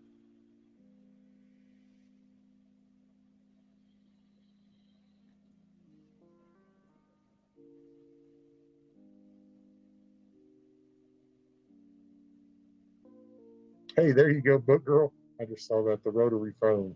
Now, is it the rotary phone or is it the touch tone? Is it the good old rotary? That was back in the day, boy. See? But think about, okay, here's a good point. Oh, when there come to phone, there was something to be said, and the importance of a phone and constant contact wasn't the everyday message. Homes had a phone, and I know, like in most rural areas, like where I grew up, it was a party line. So not only did you would have a phone, but you would pick it up, and somebody else on that party line might have already be using it, so you would have to wait. You learn patience. And then if you still need to get a hold of your buddy, you got on your damn bike or in your damn truck and you drove down the road to go see what was up. You know, well, see, as cell phones came onto the scene, adults and parents didn't keep that shit at a distance and say, well, we'll just use those for work. We're going to keep our moral compass in check. This faster communication, that's good for work, but home needs to be home. So we're going to separate that. We're going to keep those are just work related. Instead, what we did is we said, hey, wow, check this shit. Got these phones on the fly, man. I can talk. And it's slowly, we sucked it up, buddy. As fast as they throw another model out, people run out there and line up at stores to buy it. So it's not like, that's why I don't think there's some big, wand waving thing. It's the humanity's doing it, human race. It's taking that ease. We could have stopped way back when we used to have 25-foot curly cords coming out of a kitchen. You need to borrow the phone in the house, you follow the curly cord. And wherever that went, then you kind of go, hey, I need to borrow that phone. All right, I'll be off in a few minutes. We went from that type of thing to all of a sudden now everybody in the house has a phone. Hell, I remember when you were a kid and you could finally get if your parents let you get a phone in your room, that was like a privilege. That was like, ooh wee boy, big shit. I got a phone line in my room. I don't have to drag the 25-foot curly cord down the hall and into my room. I got my own. Yeah. But see, now look at it, man. You got 5-year-olds that have a damn $1,000 phone. What's up?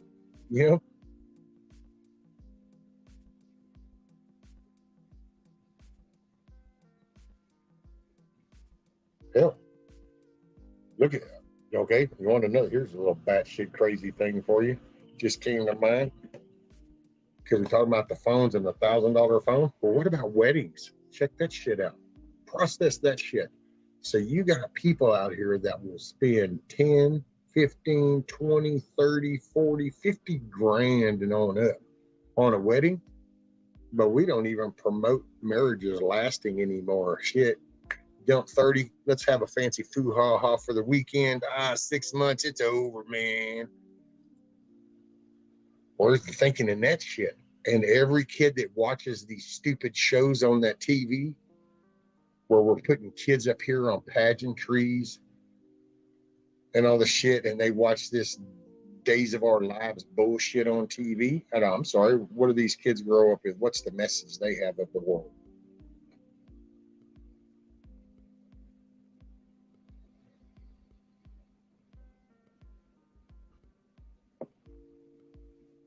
Some shit, dude.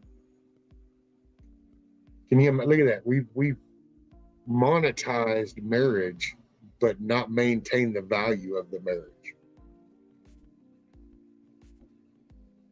Monetize the shit out of that, buddy. It's big biz, but not the value of it. The value is questionable, but the monetary value now. Aha! I can make this fine ass wedding dress. Man, look at all this big ass cake.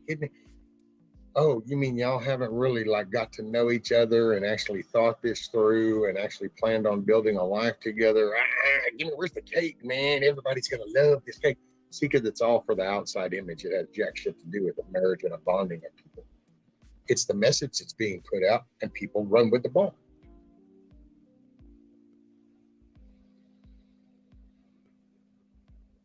It's the ease.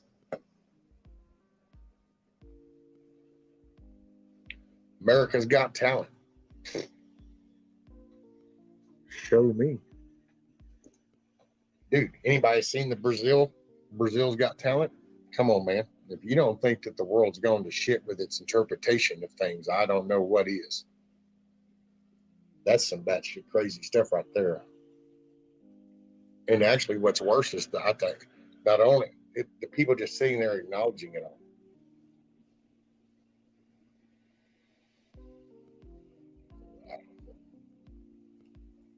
Let's see, 4 hours, 15 minutes, and I can't believe I even was on that long. I was actually thought about even just doing a little video, but then I knew that people would probably be upset. So I thought, well, I better come on. I just don't know what I'm going to do yet. Figure it out.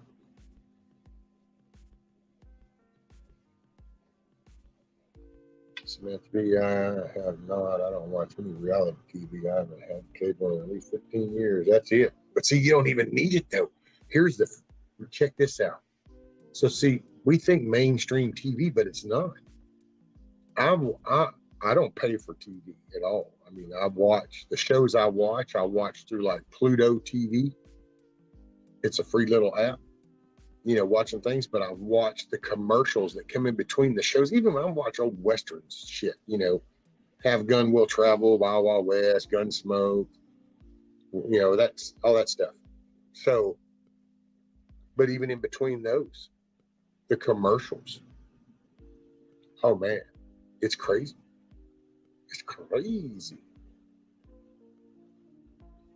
Speaking of weddings, congratulations to Will and Mara Bird at CBC for their anniversary. They got married at the courthouse right before he deployed at 20. Oh, cool. Hey, man, that was me and my wife. We just went down to the gazebo. I'm a firm believer that ain't nothing but a piece of paper. Your marriage is, all I can say is we're 30 years in. So there you go. It is what it is. I got choo-choos never lacked a ride. Open the door. She won't be working there.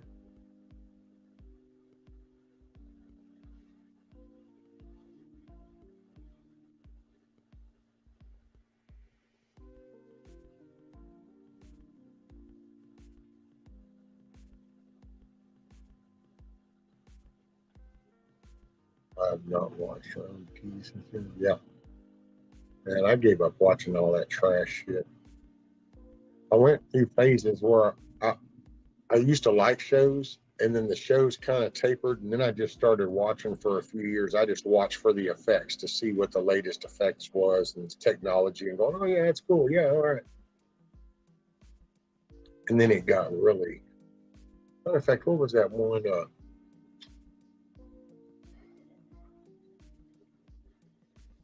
Was it like NYPD or something? It was the New York cops, and or no, Chicago. No. Anyway, I just watched one of these detectives. We're going along watching it, and all of a sudden they end up in this alley, and he's talking to a guy. Well, then one guy's head goes way down while the camera stays waist level of the detective guy, and I just looked at my wife and said, "Yeah, I'm dead. That's that. If that's yeah." And so then I don't watch this shit. I like to watch the old shows. Matter of fact, you sit and you watch like the old Wild Wild West or Gunsmokes and shit like that, and you can watch the message. And if you don't think it's intentionally being just shit on right now, go back and watch the old, and don't watch it for like, if you watch a Gunsmoke episode, watch it and just listen to everybody's scenes as they happen, and then at the end you're going to hear the message, you know, being honest, telling the truth, being responsible, you know, there's a message, there's a moral to that story. Do that, and then watch an episode of some bullshit today and tell me that their message don't change drastically.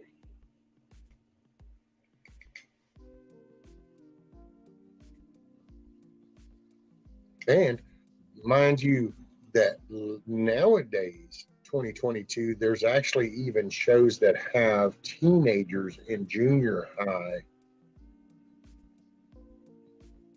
sexual stuff. Like I said, it was what, 50, 60 years ago, you couldn't even show a two-piece on the screen.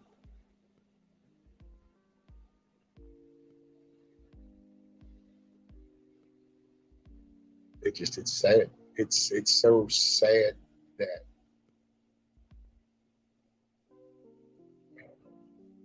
it's disgusting.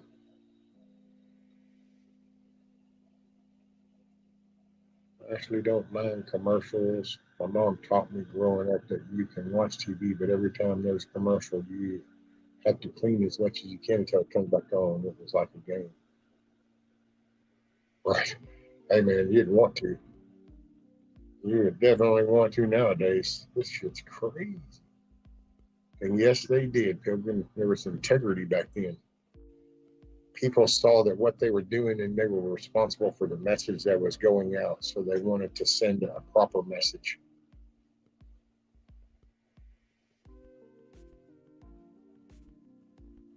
Watch Columbus.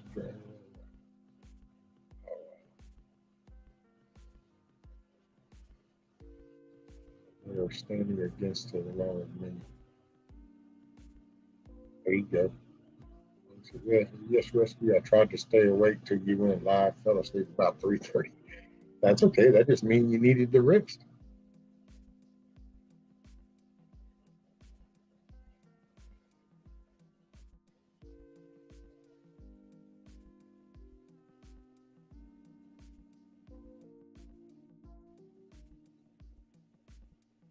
Yeah, Yankee. In a lot of areas. Yeah, I'll be right back. Y'all entertain yourself. Wait, does anyone else have a dog that loves being blow dried after a bath like it's her own personal spa day? What's up, Nikki? I'll be right back.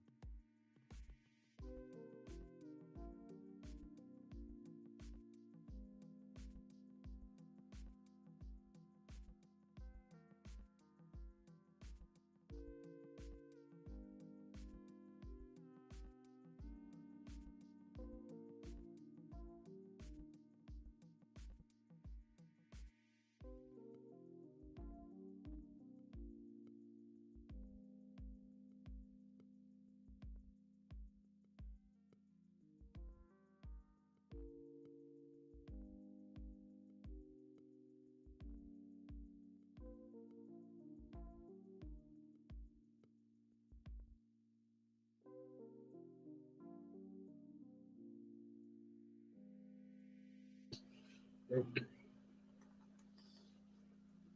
Shit, turd monkey. Shit, turd monkey.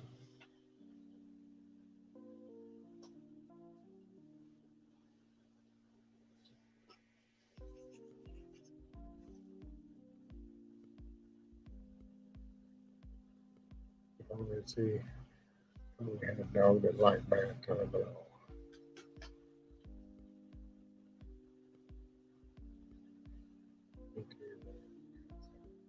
outside scat. Doing that outside, Skip back up there.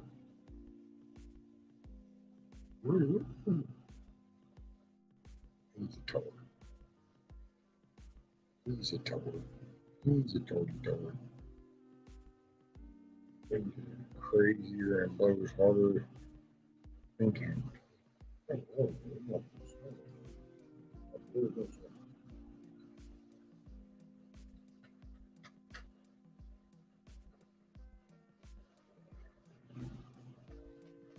You got your gangster here going on.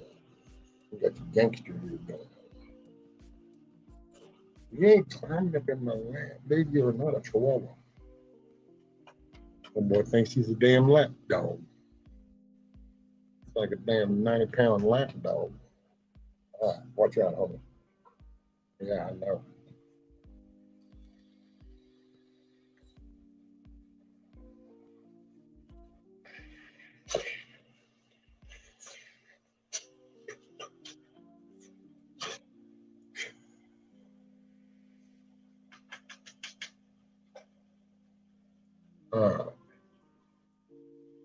Oh, Lord.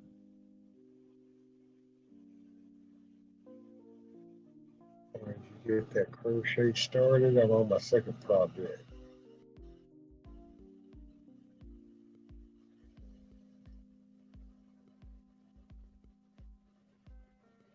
Oh, Lord.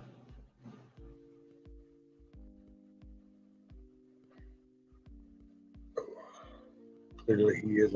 No, he's not, Carl. He likes to think he is. He thinks he just climb on up and sit like a damn chihuahua. And it's like, but you're not.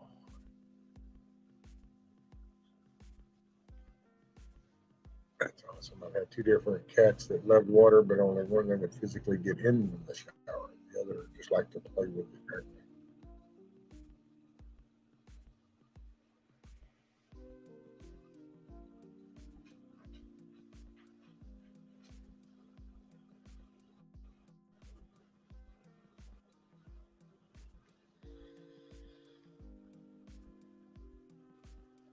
Oh, man.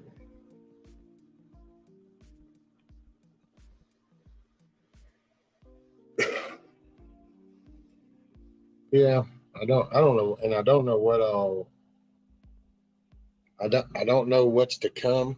I will say for the next week, there's no worries because we definitely got next Saturday as the raising of the chicken Alamo, the clucking Alamo. That's it. So next Saturday is definitely the blessing of the clucking Alamo. But after that, not sure, and we'll see. And in between, I'm probably just gonna maybe next week I'll take, and as I work on the stuff and try to finish up what I can with the chicken tractor, I'll take everybody along with me, and I'm just laying groundwork that this, I don't know, just to throw it out there, just so it can be, won't be no shock and awe, but we'll see what happens after next weekend, you know.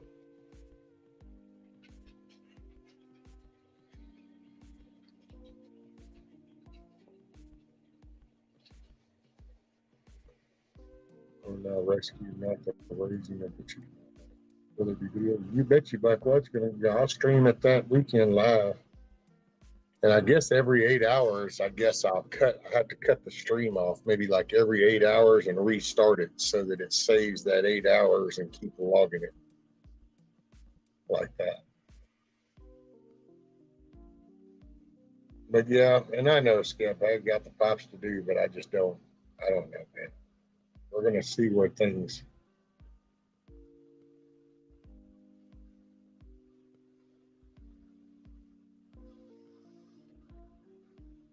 Because like I said, I'm kind of just riding out this next week until next weekend, and we'll have the little raising of the clucking Alamo, and we'll have a good little weekend. And I just don't know after that. I'm just not sure. There's some, because I will say if I go to call some people out, not really call them out. See, I don't do that. I'm not calling people out. It's not I don't give a shit. It's not my place. But I will say whenever if I make a decision to do this, then I'm going to explain why I make the decision. And when I do that, I'm sure that there'll be a big old dust ball that'll be up in there. It'll be one of them like nuke kind of mushrooms.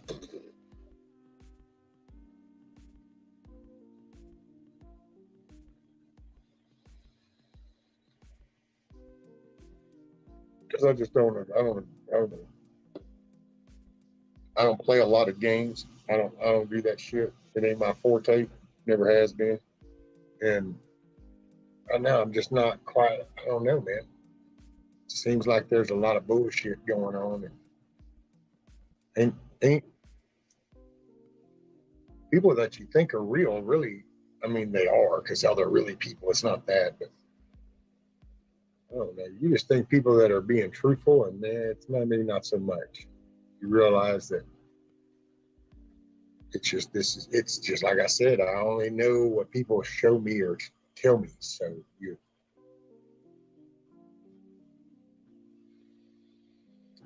but if you kind of just watch, you can kind of see the variations in people, and then you kind of go, and then all of a sudden you realize that, what you kind of think might not be so valid. So all of a sudden it has a different meaning, you know.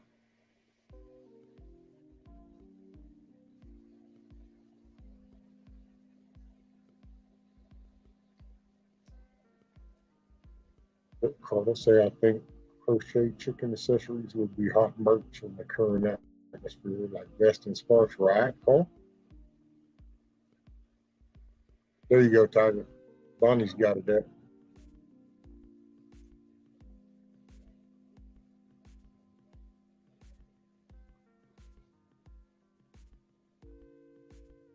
Yeah, because there's just, man, so much bullshit. And it's so ironic because people talk about all the political bullshit, but then there's so much bullshit in here too. And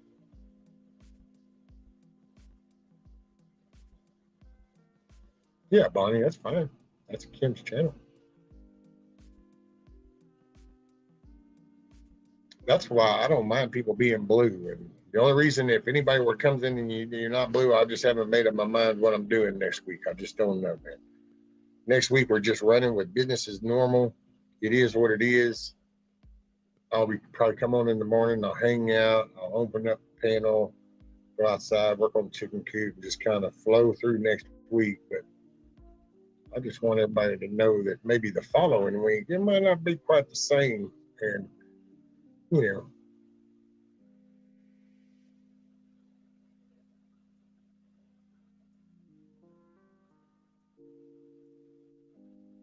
oh, is that what it is, TJ?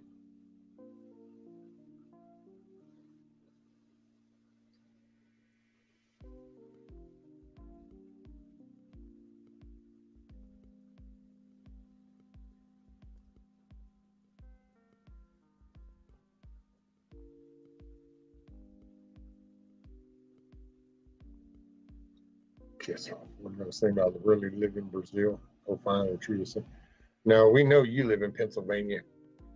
Hell, you elected Fetterman and the dead guy. We know that. Hey, that's what I could do. I guess next week, whenever I do live, I'll just do a, hey, hello, good night. Then I can just sit here and then might feel like right at home.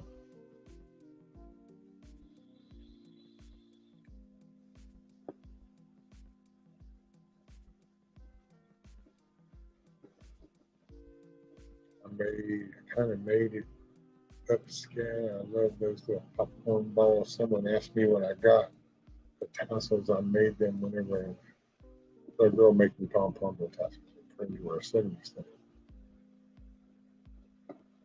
Very rescue you thrown in the town on YouTube. Yeah, well, you know, I know, man, I don't know. I'm kind of just, I'm not making no rash decisions or nothing. I just don't know what to do. So I'm trying to figure out what you know,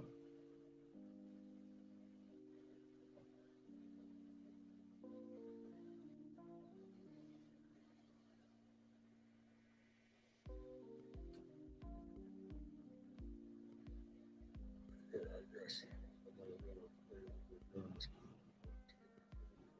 I saw that some visual about that.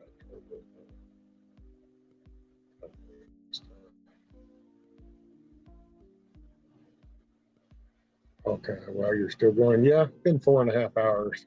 Okay, still going, or just a little bit longer.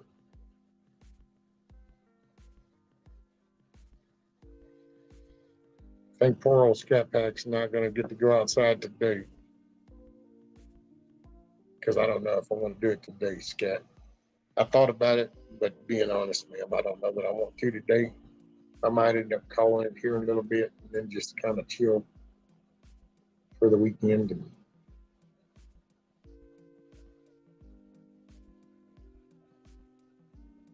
hey, what's up, Hans? What's up, Gary?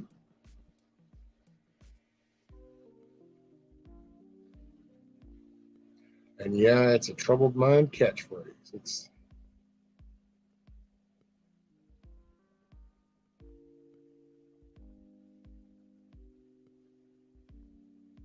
right. Well, you know, and I'm not, you know, I wanted that to be at least didn't, I just wanted that to at least be out there so it wasn't like, oh, shock and awe. You know, I figure I'll just go ahead and say it now. I mean, I'm not sure what to do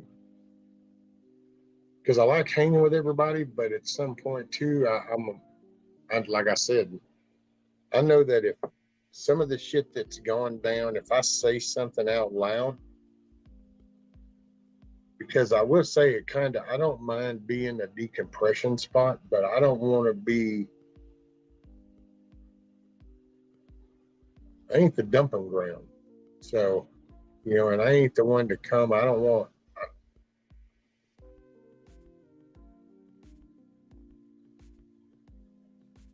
I don't know, man. I just got to figure out what I want to do. And I'm kind of out of my shit nowadays. So I kind of, when you see bullshit, bullshit's bullshit, man. And fake ass shit's fake ass shit. And you just, I don't know. I get nervous though, because I know it's humanity, man. I call some out on that behavior, and I guarantee you it's got ramifications. Well, I ain't once that ball gets started, it ain't like oh well, no. If we going in, we going in, and so when that comes, it'll happen. But because I'm just tired of trying, you know, and it's well, this is kind of regressing a little bit, but I just feel sometimes some of these fucking people think that they're so slick that I'm being played, and I'm not, you know, but possibly at the beginning I got played a little bit because I was kind of figuring out things, but I really am not playing. I probably more shit happens and I let it go on by than you probably realize. So it's not that I'm being played or I just don't see the importance of some shit. So I don't chime in. But then there's a part of me that's like, you know what? I'm about tired of, because if you have a person that acts one way, but then they're really acting some way, they just, you know what? It's like everything else. It's accountability, damn it. It's accountability.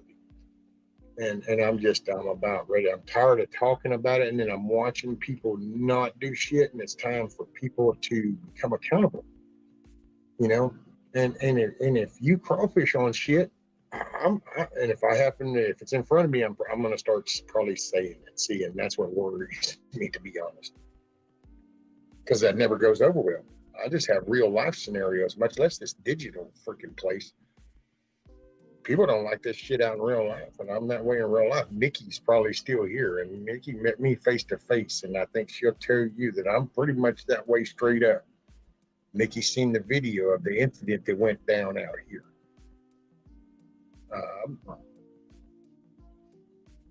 I'm straight up, and I actually try to be more courteous, and people take that courteous for weakness, and it's not. But I'm about ready to set the tone, so it's just kind of, I don't know.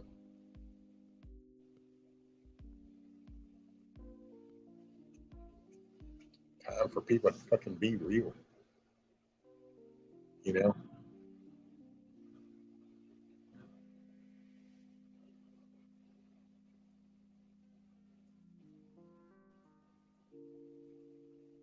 Your restaurant done with a bunch of them. I just looked at a couple of YouTube life videos that I learned from, and that's all YouTube is to me. Man, it's like, yeah, this is it's because I love to share, and I love to I love feedback. It helps me, and I love to give feedback because I try to help people.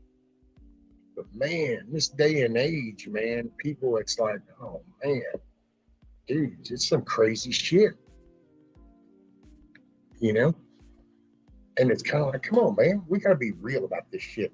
If your feelings get hurt and you overreact, then you just say, hey, you know what, Nikki, I'm sorry, I overreacted. So the other night when I was going out, I'm sorry, ma'am, I'm so sorry. See, I'm sorry. What is that, like some kind of like, oh my God, you got to practice at that for years, or no?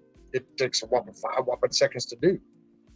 People just have the fortitude and the character to do shit like that. I get it. You get up here and you're heated about something, and man, you're going, and then you're, and then you see a chat go by, and you're like, wait a minute, what? No, that's not what the hell I was talking about. What the hell do you think? Heated feelings. Get it. See it all the time. But then that's when you go, oh, hold on. And you step back. You step back, slow your roll. Take a breath, and then recess that and kind of go, oh, shit, yeah, I was kind of wound up about this. So that's not what they meant, because now that I've scrolled up, I realized what was really being said. And okay, you know what? Let me reach out to that person now instead of letting it sit there and fester. Let me reach out to that person and go, hey, the other night or last night or earlier today or whatever, sorry about that. I read that totally wrong. Oh my God, what? Own up to my shit? Are you out of your mind? Yeah, that's what we need to do. We need to own up to our shit. And then you progress, you learn from it when you own up to it. All this little bullshit going here and here and here and intentionally going over here. Well, you know what? When you see that person intentionally go over and throw that comments off into chat, why didn't everybody else get on that person going, hey, don't be doing that shit? Accountability. Isn't it ironic that the word even starts with the letter A, like at the first of the alphabet? Like accountability, it starts here.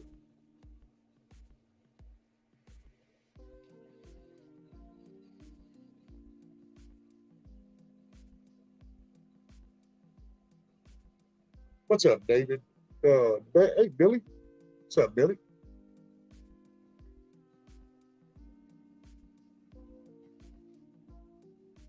Common sense, right, Gmo? Common sense. Dumbasses will spend $100,000 on some college education, and all you really ought to apply is some common sense.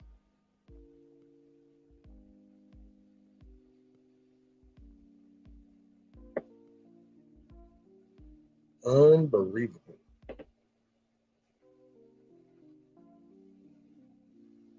I don't know,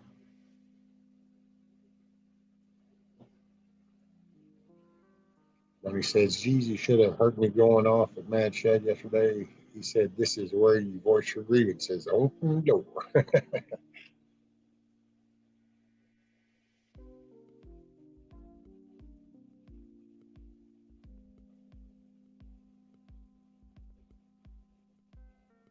Yeah, I just, but I'm glad y'all sat here and listened to me. So See, it's like, I mean, I get it. I trust me. I've heard my whole life how different I am. You know, it's just like me. I can't help it. As I'm talking to this, I'll look at that little number in the top left corner and realize that there's X amount of people listening, and so I then will change maybe the way I say something because I don't know the age level or the people that are listening. And you know, I choose not to be disrespectful if I can not do that. You know, I don't mean to be. When I mean to be disrespectful, it will be plainly obvious that, oh shit, Rescue is trying to be ugly. And Brian will be ugly. Just try not to. Kim says, I'll catch y'all later. Thank you for the fellowship. Have a wonderful Saturday. Me and Mom's going to Wally World. I am so sorry, Kim. I would say enjoy your time with Mom. Defend yourself in Walmart. Take care of Mom through Walmart.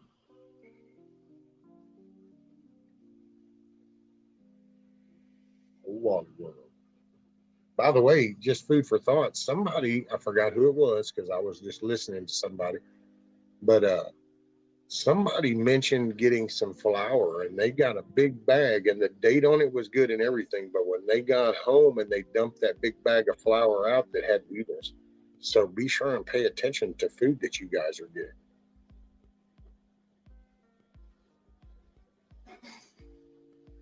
Because that be's impertinent stuff.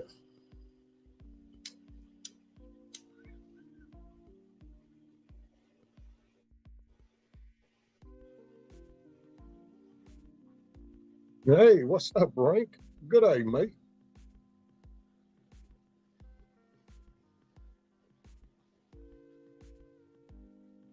He says, good day, good people, and later on. So is that an in and out, Rank? Is that what that is? That's a hello. Was that a Fetterman thing? Hello, goodbye? So if you're fixing to clean up basement, people, that's not going to happen ever. Okay, Tiger holds that too. Yeah, somebody had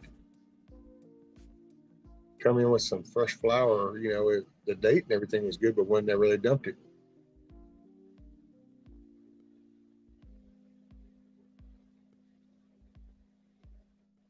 Yeah, sift if need be.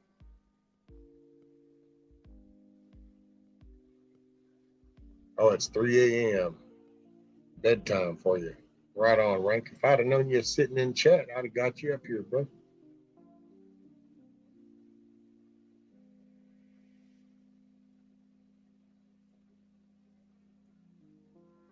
Later, Rank.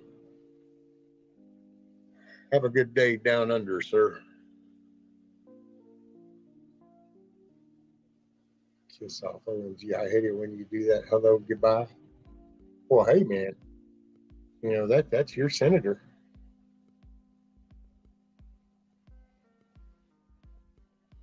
I'm just returning the courtesy. Apparently, that's the way y'all like to do things up there. Kiss off is the hello, goodbye.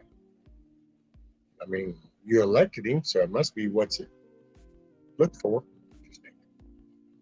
I just like messing with you.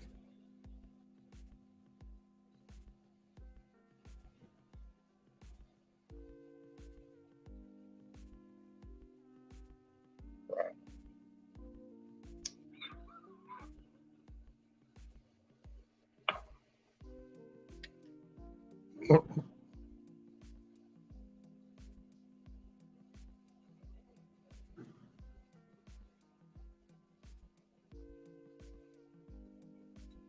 Yeah.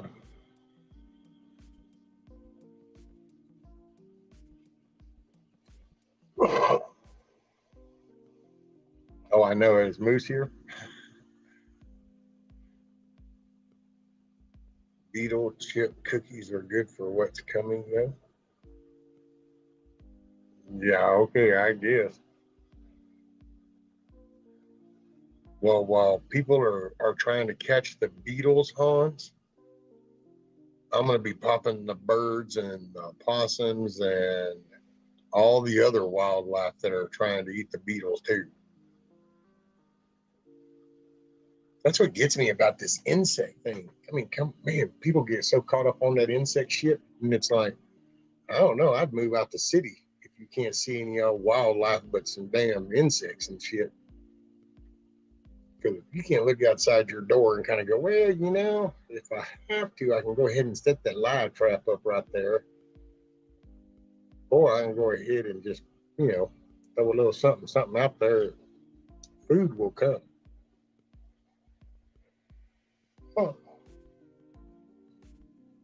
The guy that you did and we voted for, he worked so hard, he killed himself. I know, he worked himself to death.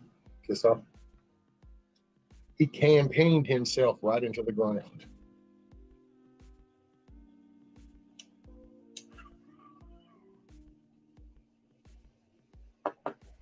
He campaigned himself right into the ground. Butterscotch.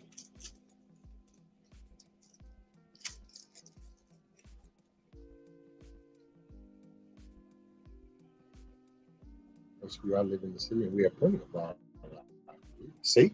That's what I'm saying. I don't understand where all this insect shit comes from. It's like, do people not pay attention to what's all around? Insects. Man, there's stuff crawling all around on the ground, flying in the air, swimming in the water. Plenty of food before we get down to insect shit.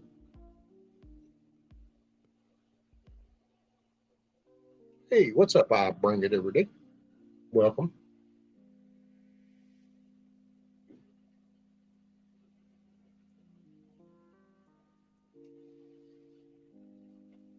And by the way, don't feel out of place. Yes, you'll see a bunch of blue names. There's people that will go, oh my God, it's like a mod channel. And it's really not. It's just there was a big wave of shit. And I was making people blue. So then I know it's you. And I would probably make you blue, but I really wouldn't worry about it right now because I ain't even quite sure what's going to happen within the next week. So it can just be the way it is for the next week.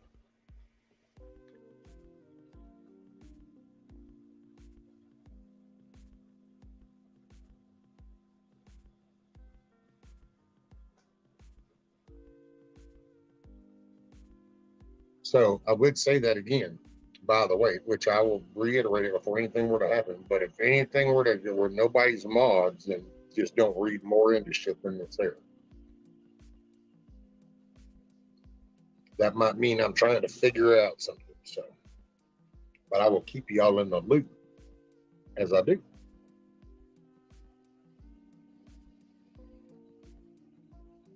Carl said, I've seen a lot of wildfowl in the city, mostly loons. The Looney Loons?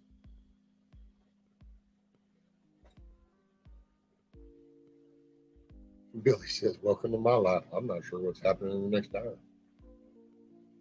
Right, Billy?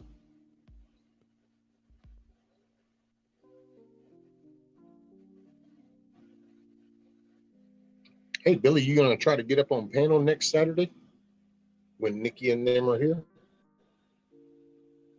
Try to get up on panel? Hang out?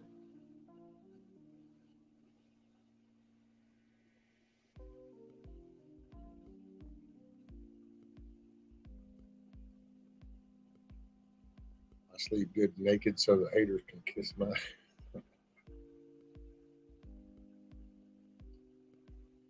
I just figured it was so everything can get air. Keep everything all packed up all day. Man, at least at night you gotta let things run free. Gotta get some air. Not to mention you always sleep better like that because that's how you come into the world. That's your best sleep.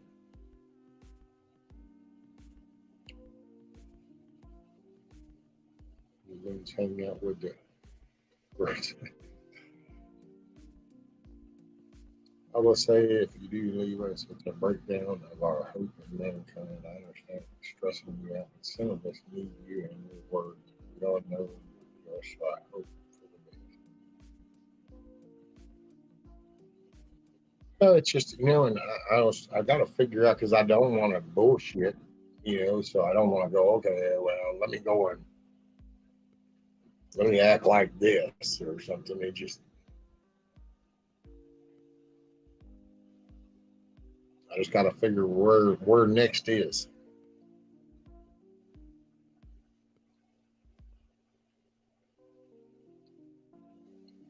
Hey, Dixie.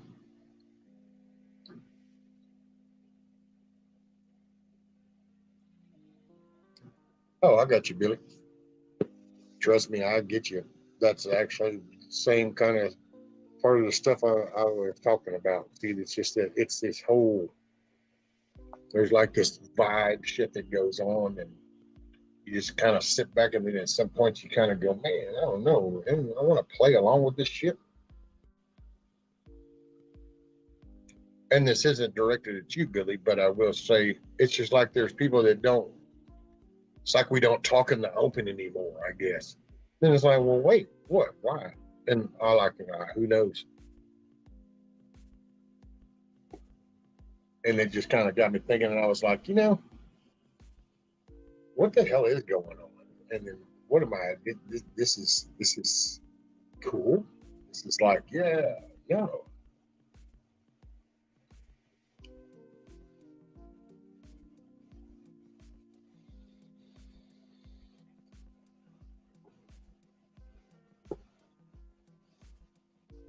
I do like making chickens.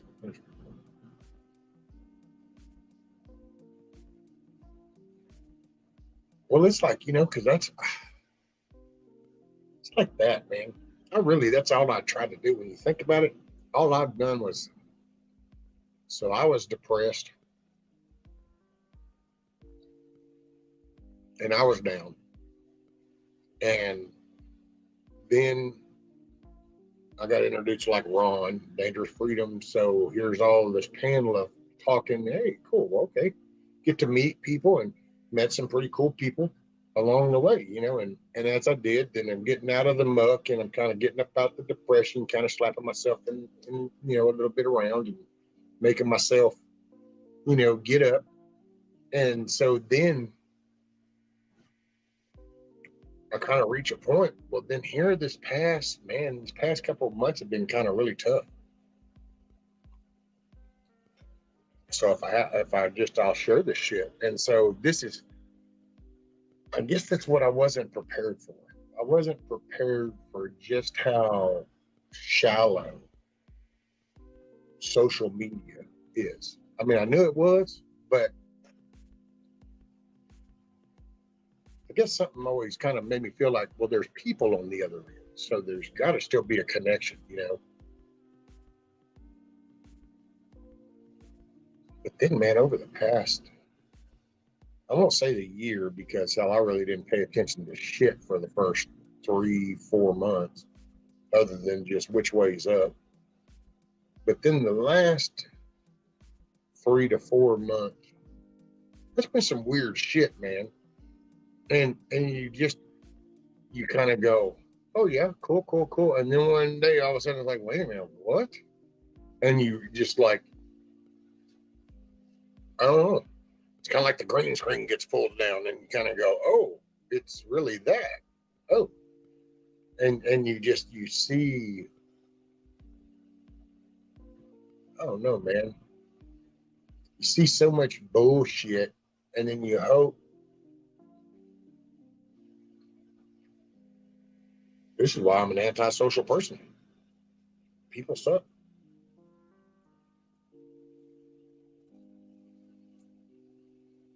We just, man, I don't know. It's hard to say. It's because you get to know somebody, and I use that in a loose way because, I mean, it's a digital thing. So I'm going to pick on Gmail because Gmail can take it, and I know Gmail can take it. So it's like Gmail. So Gmail comes in chat, and Gmail talks to us and stuff. And you see Gmail's responses, and so you'll kind of go, oh, okay. Well, Gmail is kind of like, okay, everybody knows Gmail is real quick on responses and snippy, snarky kind of humorous way. So everybody knows Gmail's that way. Well, then all of a sudden, Say one day you go over and Gmail's, you realize that you've come across this other channel, and it's like, oh wow, I wonder what they're talking about. And then all of a sudden you realize this weird topics come up, and then here comes Gmail's name coming by, and you're going, oh wow, Gmail's in this channel. And then you watch this conversation take place, and then you realize, well, wait a minute, this isn't the same Gmail that I always see. This is kind of strange. So you kind of sit back and you're on, okay, well, then you kind of see Gmail coming in, and Gmail is acting like a Gmail. But then you kind of go over here again and you're looking around and, well, damn, here's another one of those wild ass off topic conversations. Who the hell's talking about this? And damn, here's Gmail's name. And you're going, wait. Well, you start to kind of go, well, man, this is like some kind of double personality, because over here, Gmail's saying this, but then over here, Gmail says this. And you're going, well, wait, this is kind of shitty. And then you see that maybe it's intentional. Like it's not a matter of a difference, just kind of like, oh, well, it's falling into the conversation here versus falling into the conversation here. It's feeding this conversation and then feeding this one over here. Well, see, then you kind of see, you would see Gmail in a different perspective. Once you kind of notice that, all of a sudden you kind of go, well, wait a minute. Well, then you would start, if you see that, you start second guessing somebody else, and you second guess this, and then you second guess this, and then you kind of start wondering, you're going, what's up? Because not everybody's going to be real. Not everybody actually says what they mean and mean what they say. You know? And so, and I will just say once again, because the only reason I use Gmail was because Gmail can take it, because Gmail is awesome, but because Gmail is the same everywhere Gmail goes. Because Gmail is just Gmail.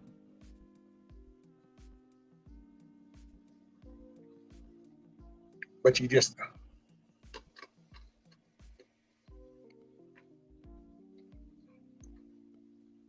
there's been people I found out that there's people that I have met that I knew that we had different viewpoints on some things, and I got that, but I didn't realize that I've met people actually from that whole Antifa BLM mentality. And then it's kind of, wow, that's kind of weird. You know, that's kind of strange. Wasn't expecting that.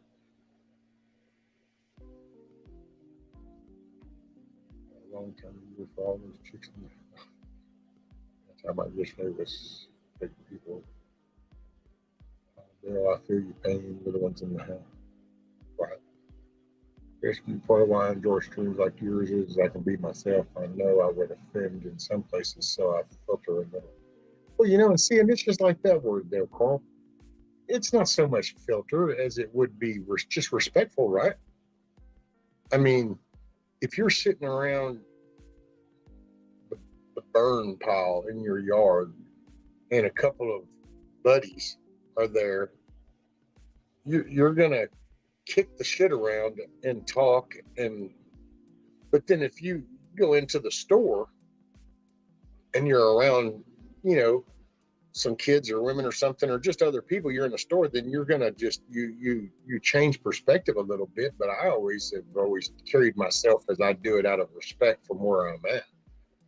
And then there's the asshole part of me that's also in my yard. This is my way. It's my piece of the pie. It ain't much, but it's mine. And when I cross that line, then I kind of got to adapt, and I go with the flow. You know, I ain't selling my soul out, but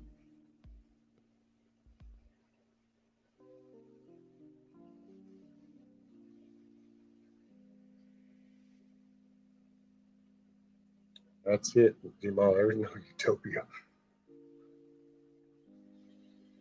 And by the way, everybody in chat, don't forget to go up to the top, go to live chat instead of talk chat, so that way you're current in the conversation.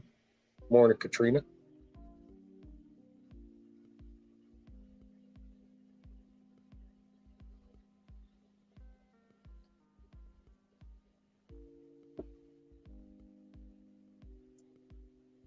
What are you trying to say, Carl? What are you trying to say? Are you trying to say we're lame? I think Carl, guys, I'm just letting y'all know, but I think Carl's trying to say we're lame here. I'm about to put this up. I think Carl's trying to say we're lame because he's saying so many did not get my lame humor till I found these groups. It's sounding kind of like he's saying we're lame. What's up with that? Y'all gonna let him get away with that? Man.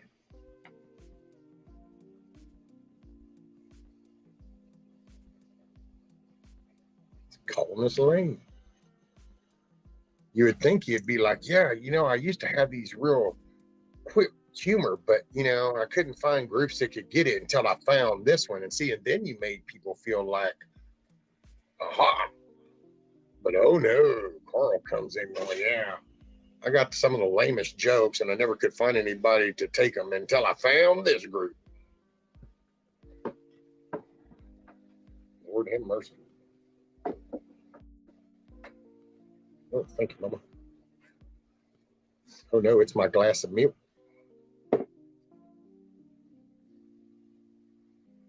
By the way, that's whole milk too, not almond milk, not half and half, not skim, whole milk, good chip, makes the bone strong.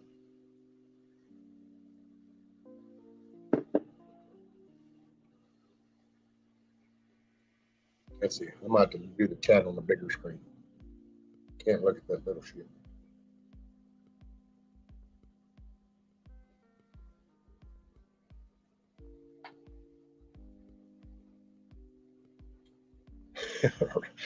Let's see, Carl is.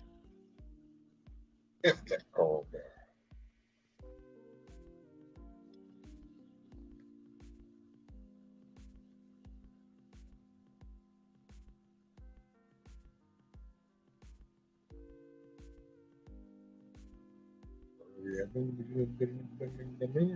Multifaceted is a real thing as long as you own each section. If you see a different aspect, that's just your nature, right?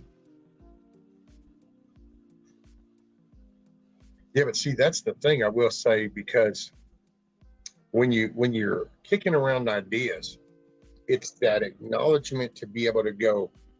It's like, well, one thing I've even learned, and I've talked about this, is we talk about like a life and you go, oh, well, yeah, no, there's this. And then you realize that each area across the country is actually different, not just, we got county to counties different, or state to state would be a different. Now, terms are the same, but yet, so, and when you're talking about like that, then you start to realize, but it's when people will address you like, no, it's this way. There you go. And some things are that way, and we all know my pet peeve, the whole moon landing, and I'm totally cool with somebody that has a different philosophy on that. But when you're going to say that I'm wrong, then you got to bring receipts. Because if I bring receipts to say I'm right, then you got to bring receipts to say I'm wrong. And it can't be something newer than mine. Otherwise, it isn't validated.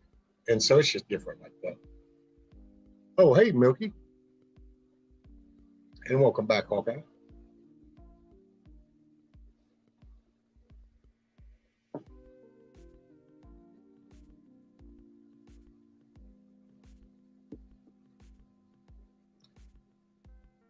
Yeah, actually, I'll send it to you. How soon do you need it, Milky? Is it something by the end of today you need, or do you need to get in touch with him PDQ?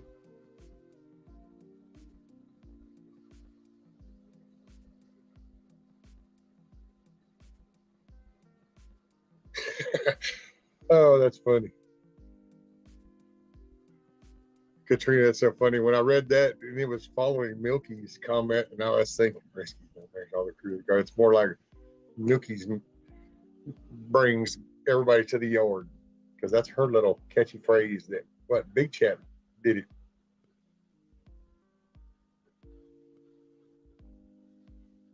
I'm just looking for a good time. There you go. Okay, not a rush. Okay, I'll get it to you by the end of the day, Milky. Well, I need to take my medicine.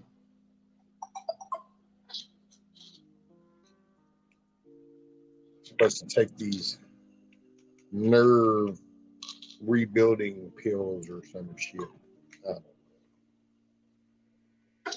So whatever. Oh, hey, have I got something cool to show y'all? Give me one sec. I'm gonna try to do this auction thing. I don't know, maybe Wednesday. I know, Carl. I said last week, but it didn't happen.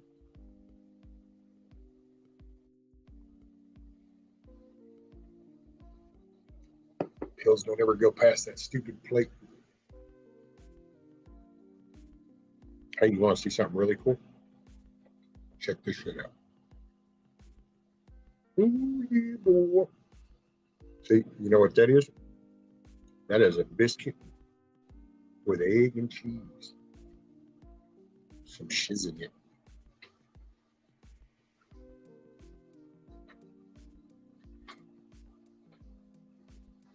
So, check these out.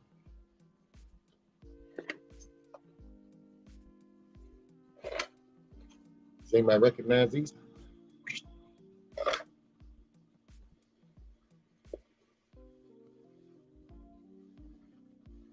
Opens on both sides.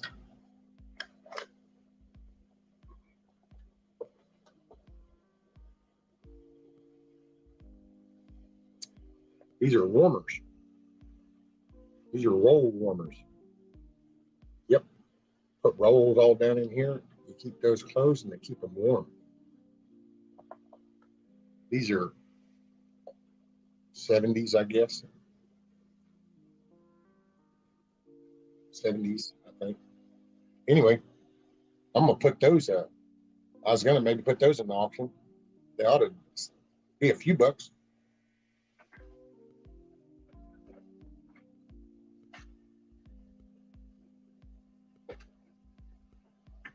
I don't know. I got plumbing to do.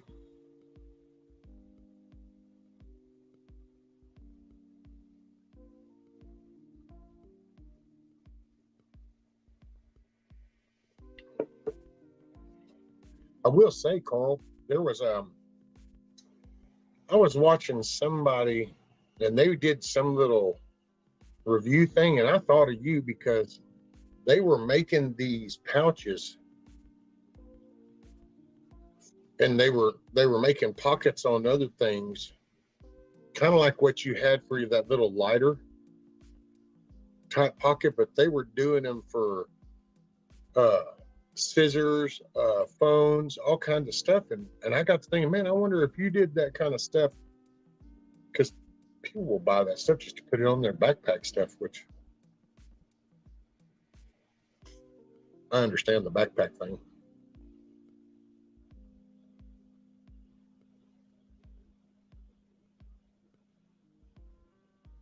Your buns are not cold.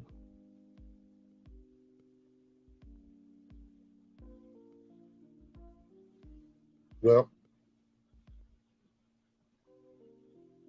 you need to drive up there and see Kiss Off, and she'll have to verify that.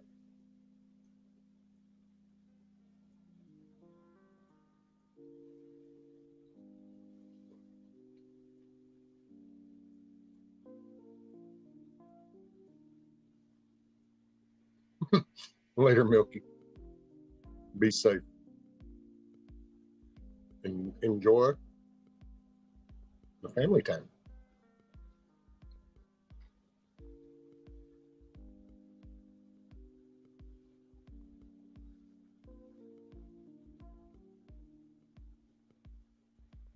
Oh, I wonder who went to blue. Let's see.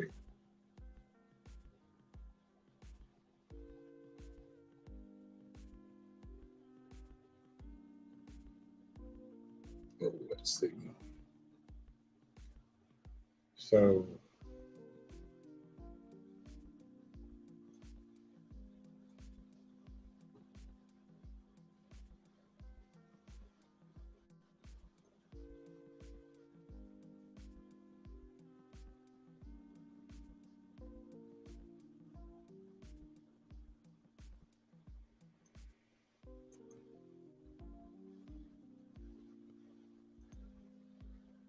by the way, let's see. Oh, but no, I can't. Hard to say I play that, but I can't play that.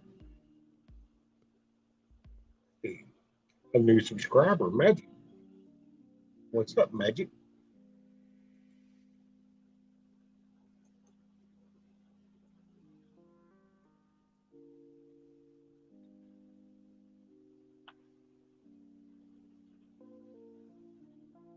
Yeah, right, Hans. I think they're raising.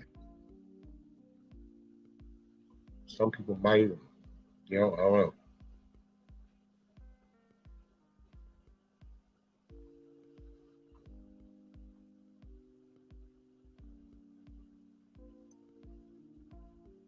Oh well, two goats escape. Damn.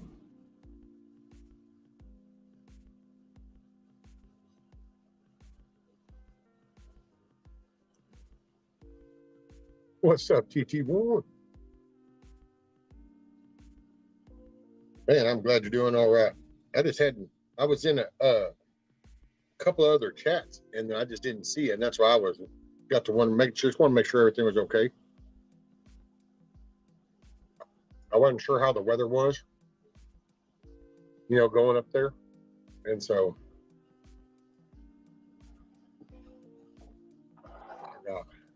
I was concerned. Hey, big chap. What's up, bro? Happy Saturday.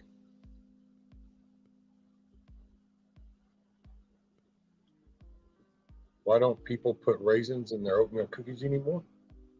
I don't know.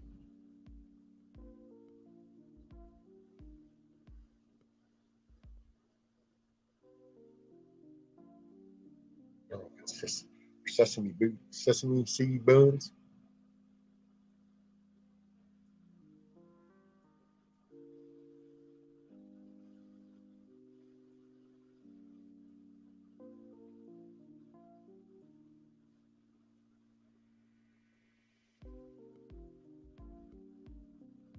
And I like good old fashioned oatmeal cookies.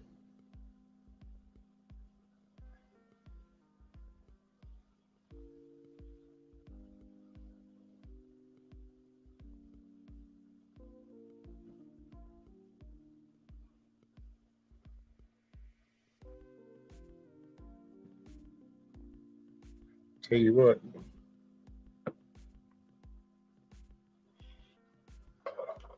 I'll put a link down here. Somebody wants to come up. I'm going to turn my camera off while I gnaw down on this egg and biscuit. So there's that. But hey, Miss Karen, will you have a great day? I don't know. Y'all helped me out with my day already. So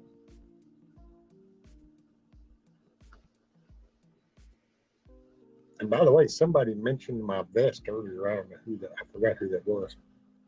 But yeah, that vest and the others have seen many miles. Definitely been around the block a time or two.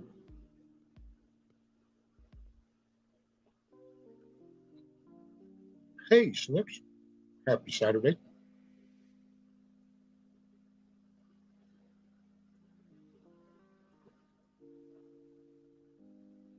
I just turned my camera off and I'm stuffing my face.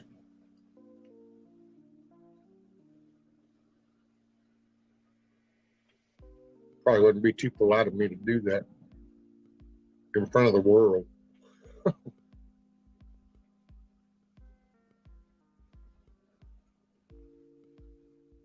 I could end up having every chew analyzed.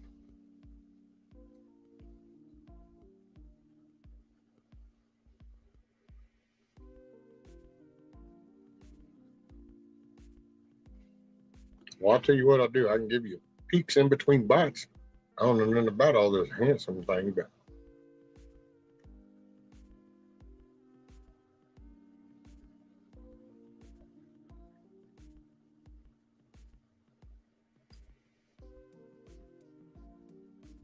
This Sons of Anarchy. Big Truck Rescue. They stopped putting raisins and oatmeal cookies in the YouTube job because all the homies were collecting them and making hooch out of them. That's it.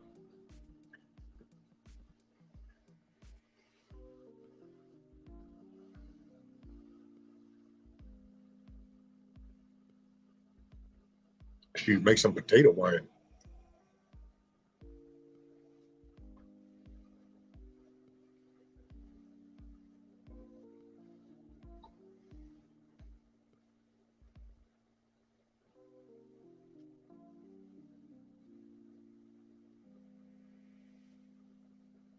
Hooch probably clears the pots real good.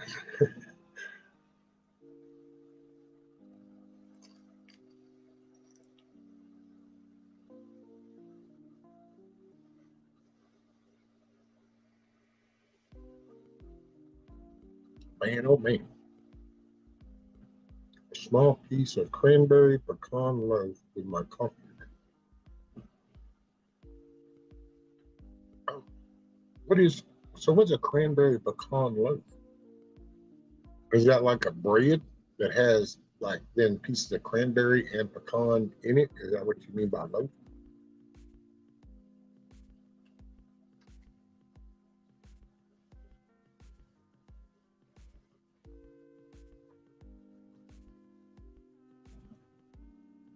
I want to miss no Monique.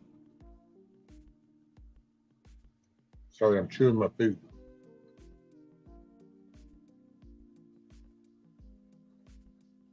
Oh, okay.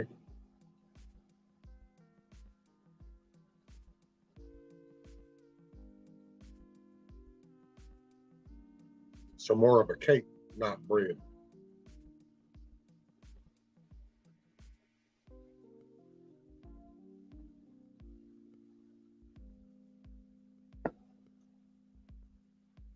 So wait a minute. See, this is when now you start wondering, am I eating hallucinogenics or what? So I'm drinking decaf with a splash of caffeinated coffee. So does that mean you made 2 pots of coffee? You literally made a decaf and a regular? And I don't even understand. If you're gonna drink decaffeinated coffee, why don't you just drink you some tea?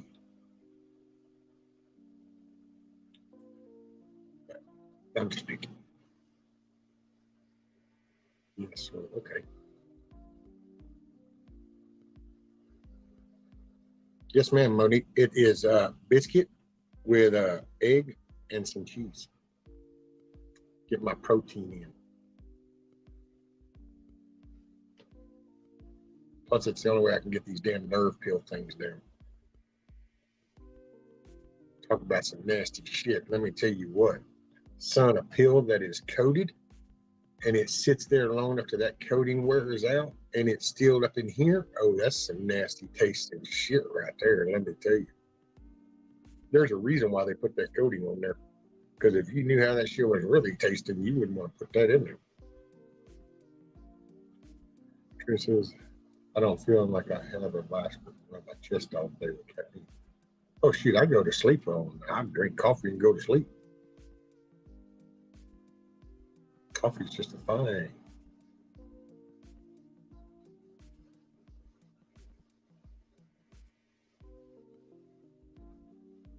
The kick in the pants. Pardon me.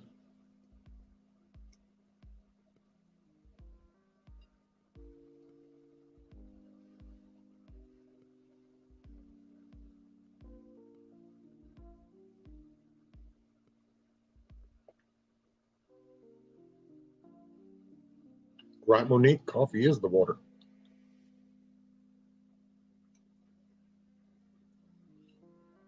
Coffee with local honey. See, I can't do sweet coffee. Well, I mean, I can because I have ordered at Starbucks even. But it's to me, that's not coffee. That's just liquid dessert.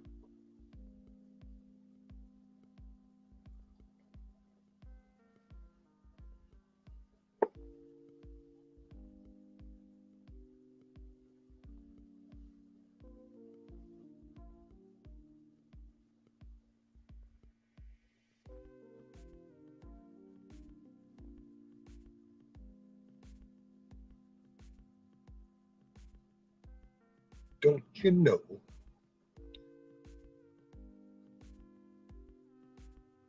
Then one day I started having chest pains and heart palps. Last I was ready, went to the yard, and my heart and lungs were fine. Cut caffeine out, and it stopped. I wonder, though, was there anything else, though, Katrina, with that, like the coffee, or was, like, did you just drink straight black coffee and then you ended up with those issues, or was it a sweet coffee?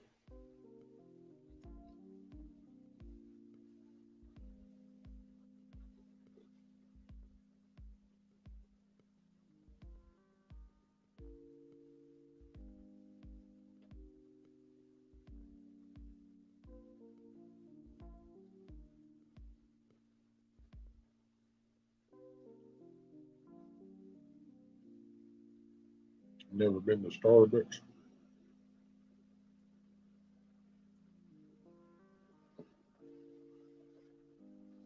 Oh.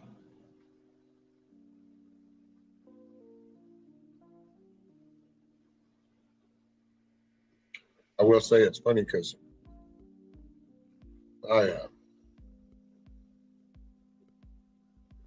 coffee, I can drink coffee from daylight to dark, wake up to sleep, no big deal. But then I can turn around and it don't make me go whizzing all the time or nothing.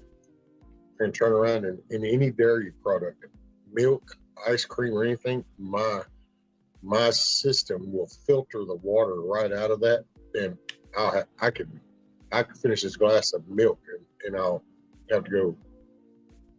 I don't know my body, but I can sit there and drink coffee. I'll drink 2 pots of coffee without having to do anything. Recipe always look in the manner. Tried to wrap my head around it. Would you explain it sometime? Oh, easy enough. So that statement says, what you are, it stands over you all the while. Basically, regardless of what you say to the contrary. So your actions speak louder than your words. You look at it that way. What you are stands over you all the while, and it thunders so that I can't hear what you say to the contrary. Your character stands above all. You can say that you're righteous, but your actions show just the opposite. That's what that saying's for. What you are stands over you all the while, and it thunders so that I can't hear what you say, which means your actions are so loud, I can't even fall for your verbal bullshit. There's Miss Nikki. Hey, we on a road trip, huh? I'm listening, but I heard you a while ago when we were loading up, put the link out, and I was like, well, y'all can take a trip with me, but go ahead. I'm listening. Okay. Yeah, TT wanted to ask me about my banner. And so that's where that comes from. And man, I've had that. It's been in my email signature for probably about 30 damn years, damn near. I've just and I forgot where that saying even came from. But I've always try to live by that, because your actions speak louder than anything. What you do and what you do, because what you do is who you are. What you say or don't say, that's an external. That's the shit you're choosing to put out. But the actions you take, that's your character's core. That's who you are. And so I've always liked that. It's like what you are stands over you all the while. It thunders, so I can't hear what you say to the contrary. And that's where that comes from. I think it's a good philosophy for everybody.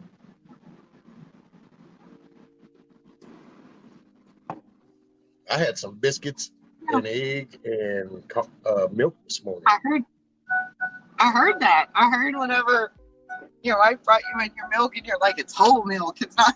I'm listening. I'm listening That's and it. multitasking. So, dude, I had to give both dogs a bath. Look, they're back there. Bella. Well, Sophie. They're excited. They get to go to the woods. So we've been, yeah, we're going out of town to Centerville. So what you and doing? then Okay. we'll be there next weekend. So that's cool. But yeah, no, I've been listening and commenting every now and then in between all my bath, their bath, my bath, everybody's bath. Everybody's loading up, going. So, yeah. Well, I was just sitting here chatting. I actually just been venting. I know. You've been venting all morning. It's nice. I like it. I know. I can't. Like I sat here and babbled for 5.5 hours. I All by know. myself. I know. Well, you didn't post the link till just a little while ago. I was listening to you from the beginning. Just saying. Morning, Jeremy. Hi, Jeremy. How's it going? Shoot you up. Yeah, we're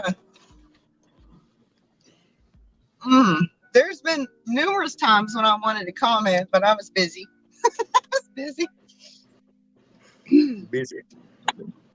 But I mean, I think at the beginning you had people all freaking out thinking, oh shit, this is like Rescue's last live. He's gonna up and quit his channel because I saw a couple of people asking, are you quitting? No, we got at least a week to go.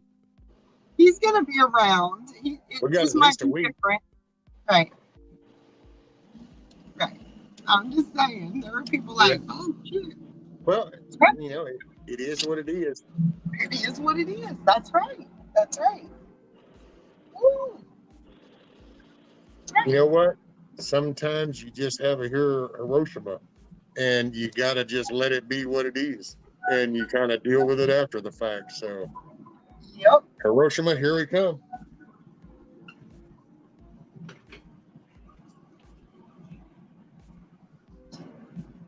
Oh man. Yeah, I'm gonna try to get out. I've got the hog panel stapled all in. I've got it trimmed down, so I've got it pretty much 2 good bows now. I'm gonna staple nail up against the thing, but I gotta say, there's a part of me I haven't fully made up my mind. I've even been thinking about jacking that up and cutting the legs off a little bit. Is this right or left?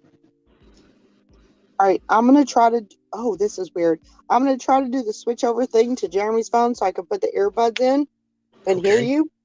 Okay. I've never done this before. Sorry, y'all. Oh my God. I know. See, you go ahead. No. That's fine. Make fun of me. This is my tech. Whatever's gonna happen. Oh my God. Look, she's getting pumped full of information. Oh, She put the earbud in. oh, She wow. plugged into the system. Computer, download all information. Okay. That's the camera. I'm still on. You're still on that one. But that's This is Sorry, crazy. Rob, brother. I'm gonna turn that down. We're going to judge people by their words, but by their actions. That's it. I can hear myself. FYI, oh, Mama Red said, FYI, the drag story time got shut down. Canceled, mission accomplished. Oh, cool. That was the one in Ohio, Mama Red? That's cool. Hell yeah.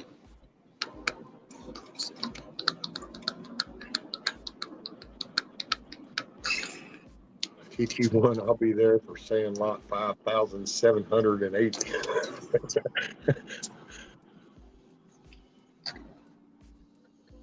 Well, I mean, and I am being honest. I will say till I know next weekend. Sorry.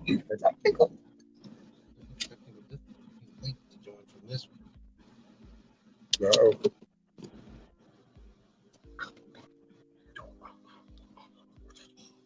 Oh, there she goes. Whoop. Whoop. There she goes. Speaking of T1, I didn't know that was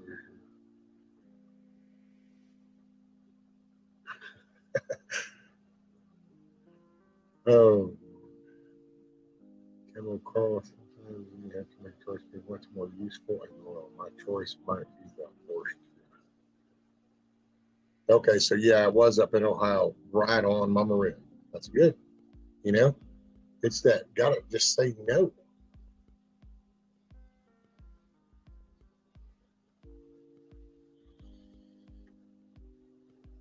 The song I didn't know by Lenny Williams.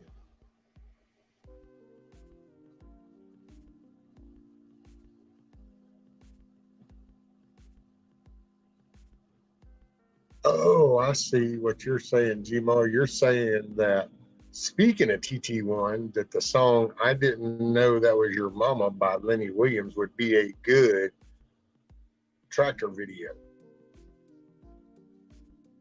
Gotcha. Dang, aren't you kind of needy, Nikki? All right, here we go again. Dang. I'm just picking.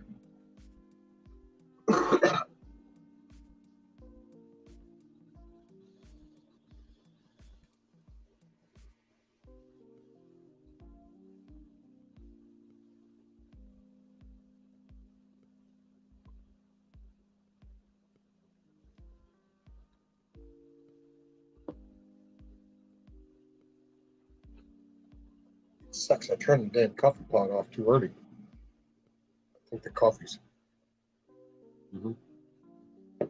gonna have to go nuke that bad boy.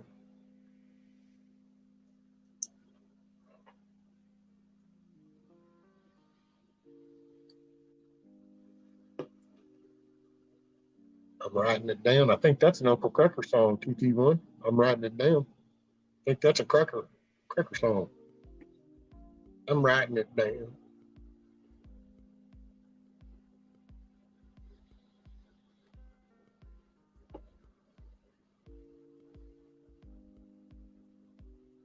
By the way, I brought it up earlier, and I don't know how many people caught that, but there is trying to be a merger between Kroger's and Albertsons. Kroger's trying to pull up Albertsons and merger that. And the Trade Commission ain't a big fan of that. It's kind of monopoly stuff. So, just so you know what's happening. I want to think of an easy way to bring stuff to people's attention. That would be useful.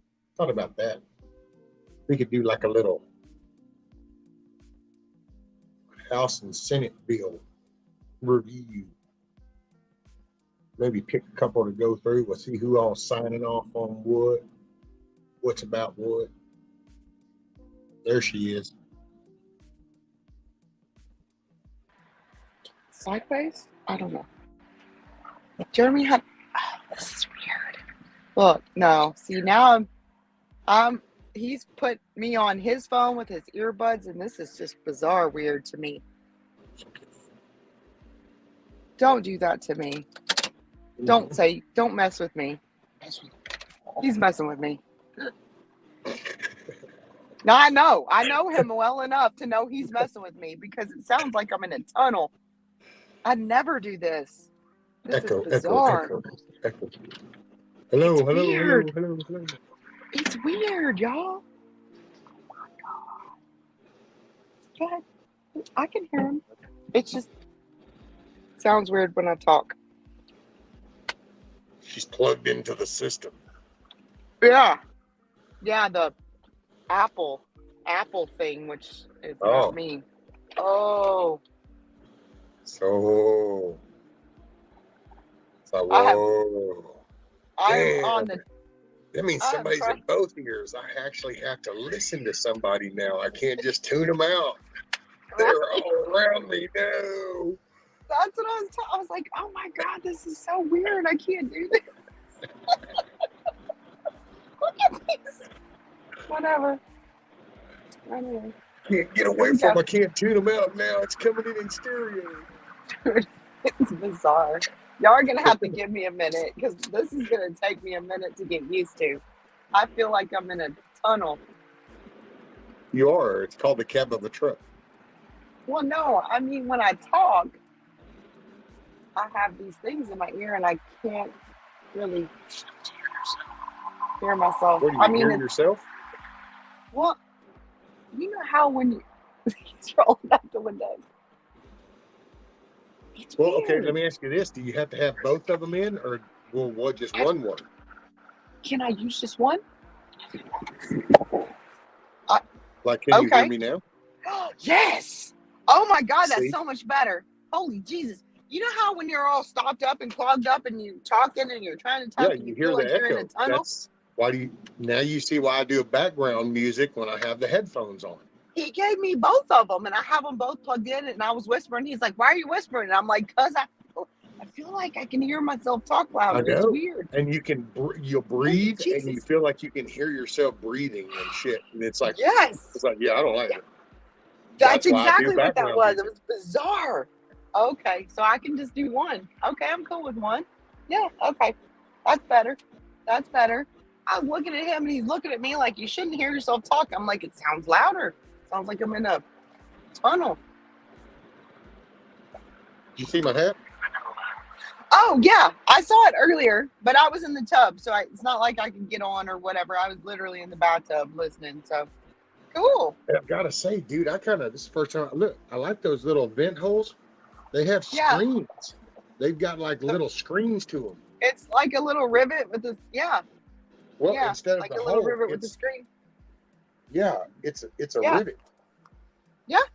it's a You rivet can with a see little to them, screen. and it's like then no mosquitoes can get up in there. Right, right. Dude, mosquitoes were biting me yesterday on the porch. It's fucking December, and mosquitoes were biting me yesterday or this morning when I was out. This morning they were biting me on the porch. Stupid. Big chap said next Nikki will be trying out the virtual porn. Oh no. But you know what I did? I did do that. What is it called? Oh, he can't hear because I got the ear thing in. A nephew last Christmas that virtual gaming thing. You put Oh it yeah, on and you can play games and do all this. I tried that out last year. Oh, it cut out. That was bizarre to me. See, that's crazy to me. I'm not now I doing will virtual say porn.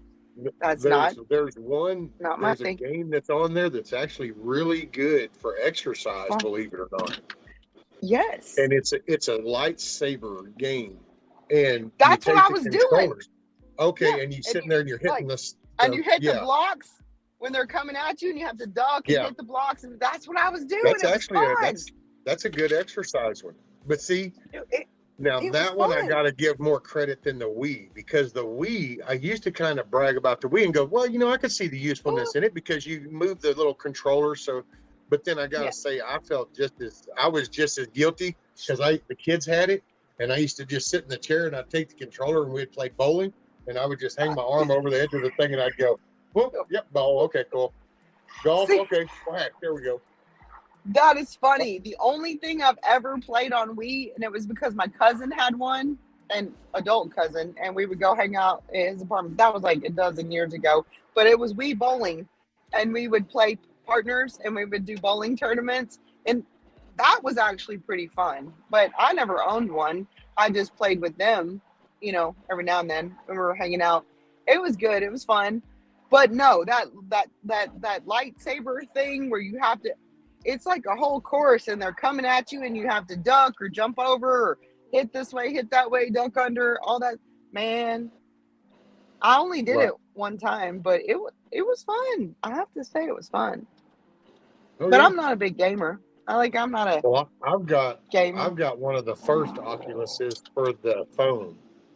When they first came up with the Oculuses, you would put your phone in it, and then you could do the app, and it would turn the phone into the VR Oh, stuff. So you could do that. Of course, now with the whole new Oculus and the new stuff, you get the whole external setups with the sensors.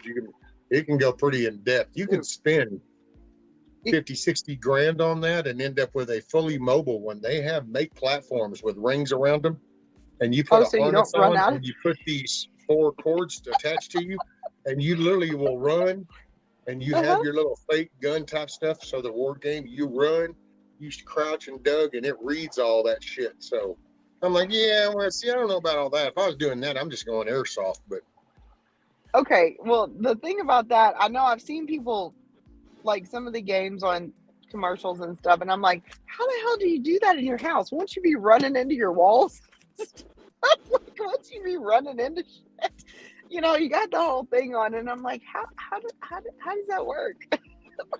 they do. They got these big ass platforms, and they have like big roller platforms on them. So as you run, it moves, and it's got a ring around it that'll kind of keep you in towards the center of that. And you just run, you turn, it spins, it'll do it. Oh yeah. I mean, I could see but they've got flight simulators the same way. They've got tank simulators that are actually in the turret of a tank, and it's got the shocks, and you can sit there and you're feeling the rumble. You can feel it, if you got the money. Can feel it. Yeah. That's what I was saying earlier. When people, way back in the day, all the cool shit was from out of Department of Defense or some big ass agency. Nowadays, oh no, we got millionaires all over from the lotteries and shit. So there's all kinds of people that come up with shit. Yeah. Hey, can you see chat at all? I cannot. I guess I could on my phone. Hang on. Now that I'm on Jeremy's phone, I guess I could. Can you? I guess now that I'm on his phone, I could see it if he pulled it up on my phone. I know this is new to me. This is bizarre. I've never used one of these, y'all. YouTube, you ought to be able to pull up like your YouTube on your phone and then just mute it. Yeah, that's what he's doing. Well, good, because I was going to see if you'll look at chat and give me a couple of minutes. I'm going to go nuke this cup of coffee. Plus, I need to visit the latrine. Okay, cool. Yeah, I got it. Oh, I see. I got Echo, TT1, Big Chap, Bonnie, Camo, or Carl. Camo. The Carl, Gmo. Of course, Gmo's still here. Everybody that was here earlier when I was multitasking. Yeah, go. I will be right back. I'm good.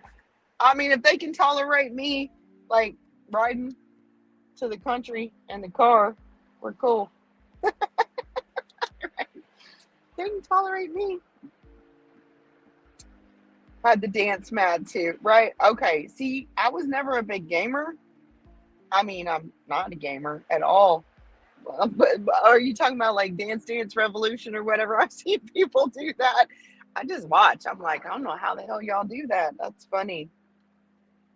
I got my nieces a weave for Christmas. Put a hot spot in filled with and juicy fruit gum. They were so excited to do that. 100 pounds of gum until the little one saw them. Oh, that's funny, G-Ma. That's funny. Oh my goodness. Yeah, the only thing this is hilarious. The only thing I ever played on me was the bowling. And like I said, years ago. We would go over to my cousin's house and have like a 2-on-2 bowling tournament. So that was cool. I've never actually bought a game system. Jeremy has. What do you have? What's it called? Xbox One. He's got an Xbox One. And then, of course, what I did play not long ago was a game of Frogger on the original Atari that he got online. So that was cool. That brought me right back to when I was like 8 or 9 years old playing Atari. Frogger was my favorite game. What about y'all? You have a Wii system, several games a week. See? We fit, right? That's what Brian was saying earlier. Like, me too. Carl, man, in the you said 70s. It might have been late 70s, early 80s. I had a good Atari, and Frogger was my favorite game of all time. I played Pac-Man, Mrs. Pac-Man, Asteroid, Centipede. I don't remember, but man, Galaga. Okay, I remember that one too. Okay, we get a beer. Okay, cool. But for some reason, Carl. Oh my gosh. Okay, all right. Okay, here we go. Carl. Way before Atari ever came out, I got you on Pong. I mean, not I got you. Like, I understand. Man, at the lake house on Lake Livingston, it was like a weekend place. And when mom and dad bought it, they left a TV and they left a game system. Well, I say game system. It wasn't a game system. It was just Pong. And I would sit in their bedroom at night and play Pong. And it was just like bloop, bloop, bloop. And the more you went, the more bloop, bloop, bloop, bloop, bloop. And it got faster. Yeah, most people don't even know what Pong is. Man, I spent hours playing Pong. And our grandkids, like my grandkids, well, my oldest one's 7. So he would be so bored with Pong. Whenever Jeremy ordered that game system or got the Atari or whatever, bought the Atari, and Benton was over for the first time, my oldest grandson, who's 7 now, and we handed him the controls and he was like, okay, this is how you do it. He played one game and got so frustrated because he was so used to Fortnite and I don't know, all of that stuff, everything else. He spent like 5 minutes and told us that it was hard. He was like, this is too hard. Literally, an Atari, like an old school game system. The 7-year-old was like, Papa, this is too hard. I was like, oh my God, that's so funny. That's so funny. Because I don't know, that control they have now where there's all these buttons that I have no idea what to do with, and you give him an old school Atari and he's like, this is too hard. And welcome to my world. It's got a joystick and a single red button. Oh my God, how do I do this? Like it. Shoot, move, shoot. Yeah, I don't know. I can't. That's why I can't do the new ones. I'm glad you're back. I was trying to listen, but I got off on a tangent because we started talking about Pong and game systems, and that's cool. I'm just saying, like Pong, bloop, bloop, bloop, bloop, bloop, bloop, bloop, bloop. Eventually, it ends up being really fast. It's awesome. Hell yeah.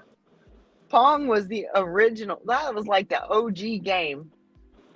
I loved it. The original black console that had the 2 round knobs on each side, and you would sit and share the paddle and just turn, and do, and it's like, oh man, this is so cool. Check this out. Right. It's on TV. I'm glad you don't have young people on your channel because they'd be thinking we were crazy. I'm glad most people here are old enough to be like, okay, y'all aren't so crazy because, oh, Jesus. Yeah. Little cray. Riri. Well, I can't say that too loud, otherwise I'm going to end up with a lap of fur. I know. Sorry. I won't say it. Look, mine are back there. They're like, look, she just went straight, like, she's like, yeah. She hops in, curls up, and she's like, yeah, we're going down. Now Rudy going down the road, Rudy would be standing up on the center console between y'all, looking out the windshield. Now, y'all are stopped. Okay, see, now Rudy would be outside that window, looking outside that window right now. You come to a stop or doing under 40, 45, Rudy got to get out the window. Dude, he loves it. And then, you know what? It's so funny, too, because sometimes Charlotte looks at people and she's like, what y'all looking? What are you looking at me? Don't stare at me. And I kind of have to go, the dog. Looking at Rudy. And it's like, oh, they're looking at the dog. People be like, right. And she's like, this is weird. It's like, yeah. She wants to be up here, but she knows she's not supposed to be up here. Just saying. She wants to be. Echo says Shito has a Pac-Man in the box. What? The Pac-Man game in the box. Oh, Pac-Man game. Okay, yeah. All right. So a while back, months ago, when Jeremy got the Atari or whatever, and he got a bunch of games to go with that, and then he got what was it? Nintendo? Was it a Nintendo? I don't know. Anyway, he got the Atari for sure because I played Frogger, which is cool. But then he got some other game system. And then he's got a whole bunch of games to go with it. And then he hooked it up because he's got that. Well, I mean, from way back, not that many people in here, but he's got those like 3 screens up there in our room on his desk or whatever, like his gaming Monitors. console thing. Yeah, monitors, that thing. Because the first time I did a live, I was like, where the fuck am I supposed to look? I was like, that's his deal, not mine. He's the tech, I'm the like cook, whatever. So, but when he got the Atari and the whatever other system he got, Nintendo or something, anyway, he was like, this does not work well on the new TVs. So last time we went up to Centerville, which we're going back now, there was an old TV up there that had been up there for years, right? And so we went, and that was when the Astros were playing in the Yeah. So we went into town and we got a flat screen and we got like a smart TV thing, whatever, so we could watch it and he could stream it or do it through his phone or whatever. And we did that and we left that up there and he snagged that old ass TV. So he's gonna set it up in that center room and hook the Atari and everything up to it because it doesn't really work well with the new TVs. I don't know. I'm just saying. Yeah, the resolution. Okay, is that what it is? He was like, I need an old ass TV, and I was like, well, why don't we just take the one from Centerville and buy a new one? Okay, cool. So believe it or not, it works the same way even with the computers. You take some of these old ass games and you try to run them on a new computer, and it doesn't like it because it's so old that it's like, oh well, I don't go that far back, and you have to run it. You have to run it in the old mode in order to get it to go into compatibility mode, so it'll. Because some of that old resolution, dude, was shit like 640 by 480, which was just block shit, you know? Right. The little. Yeah, see, we don't do that shit no more. I mean, it's kind of like, put in perspective, you used to game at 640 by 480, and like most games are now at like 3,264 by 2164. So it's the resolution went from blocks down to itty-bitty grains of sand. Oh, okay. And so you take those old games and you go here, and it's like, man, I don't know how to make that big block. Right? It's kind of weird. You would think it would work just fine. I tried that actually. What was it? I think it was when NVIDIA first came up with the 1080 series, that whole the 10 series. And I went to play some old games, and it didn't like that shit at all. Yeah, well, that's what Jeremy said. He was trying to play some of that, and he was like, "No, I got to get an older TV." And I was like, "What?" He's like, "No, this is not working." On computers, you can run an emulator on a computer, and it'll emulate then the resolution. Like that's how I can play Earthworm Jim. I play Earthworm Jim on the PC. Earthworm. I think my son used to play that. That's funny. I have to. No, it's too hot. That was the one of them. And he'd come out and be the whip. Oh my God. Uh-oh. It's too hot. Oh, I know. It's like 75 degrees or some shit. Yeah, it was cool this morning, but damn, we stopped at the gas station to get gas and ice and stuff, and holy shit, man. It's too hot.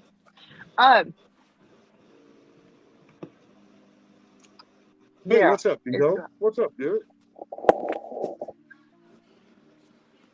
Mr. Matthew, you have a great day if you're still here. Sorry, I wasn't looking at the chat, y'all. No, you're good. I just happened to look up and it's... Dude, y'all got me on old school games. I will play some Frogger, but I'm not like, what is he? Frogger was cool, man. Frogger was my shit. Yeah. That was my jam when I was like 8 or 9 years old. That was great. Like, that was... Hell yeah, man! That was a mission to get across that creek, dude. I didn't give a shit. Come hell or high water, I've got to get over there. I know, me too. And then it got faster and faster and faster, and I was like, "Oh shit!" It was great. All right, I think we're. Oh, he's taking off his sweatshirt too. See, it's. Hell yeah, 75 degrees out there. Sweating here because she's on live. So. No, you can turn it. Oh, There's no AC in this truck.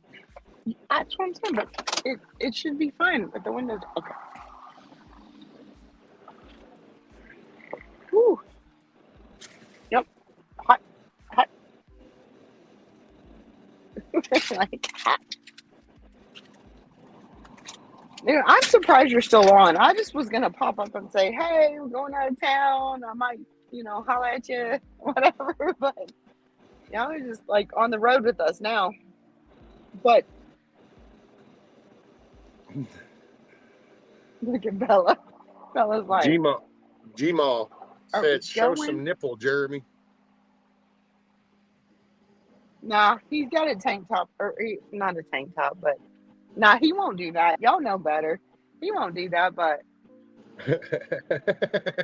look at him. He's like, Yeah. "Get that out of my face." He's like, get that he's damn like, thing off of me. yeah, he's like, mm-mm, mm-mm, mm-mm, mm-mm. Oregon Express, one of my all-time favorites. Oh, I know the Oregon Oh, Trail. that was that long game where you had to. It was like a Oh yeah, mission. man, that was. Yeah, you had your stack of disc, the floppies you'd have to Yes. stick in for the next one. It's like, oh shit, loading. Okay, next. Yes. I'm sorry. Well, it was blowing hot air in my face, so I turned it off when we were sitting. Yes, those were the days. Do you remember? I remember being in, was it junior high? No, I think it was like our freshman year in high school.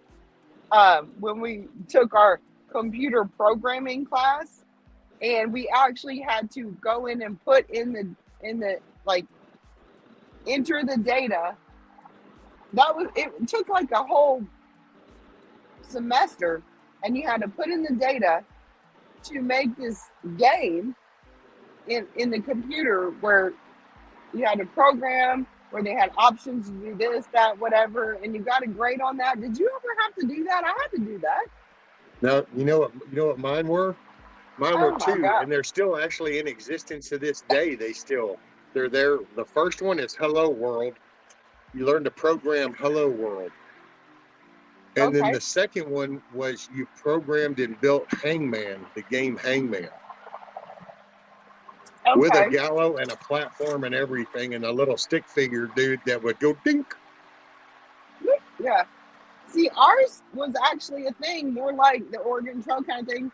It was a game where you had to go in, or you had to program it, and then you had to test it every now and then and fix your mistakes because you tried it, and it was like you had options to go this way or that way, and you had a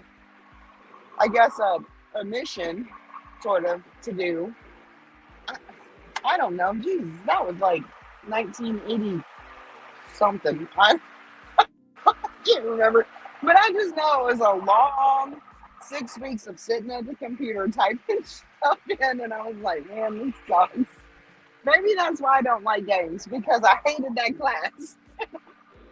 I don't know. That was a computer programming class, or I forget See, what I they didn't called even it. really do that. I didn't even do It that was stuff horrible. in school. I actually did that Horrible. stuff at home I because know. my Well, uncle worked for RCA in Tandy.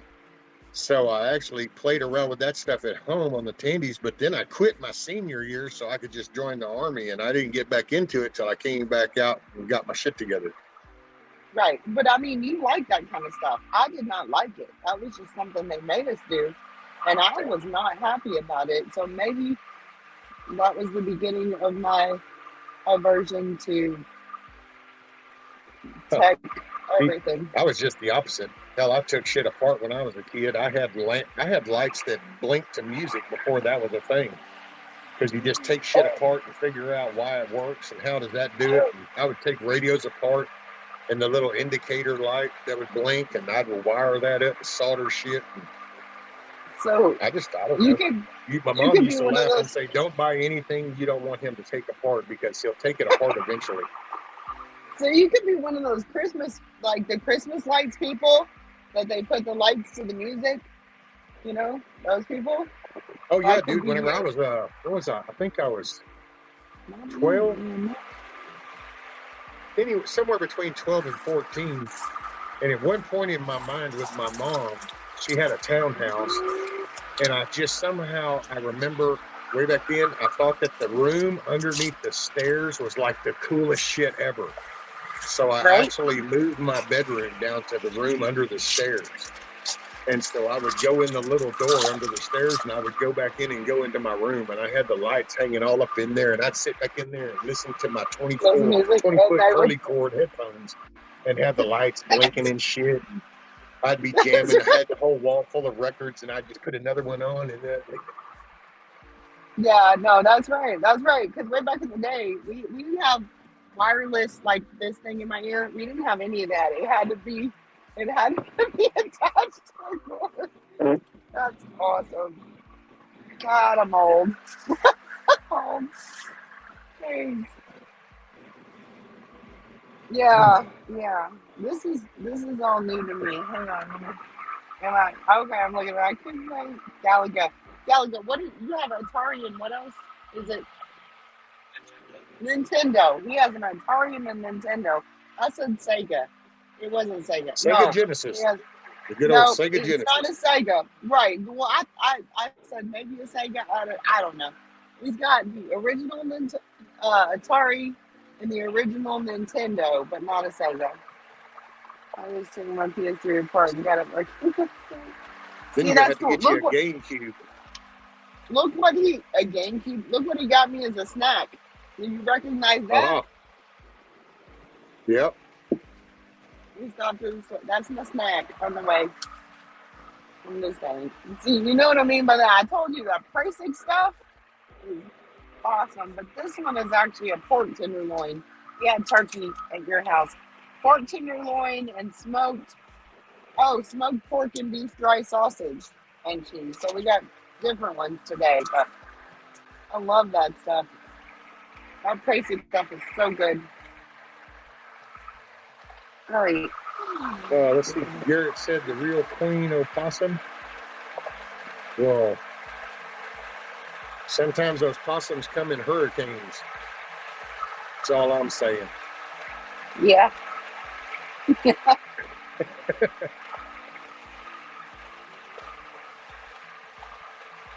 Oh, Gmall worked in an arcade. Okay, see, I'll look at the chat every now and then. Now that's funny. Gmall works in an arcade and she had to play for free. There is an arcade. Is it still going? The one in the Woodlands? There's an arcade. What's it called? I forget. Anyway, there's an arcade down in the Woodlands area that Jeremy and I, some years back, actually signed up for like a yearly thing for the arcade, right? Because we took the kids and everything when they were teenagers. And they had pinball machines. They had the old school, like the Galaga, the Pac-Man, all of that, all the pinball machines. Man, they had everything. It was crazy. And all the original stuff. And we took quite a few of all of our kids when they were teenagers there and just would spend a few hours. And then they didn't really sell food or anything there, but you could order pizza and get it delivered or whatever. They had like a little section where you could sit and eat. So you could either bring food or order pizza or something and like take a break, eat, hang out, and then go play all these games. Oh man. It was fun. It was good. It was good. I have to say, is that really loud? Is the wind noise loud to y'all? No. I've never done this. No? Okay. I have to say, I really suck at pinball. I mean, I can play pinball, but I'm not good at pinball. Pinball was never my thing. Like, I suck How at it. can you not be good at pinball? The ball rolls down and you hit a button and you go smack. Well, yeah, I know, but there's a strategy to it. The real pinball players do it. There's a timing thing, and they do it, and they know where it's going to hit and come. Well, yeah, that's what I'm saying, though. But that's not like, oh my goodness. Well, I'm saying I suck at it. All I'm saying is I suck at it. I'm not one of those people. Why? Why do you suck at it? Why? Well, Are we there yet? most Are we there yet? All right, jackass. Because most of the time when I hit it, it goes around randomly and then it goes right in the middle where I'm hitting both flippers and nothing's hitting it. And I'm like, well, clearly I suck at this. Because I believe there's legitimately a strategy, right? I think so. But Well, yeah, I haven't but figured it out. it's not really a Whatever. strategy per se, because it doesn't No, take a I lot to connect the think so. dots, but you just need to practice more. That's what it is. Okay, well, I didn't practice. Okay, that's what I'm saying. I was not a what? Okay, come on, You got Gmo. to There's hold a your song for mouth in that. just the right position. Hang You on. got to kind of twinch your eye Stick your just tongue right. out. Mm-hmm. Yep. Stick You your got to tongue make the out. right sound effect and the right Mm-hmm. hip twist Sit down. as shit's doing. Just don't hit the machine too hard, otherwise you tilt. Come on, Gmo. There's a song for that. Something about pinball. What's the song? Come Pinball on, Wizard. chat. There you go. Let's hear that. Why don't you play that for us? I'm kidding. I'm joking. You don't have to. I'm joking. Everything registers as a song in my head. I'm like, there's a song for that. Bella's got her butt on the seat and her paws down on the gun. Bella's Right? like, you see what I mean? Like she wants to be up in the middle, like you said, Riri on the center console. She wants to do that, but she knows she can't. Like if she gets all the way up here, we're gonna be like, Look at her face. Like, I just want to look out the windshield. I just want to look out the windshield. Yeah, something like that. She knows better than to get all the way up here, though. It's funny. I know. Uh-oh. What? Billy said, wrote a song about want to hear it. Sounds like what? Here it goes.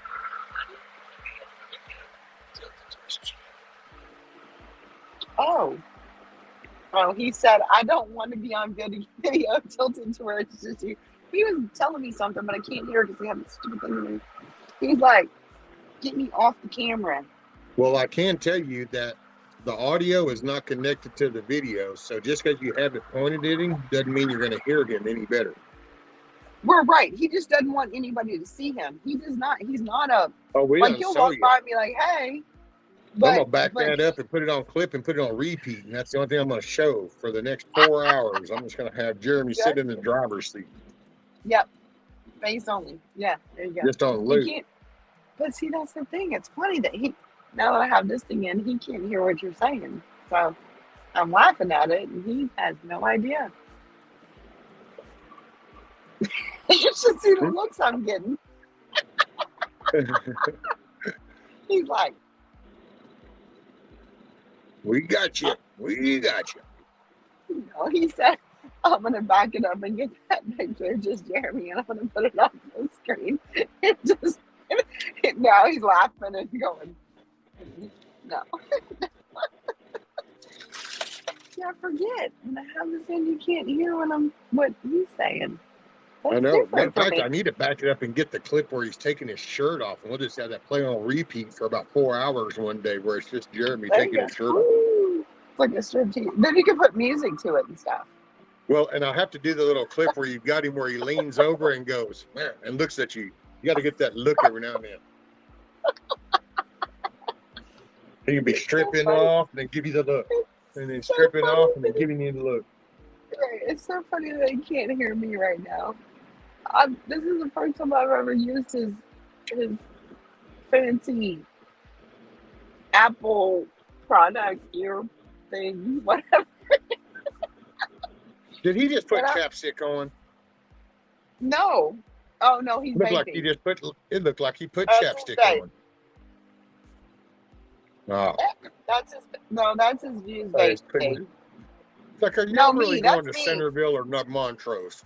No, that's me. Montrose. No, that's me. I always have chapstick in my pocket, by God. Always. Like, you won't find me without chapstick or Burt's Bees or something. But no, he's vaping. He vapes. It's a vaping thing.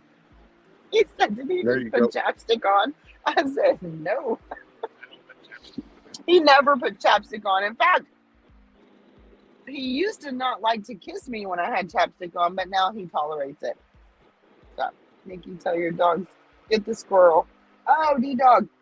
It's not my dogs that get... See, I just now looked at the chat. It's not my dogs that get the squirrels. It's Merlin, the cat. Caught a squirrel the other day. He didn't even kill the damn thing. He played with it for like 3 hours. And then I let the dogs out. And Sophie, the little one, went out there. And she was jacking with it. And I felt bad for the squirrel. So I picked it up. And it wasn't even dead yet. So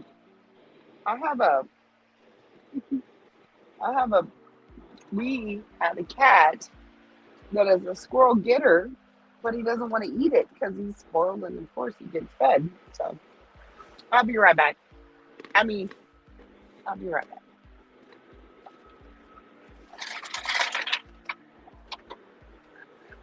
Okay. Oh yeah, it's a must, man.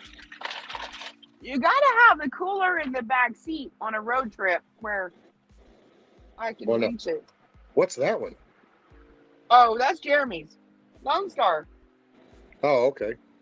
Mine's Coors Light. His is Lone Star.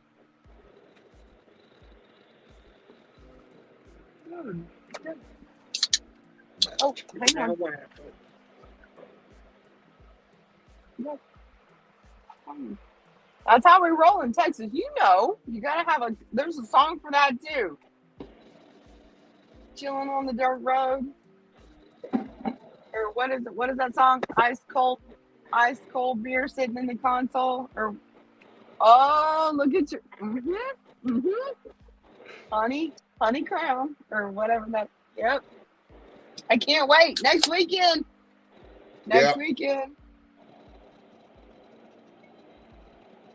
I'll do the last of my crown shot when y'all get here. Yep. I told Charlotte, though, there is one thing I don't know. I got to figure out a way to where I can lay down or something out there because I'm not used to doing that all day. Well, no, we can take breaks. Like when we get there on Saturday, we'll bring out the drum. I'll trim the brisket, season it up. We'll get it put on. Okay, I'll trim it the night before. He said trim it the night before. Okay, that's fine. But I mean, we'll get it out there. We'll get the drum set up. We'll throw the brisket on. I'll season it. We'll throw it on. And then we'll do whatever with the coop and hang out and do stuff because it's going to take about 5 hours to cook it. And I'll pre-make the potato salad and stuff like that and just have it in the cooler. You know, so we won't really have to be. So we'll just be hanging out. So we'll do hour long hanging out doing that. And then we'll eat and hang out. And then I guess you could turn it back on and do another live at night if we're just chilling, sitting out under the carport or whatever, playing music or whatever. And then shut it off and we'll all sleep. And then the next morning, if there's anything else that needs to be done to the coop, we'll do that. And right? Yeah. That'll work. Yeah. I mean, we can chill out under the carport or that, or next to it or whatever. I mean, don't stress over it. It is what it is. We'll do it or we're gonna do it, but you can We'll do it or we won't. Or not, right? I'm just saying, we're doing what we're doing, regardless.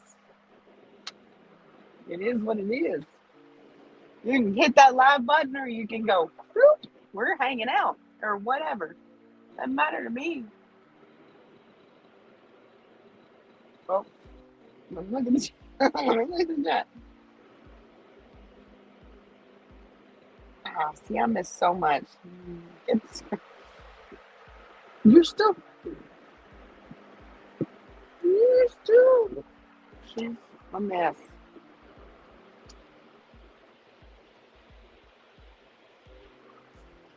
Hoorah. Yeah, I gotta tell you, I mean, I'm a lot longer than I ever thought I was gonna be when I started this. This was supposed to be like maybe an hour-long thing, and at first I was even thinking about just doing a video. But then I thought, well, no, I'll go live in the morning for an hour or two. And then I know 6 hours later. You said that, but Okay, look, there's Sam Houston. Can y'all see that? There's the big man.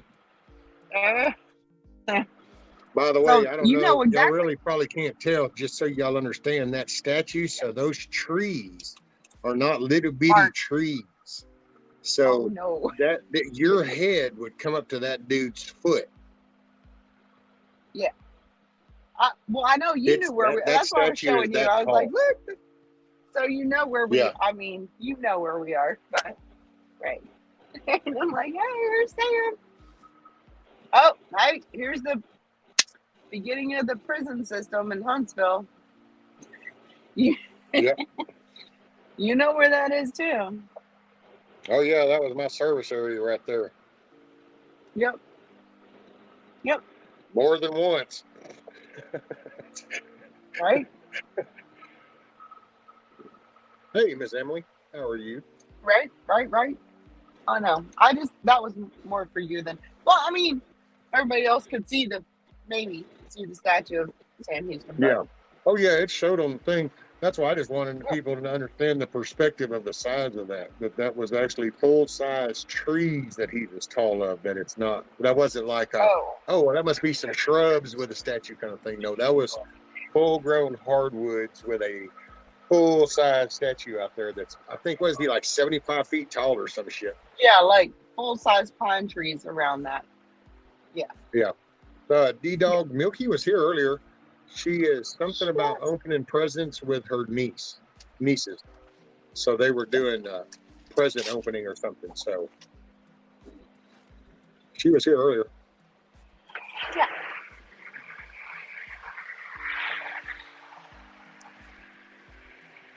Really down. Billy said, "Look at them guns on Jeremy. Sun's out, guns out."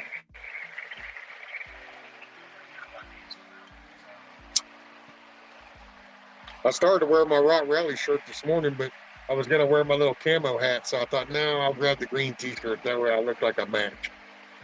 My fashion statement. Right? A fashion statement. Yeah, because we're all about fashion in Texas. That's it. I mean, sure. No, it's a joke. He's like, not me. I couldn't care less. Clearly, we're being sarcastic. He's like, no. Oh, you got Gail's. I mean, there has been a couple of texts. Okay, hang on. I got to give the phone back to him so I can look at his text. There's text messages coming in. I think that said Aunt Gail. And here, I'll turn the camera off. That way he ain't got to worry about it.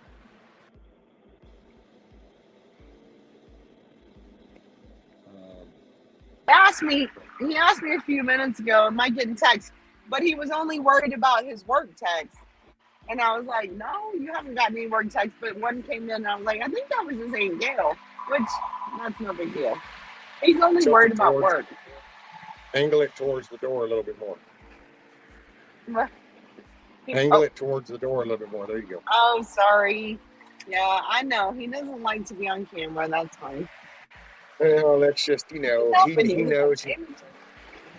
He's just too handsome. He'll drive all the ladies crazy. He didn't want you stressing over it. That's what it is. No, he just doesn't want to be on camera. And that's fine. I get it. I just don't care.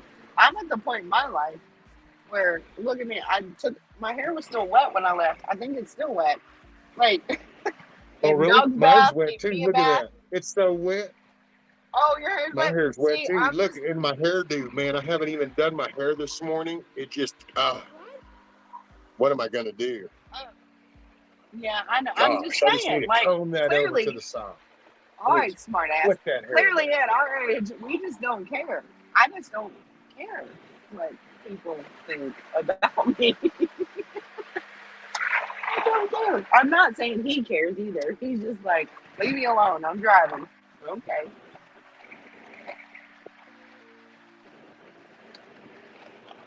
Whatever. But Bella's just chilling. Bella's like, she's all laid up in the seat with one foot down. Like, when are we going to get there? When are we going to get there? She's so ready. I know. I'm ready. Cat said, rescue woke up like that. That's it. I went to sleep. I had a head full of hair, and somewhere along the night, I had a nightmare, and it all got scared, and it ran south, and now I got a damn chin full of hair.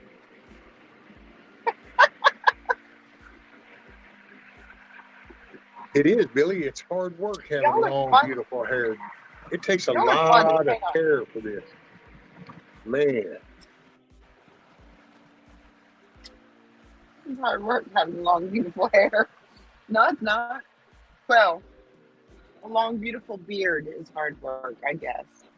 Jeremy says yes. He used to have a long beard. But no, my hair is long.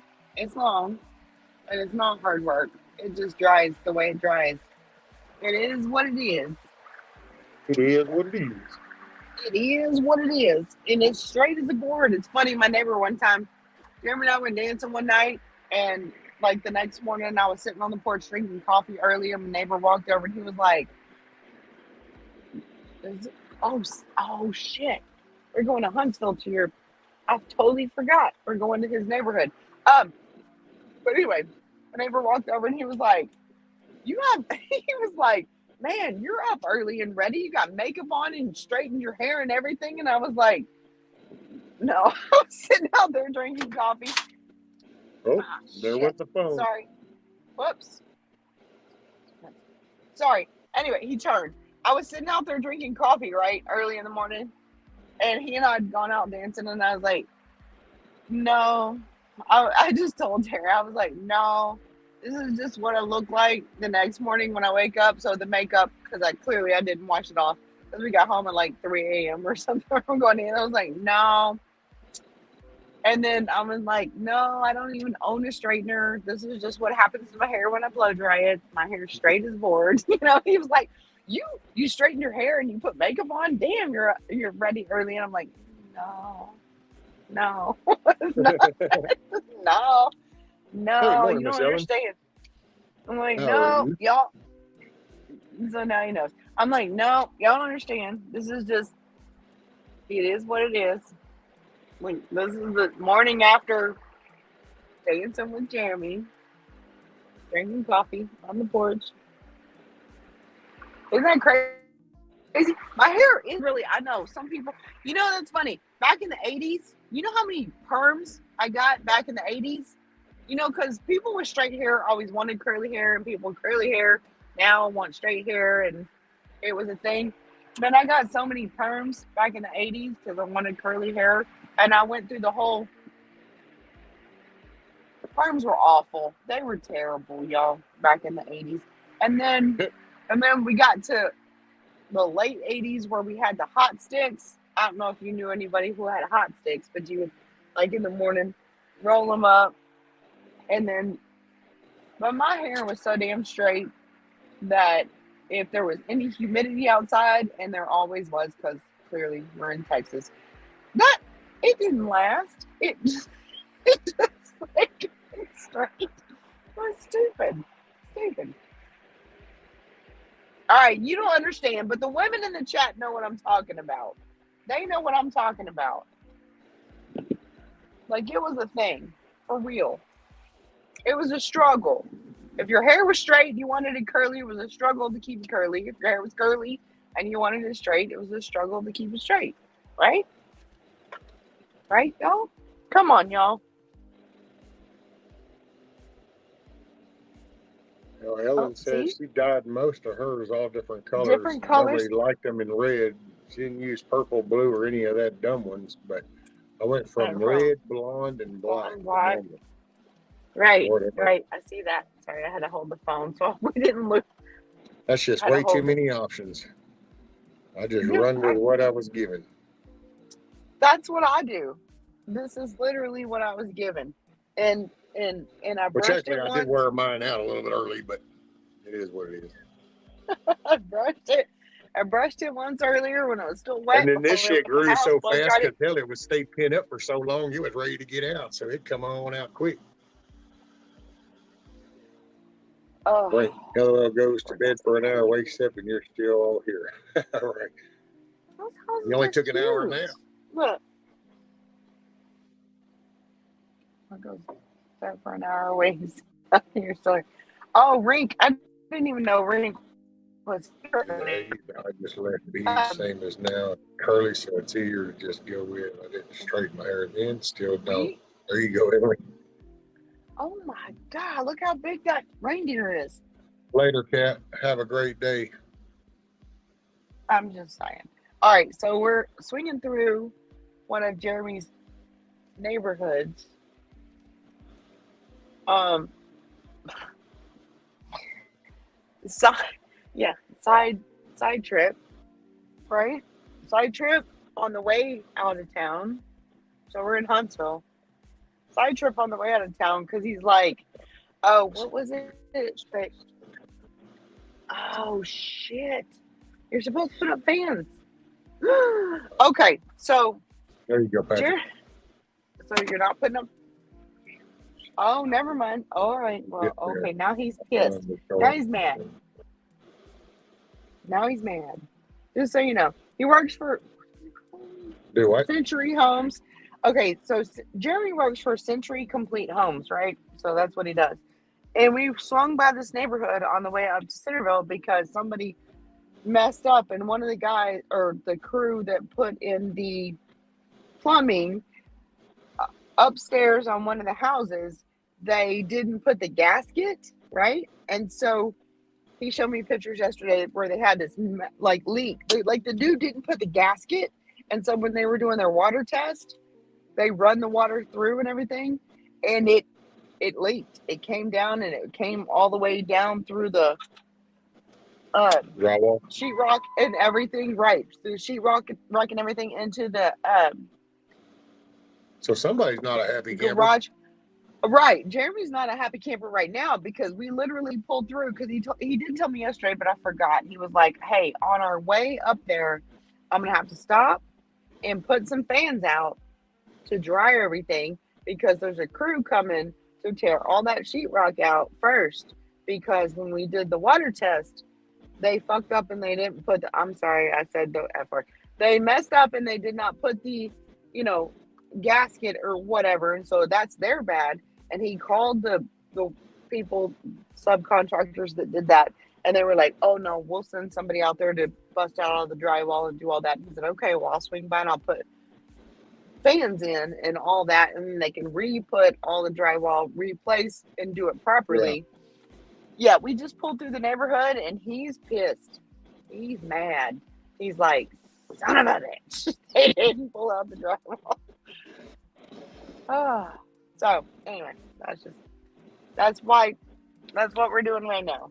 Now he's over here driving around the neighborhood and he's pissed and he apparently something's not right about this other house either. So I'm gonna have That's it. Black Watch, a 5-cent gasket, thousands of dollars in repairs. Yep. I'm gonna have an angry Jeremy for a gasket. Literally, it was an upstairs bathroom gasket install. They just literally didn't put the gasket in, and that's what made it leak. So I'm gonna have an angry, grouchy Jeremy for. He said, "No, I'm fine," but I'm telling you what, come Monday morning, he's gonna be.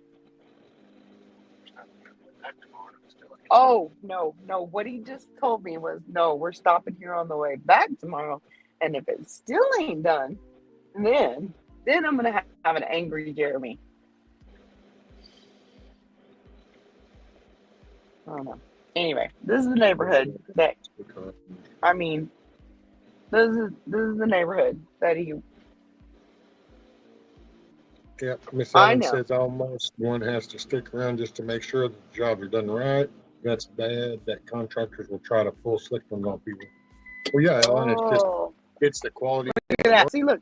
And it's the desire to do a good job and having that drive. And you got people now that's not their first thought. All they want is the dollar sign. They don't actually look at the quality of the job.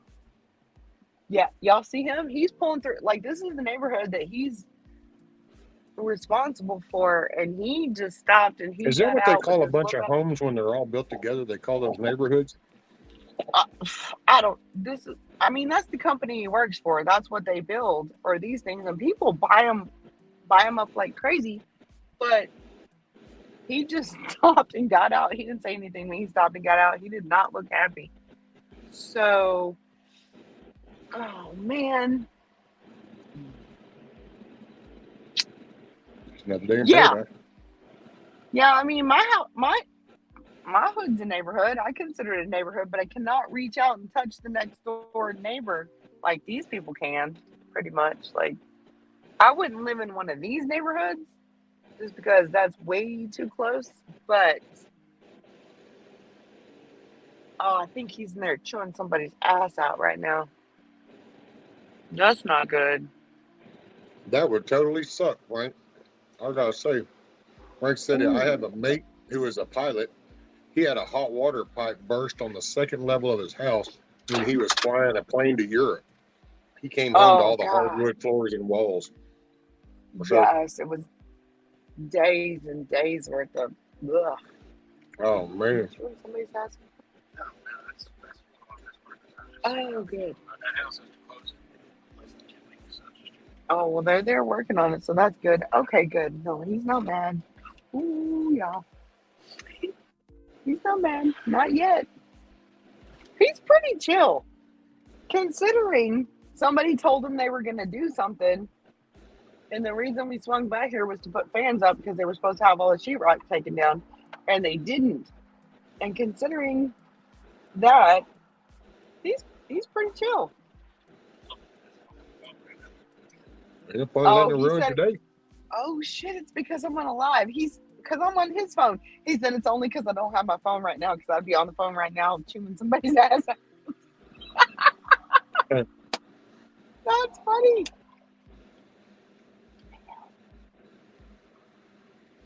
You want your phone back? I can get right back on my phone. Well, give him his, I'll and do it's it. been 6.5 hours. I might just go ahead and call it.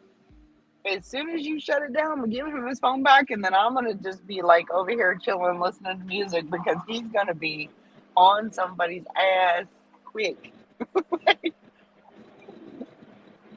Whoa. Well, yeah. I think I might call it. Is anybody else live on YouTube or something? Anybody look or notice? Or anybody else is going to go live or what? But yeah, I think I'm going to call it. It's been 6.5 hours. Double dog. That's Wait, Jeremy. 5.5 hours longer than I thought. That's funny. Sorry, D-Dog. That's because he convinced me to use his phone and his like little earpiece thing. When Jeremy talks, he sounds like Charlie Brown's teacher. Wah, wah, wah, wah. Well, I mean, he didn't do the wah, wah, but I get it. Like, we're old enough to know. It's because it's in my ear, right, on this side. So, y'all can't really hear him. Oh, that'd be cool, right? Well, if Mrs. Rank goes live, just be sure and let me know when, and I will be there, sir. Guarantee. Guarantee. You talk like you're from Louisiana. Talk like you're from Louisiana. I guarantee. Guarantee. Mm. Oh, man. Oh, All right, so I'm gonna get off of here and give him his phone back so he can chew some people out, and we're about to get right back on 45 and head to the woods. And hell yeah, and I will see you soon. yes, ma'am. I'll I'll talk. let you see. I will talk. Right, I'll talk to you next week, but I will definitely see you next weekend. So, but Yes, ma'am. I'll talk to you before then. All right, You bye, got it. y'all. Bye, Nikki. Y'all be careful. Yes, sir. All righty, everybody. Yeah. I think I'm gonna call it. And I will see y'all Monday morning. Be working on the chicken coop next week. So we got next week to knock stuff out. Got next weekend for the chicken delivery and the raising of the Clucking Alamo. And so y'all make it a good day. Make it a good weekend. You're in the driver's seat. You're holding the steering wheel. So you make it a good day. You know, don't fall for negative shit. Don't listen to the negative shit. Just move on. Try to get you a good day. Try to get you a good weekend in.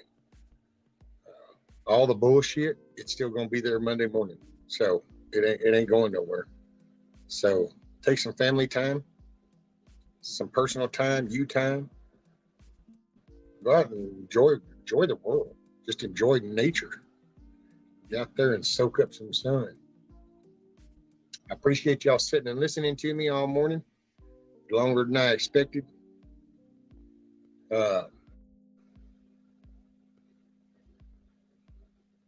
Just I don't know. Like I said, I'll be here, I know, until next weekend, and we're just going to see. I've got a lot on my mind, just see kind of what's up, because playing all this shit just ain't my thing. So we'll see where it goes. But I appreciate y'all. Want y'all to make it a good day. And smile.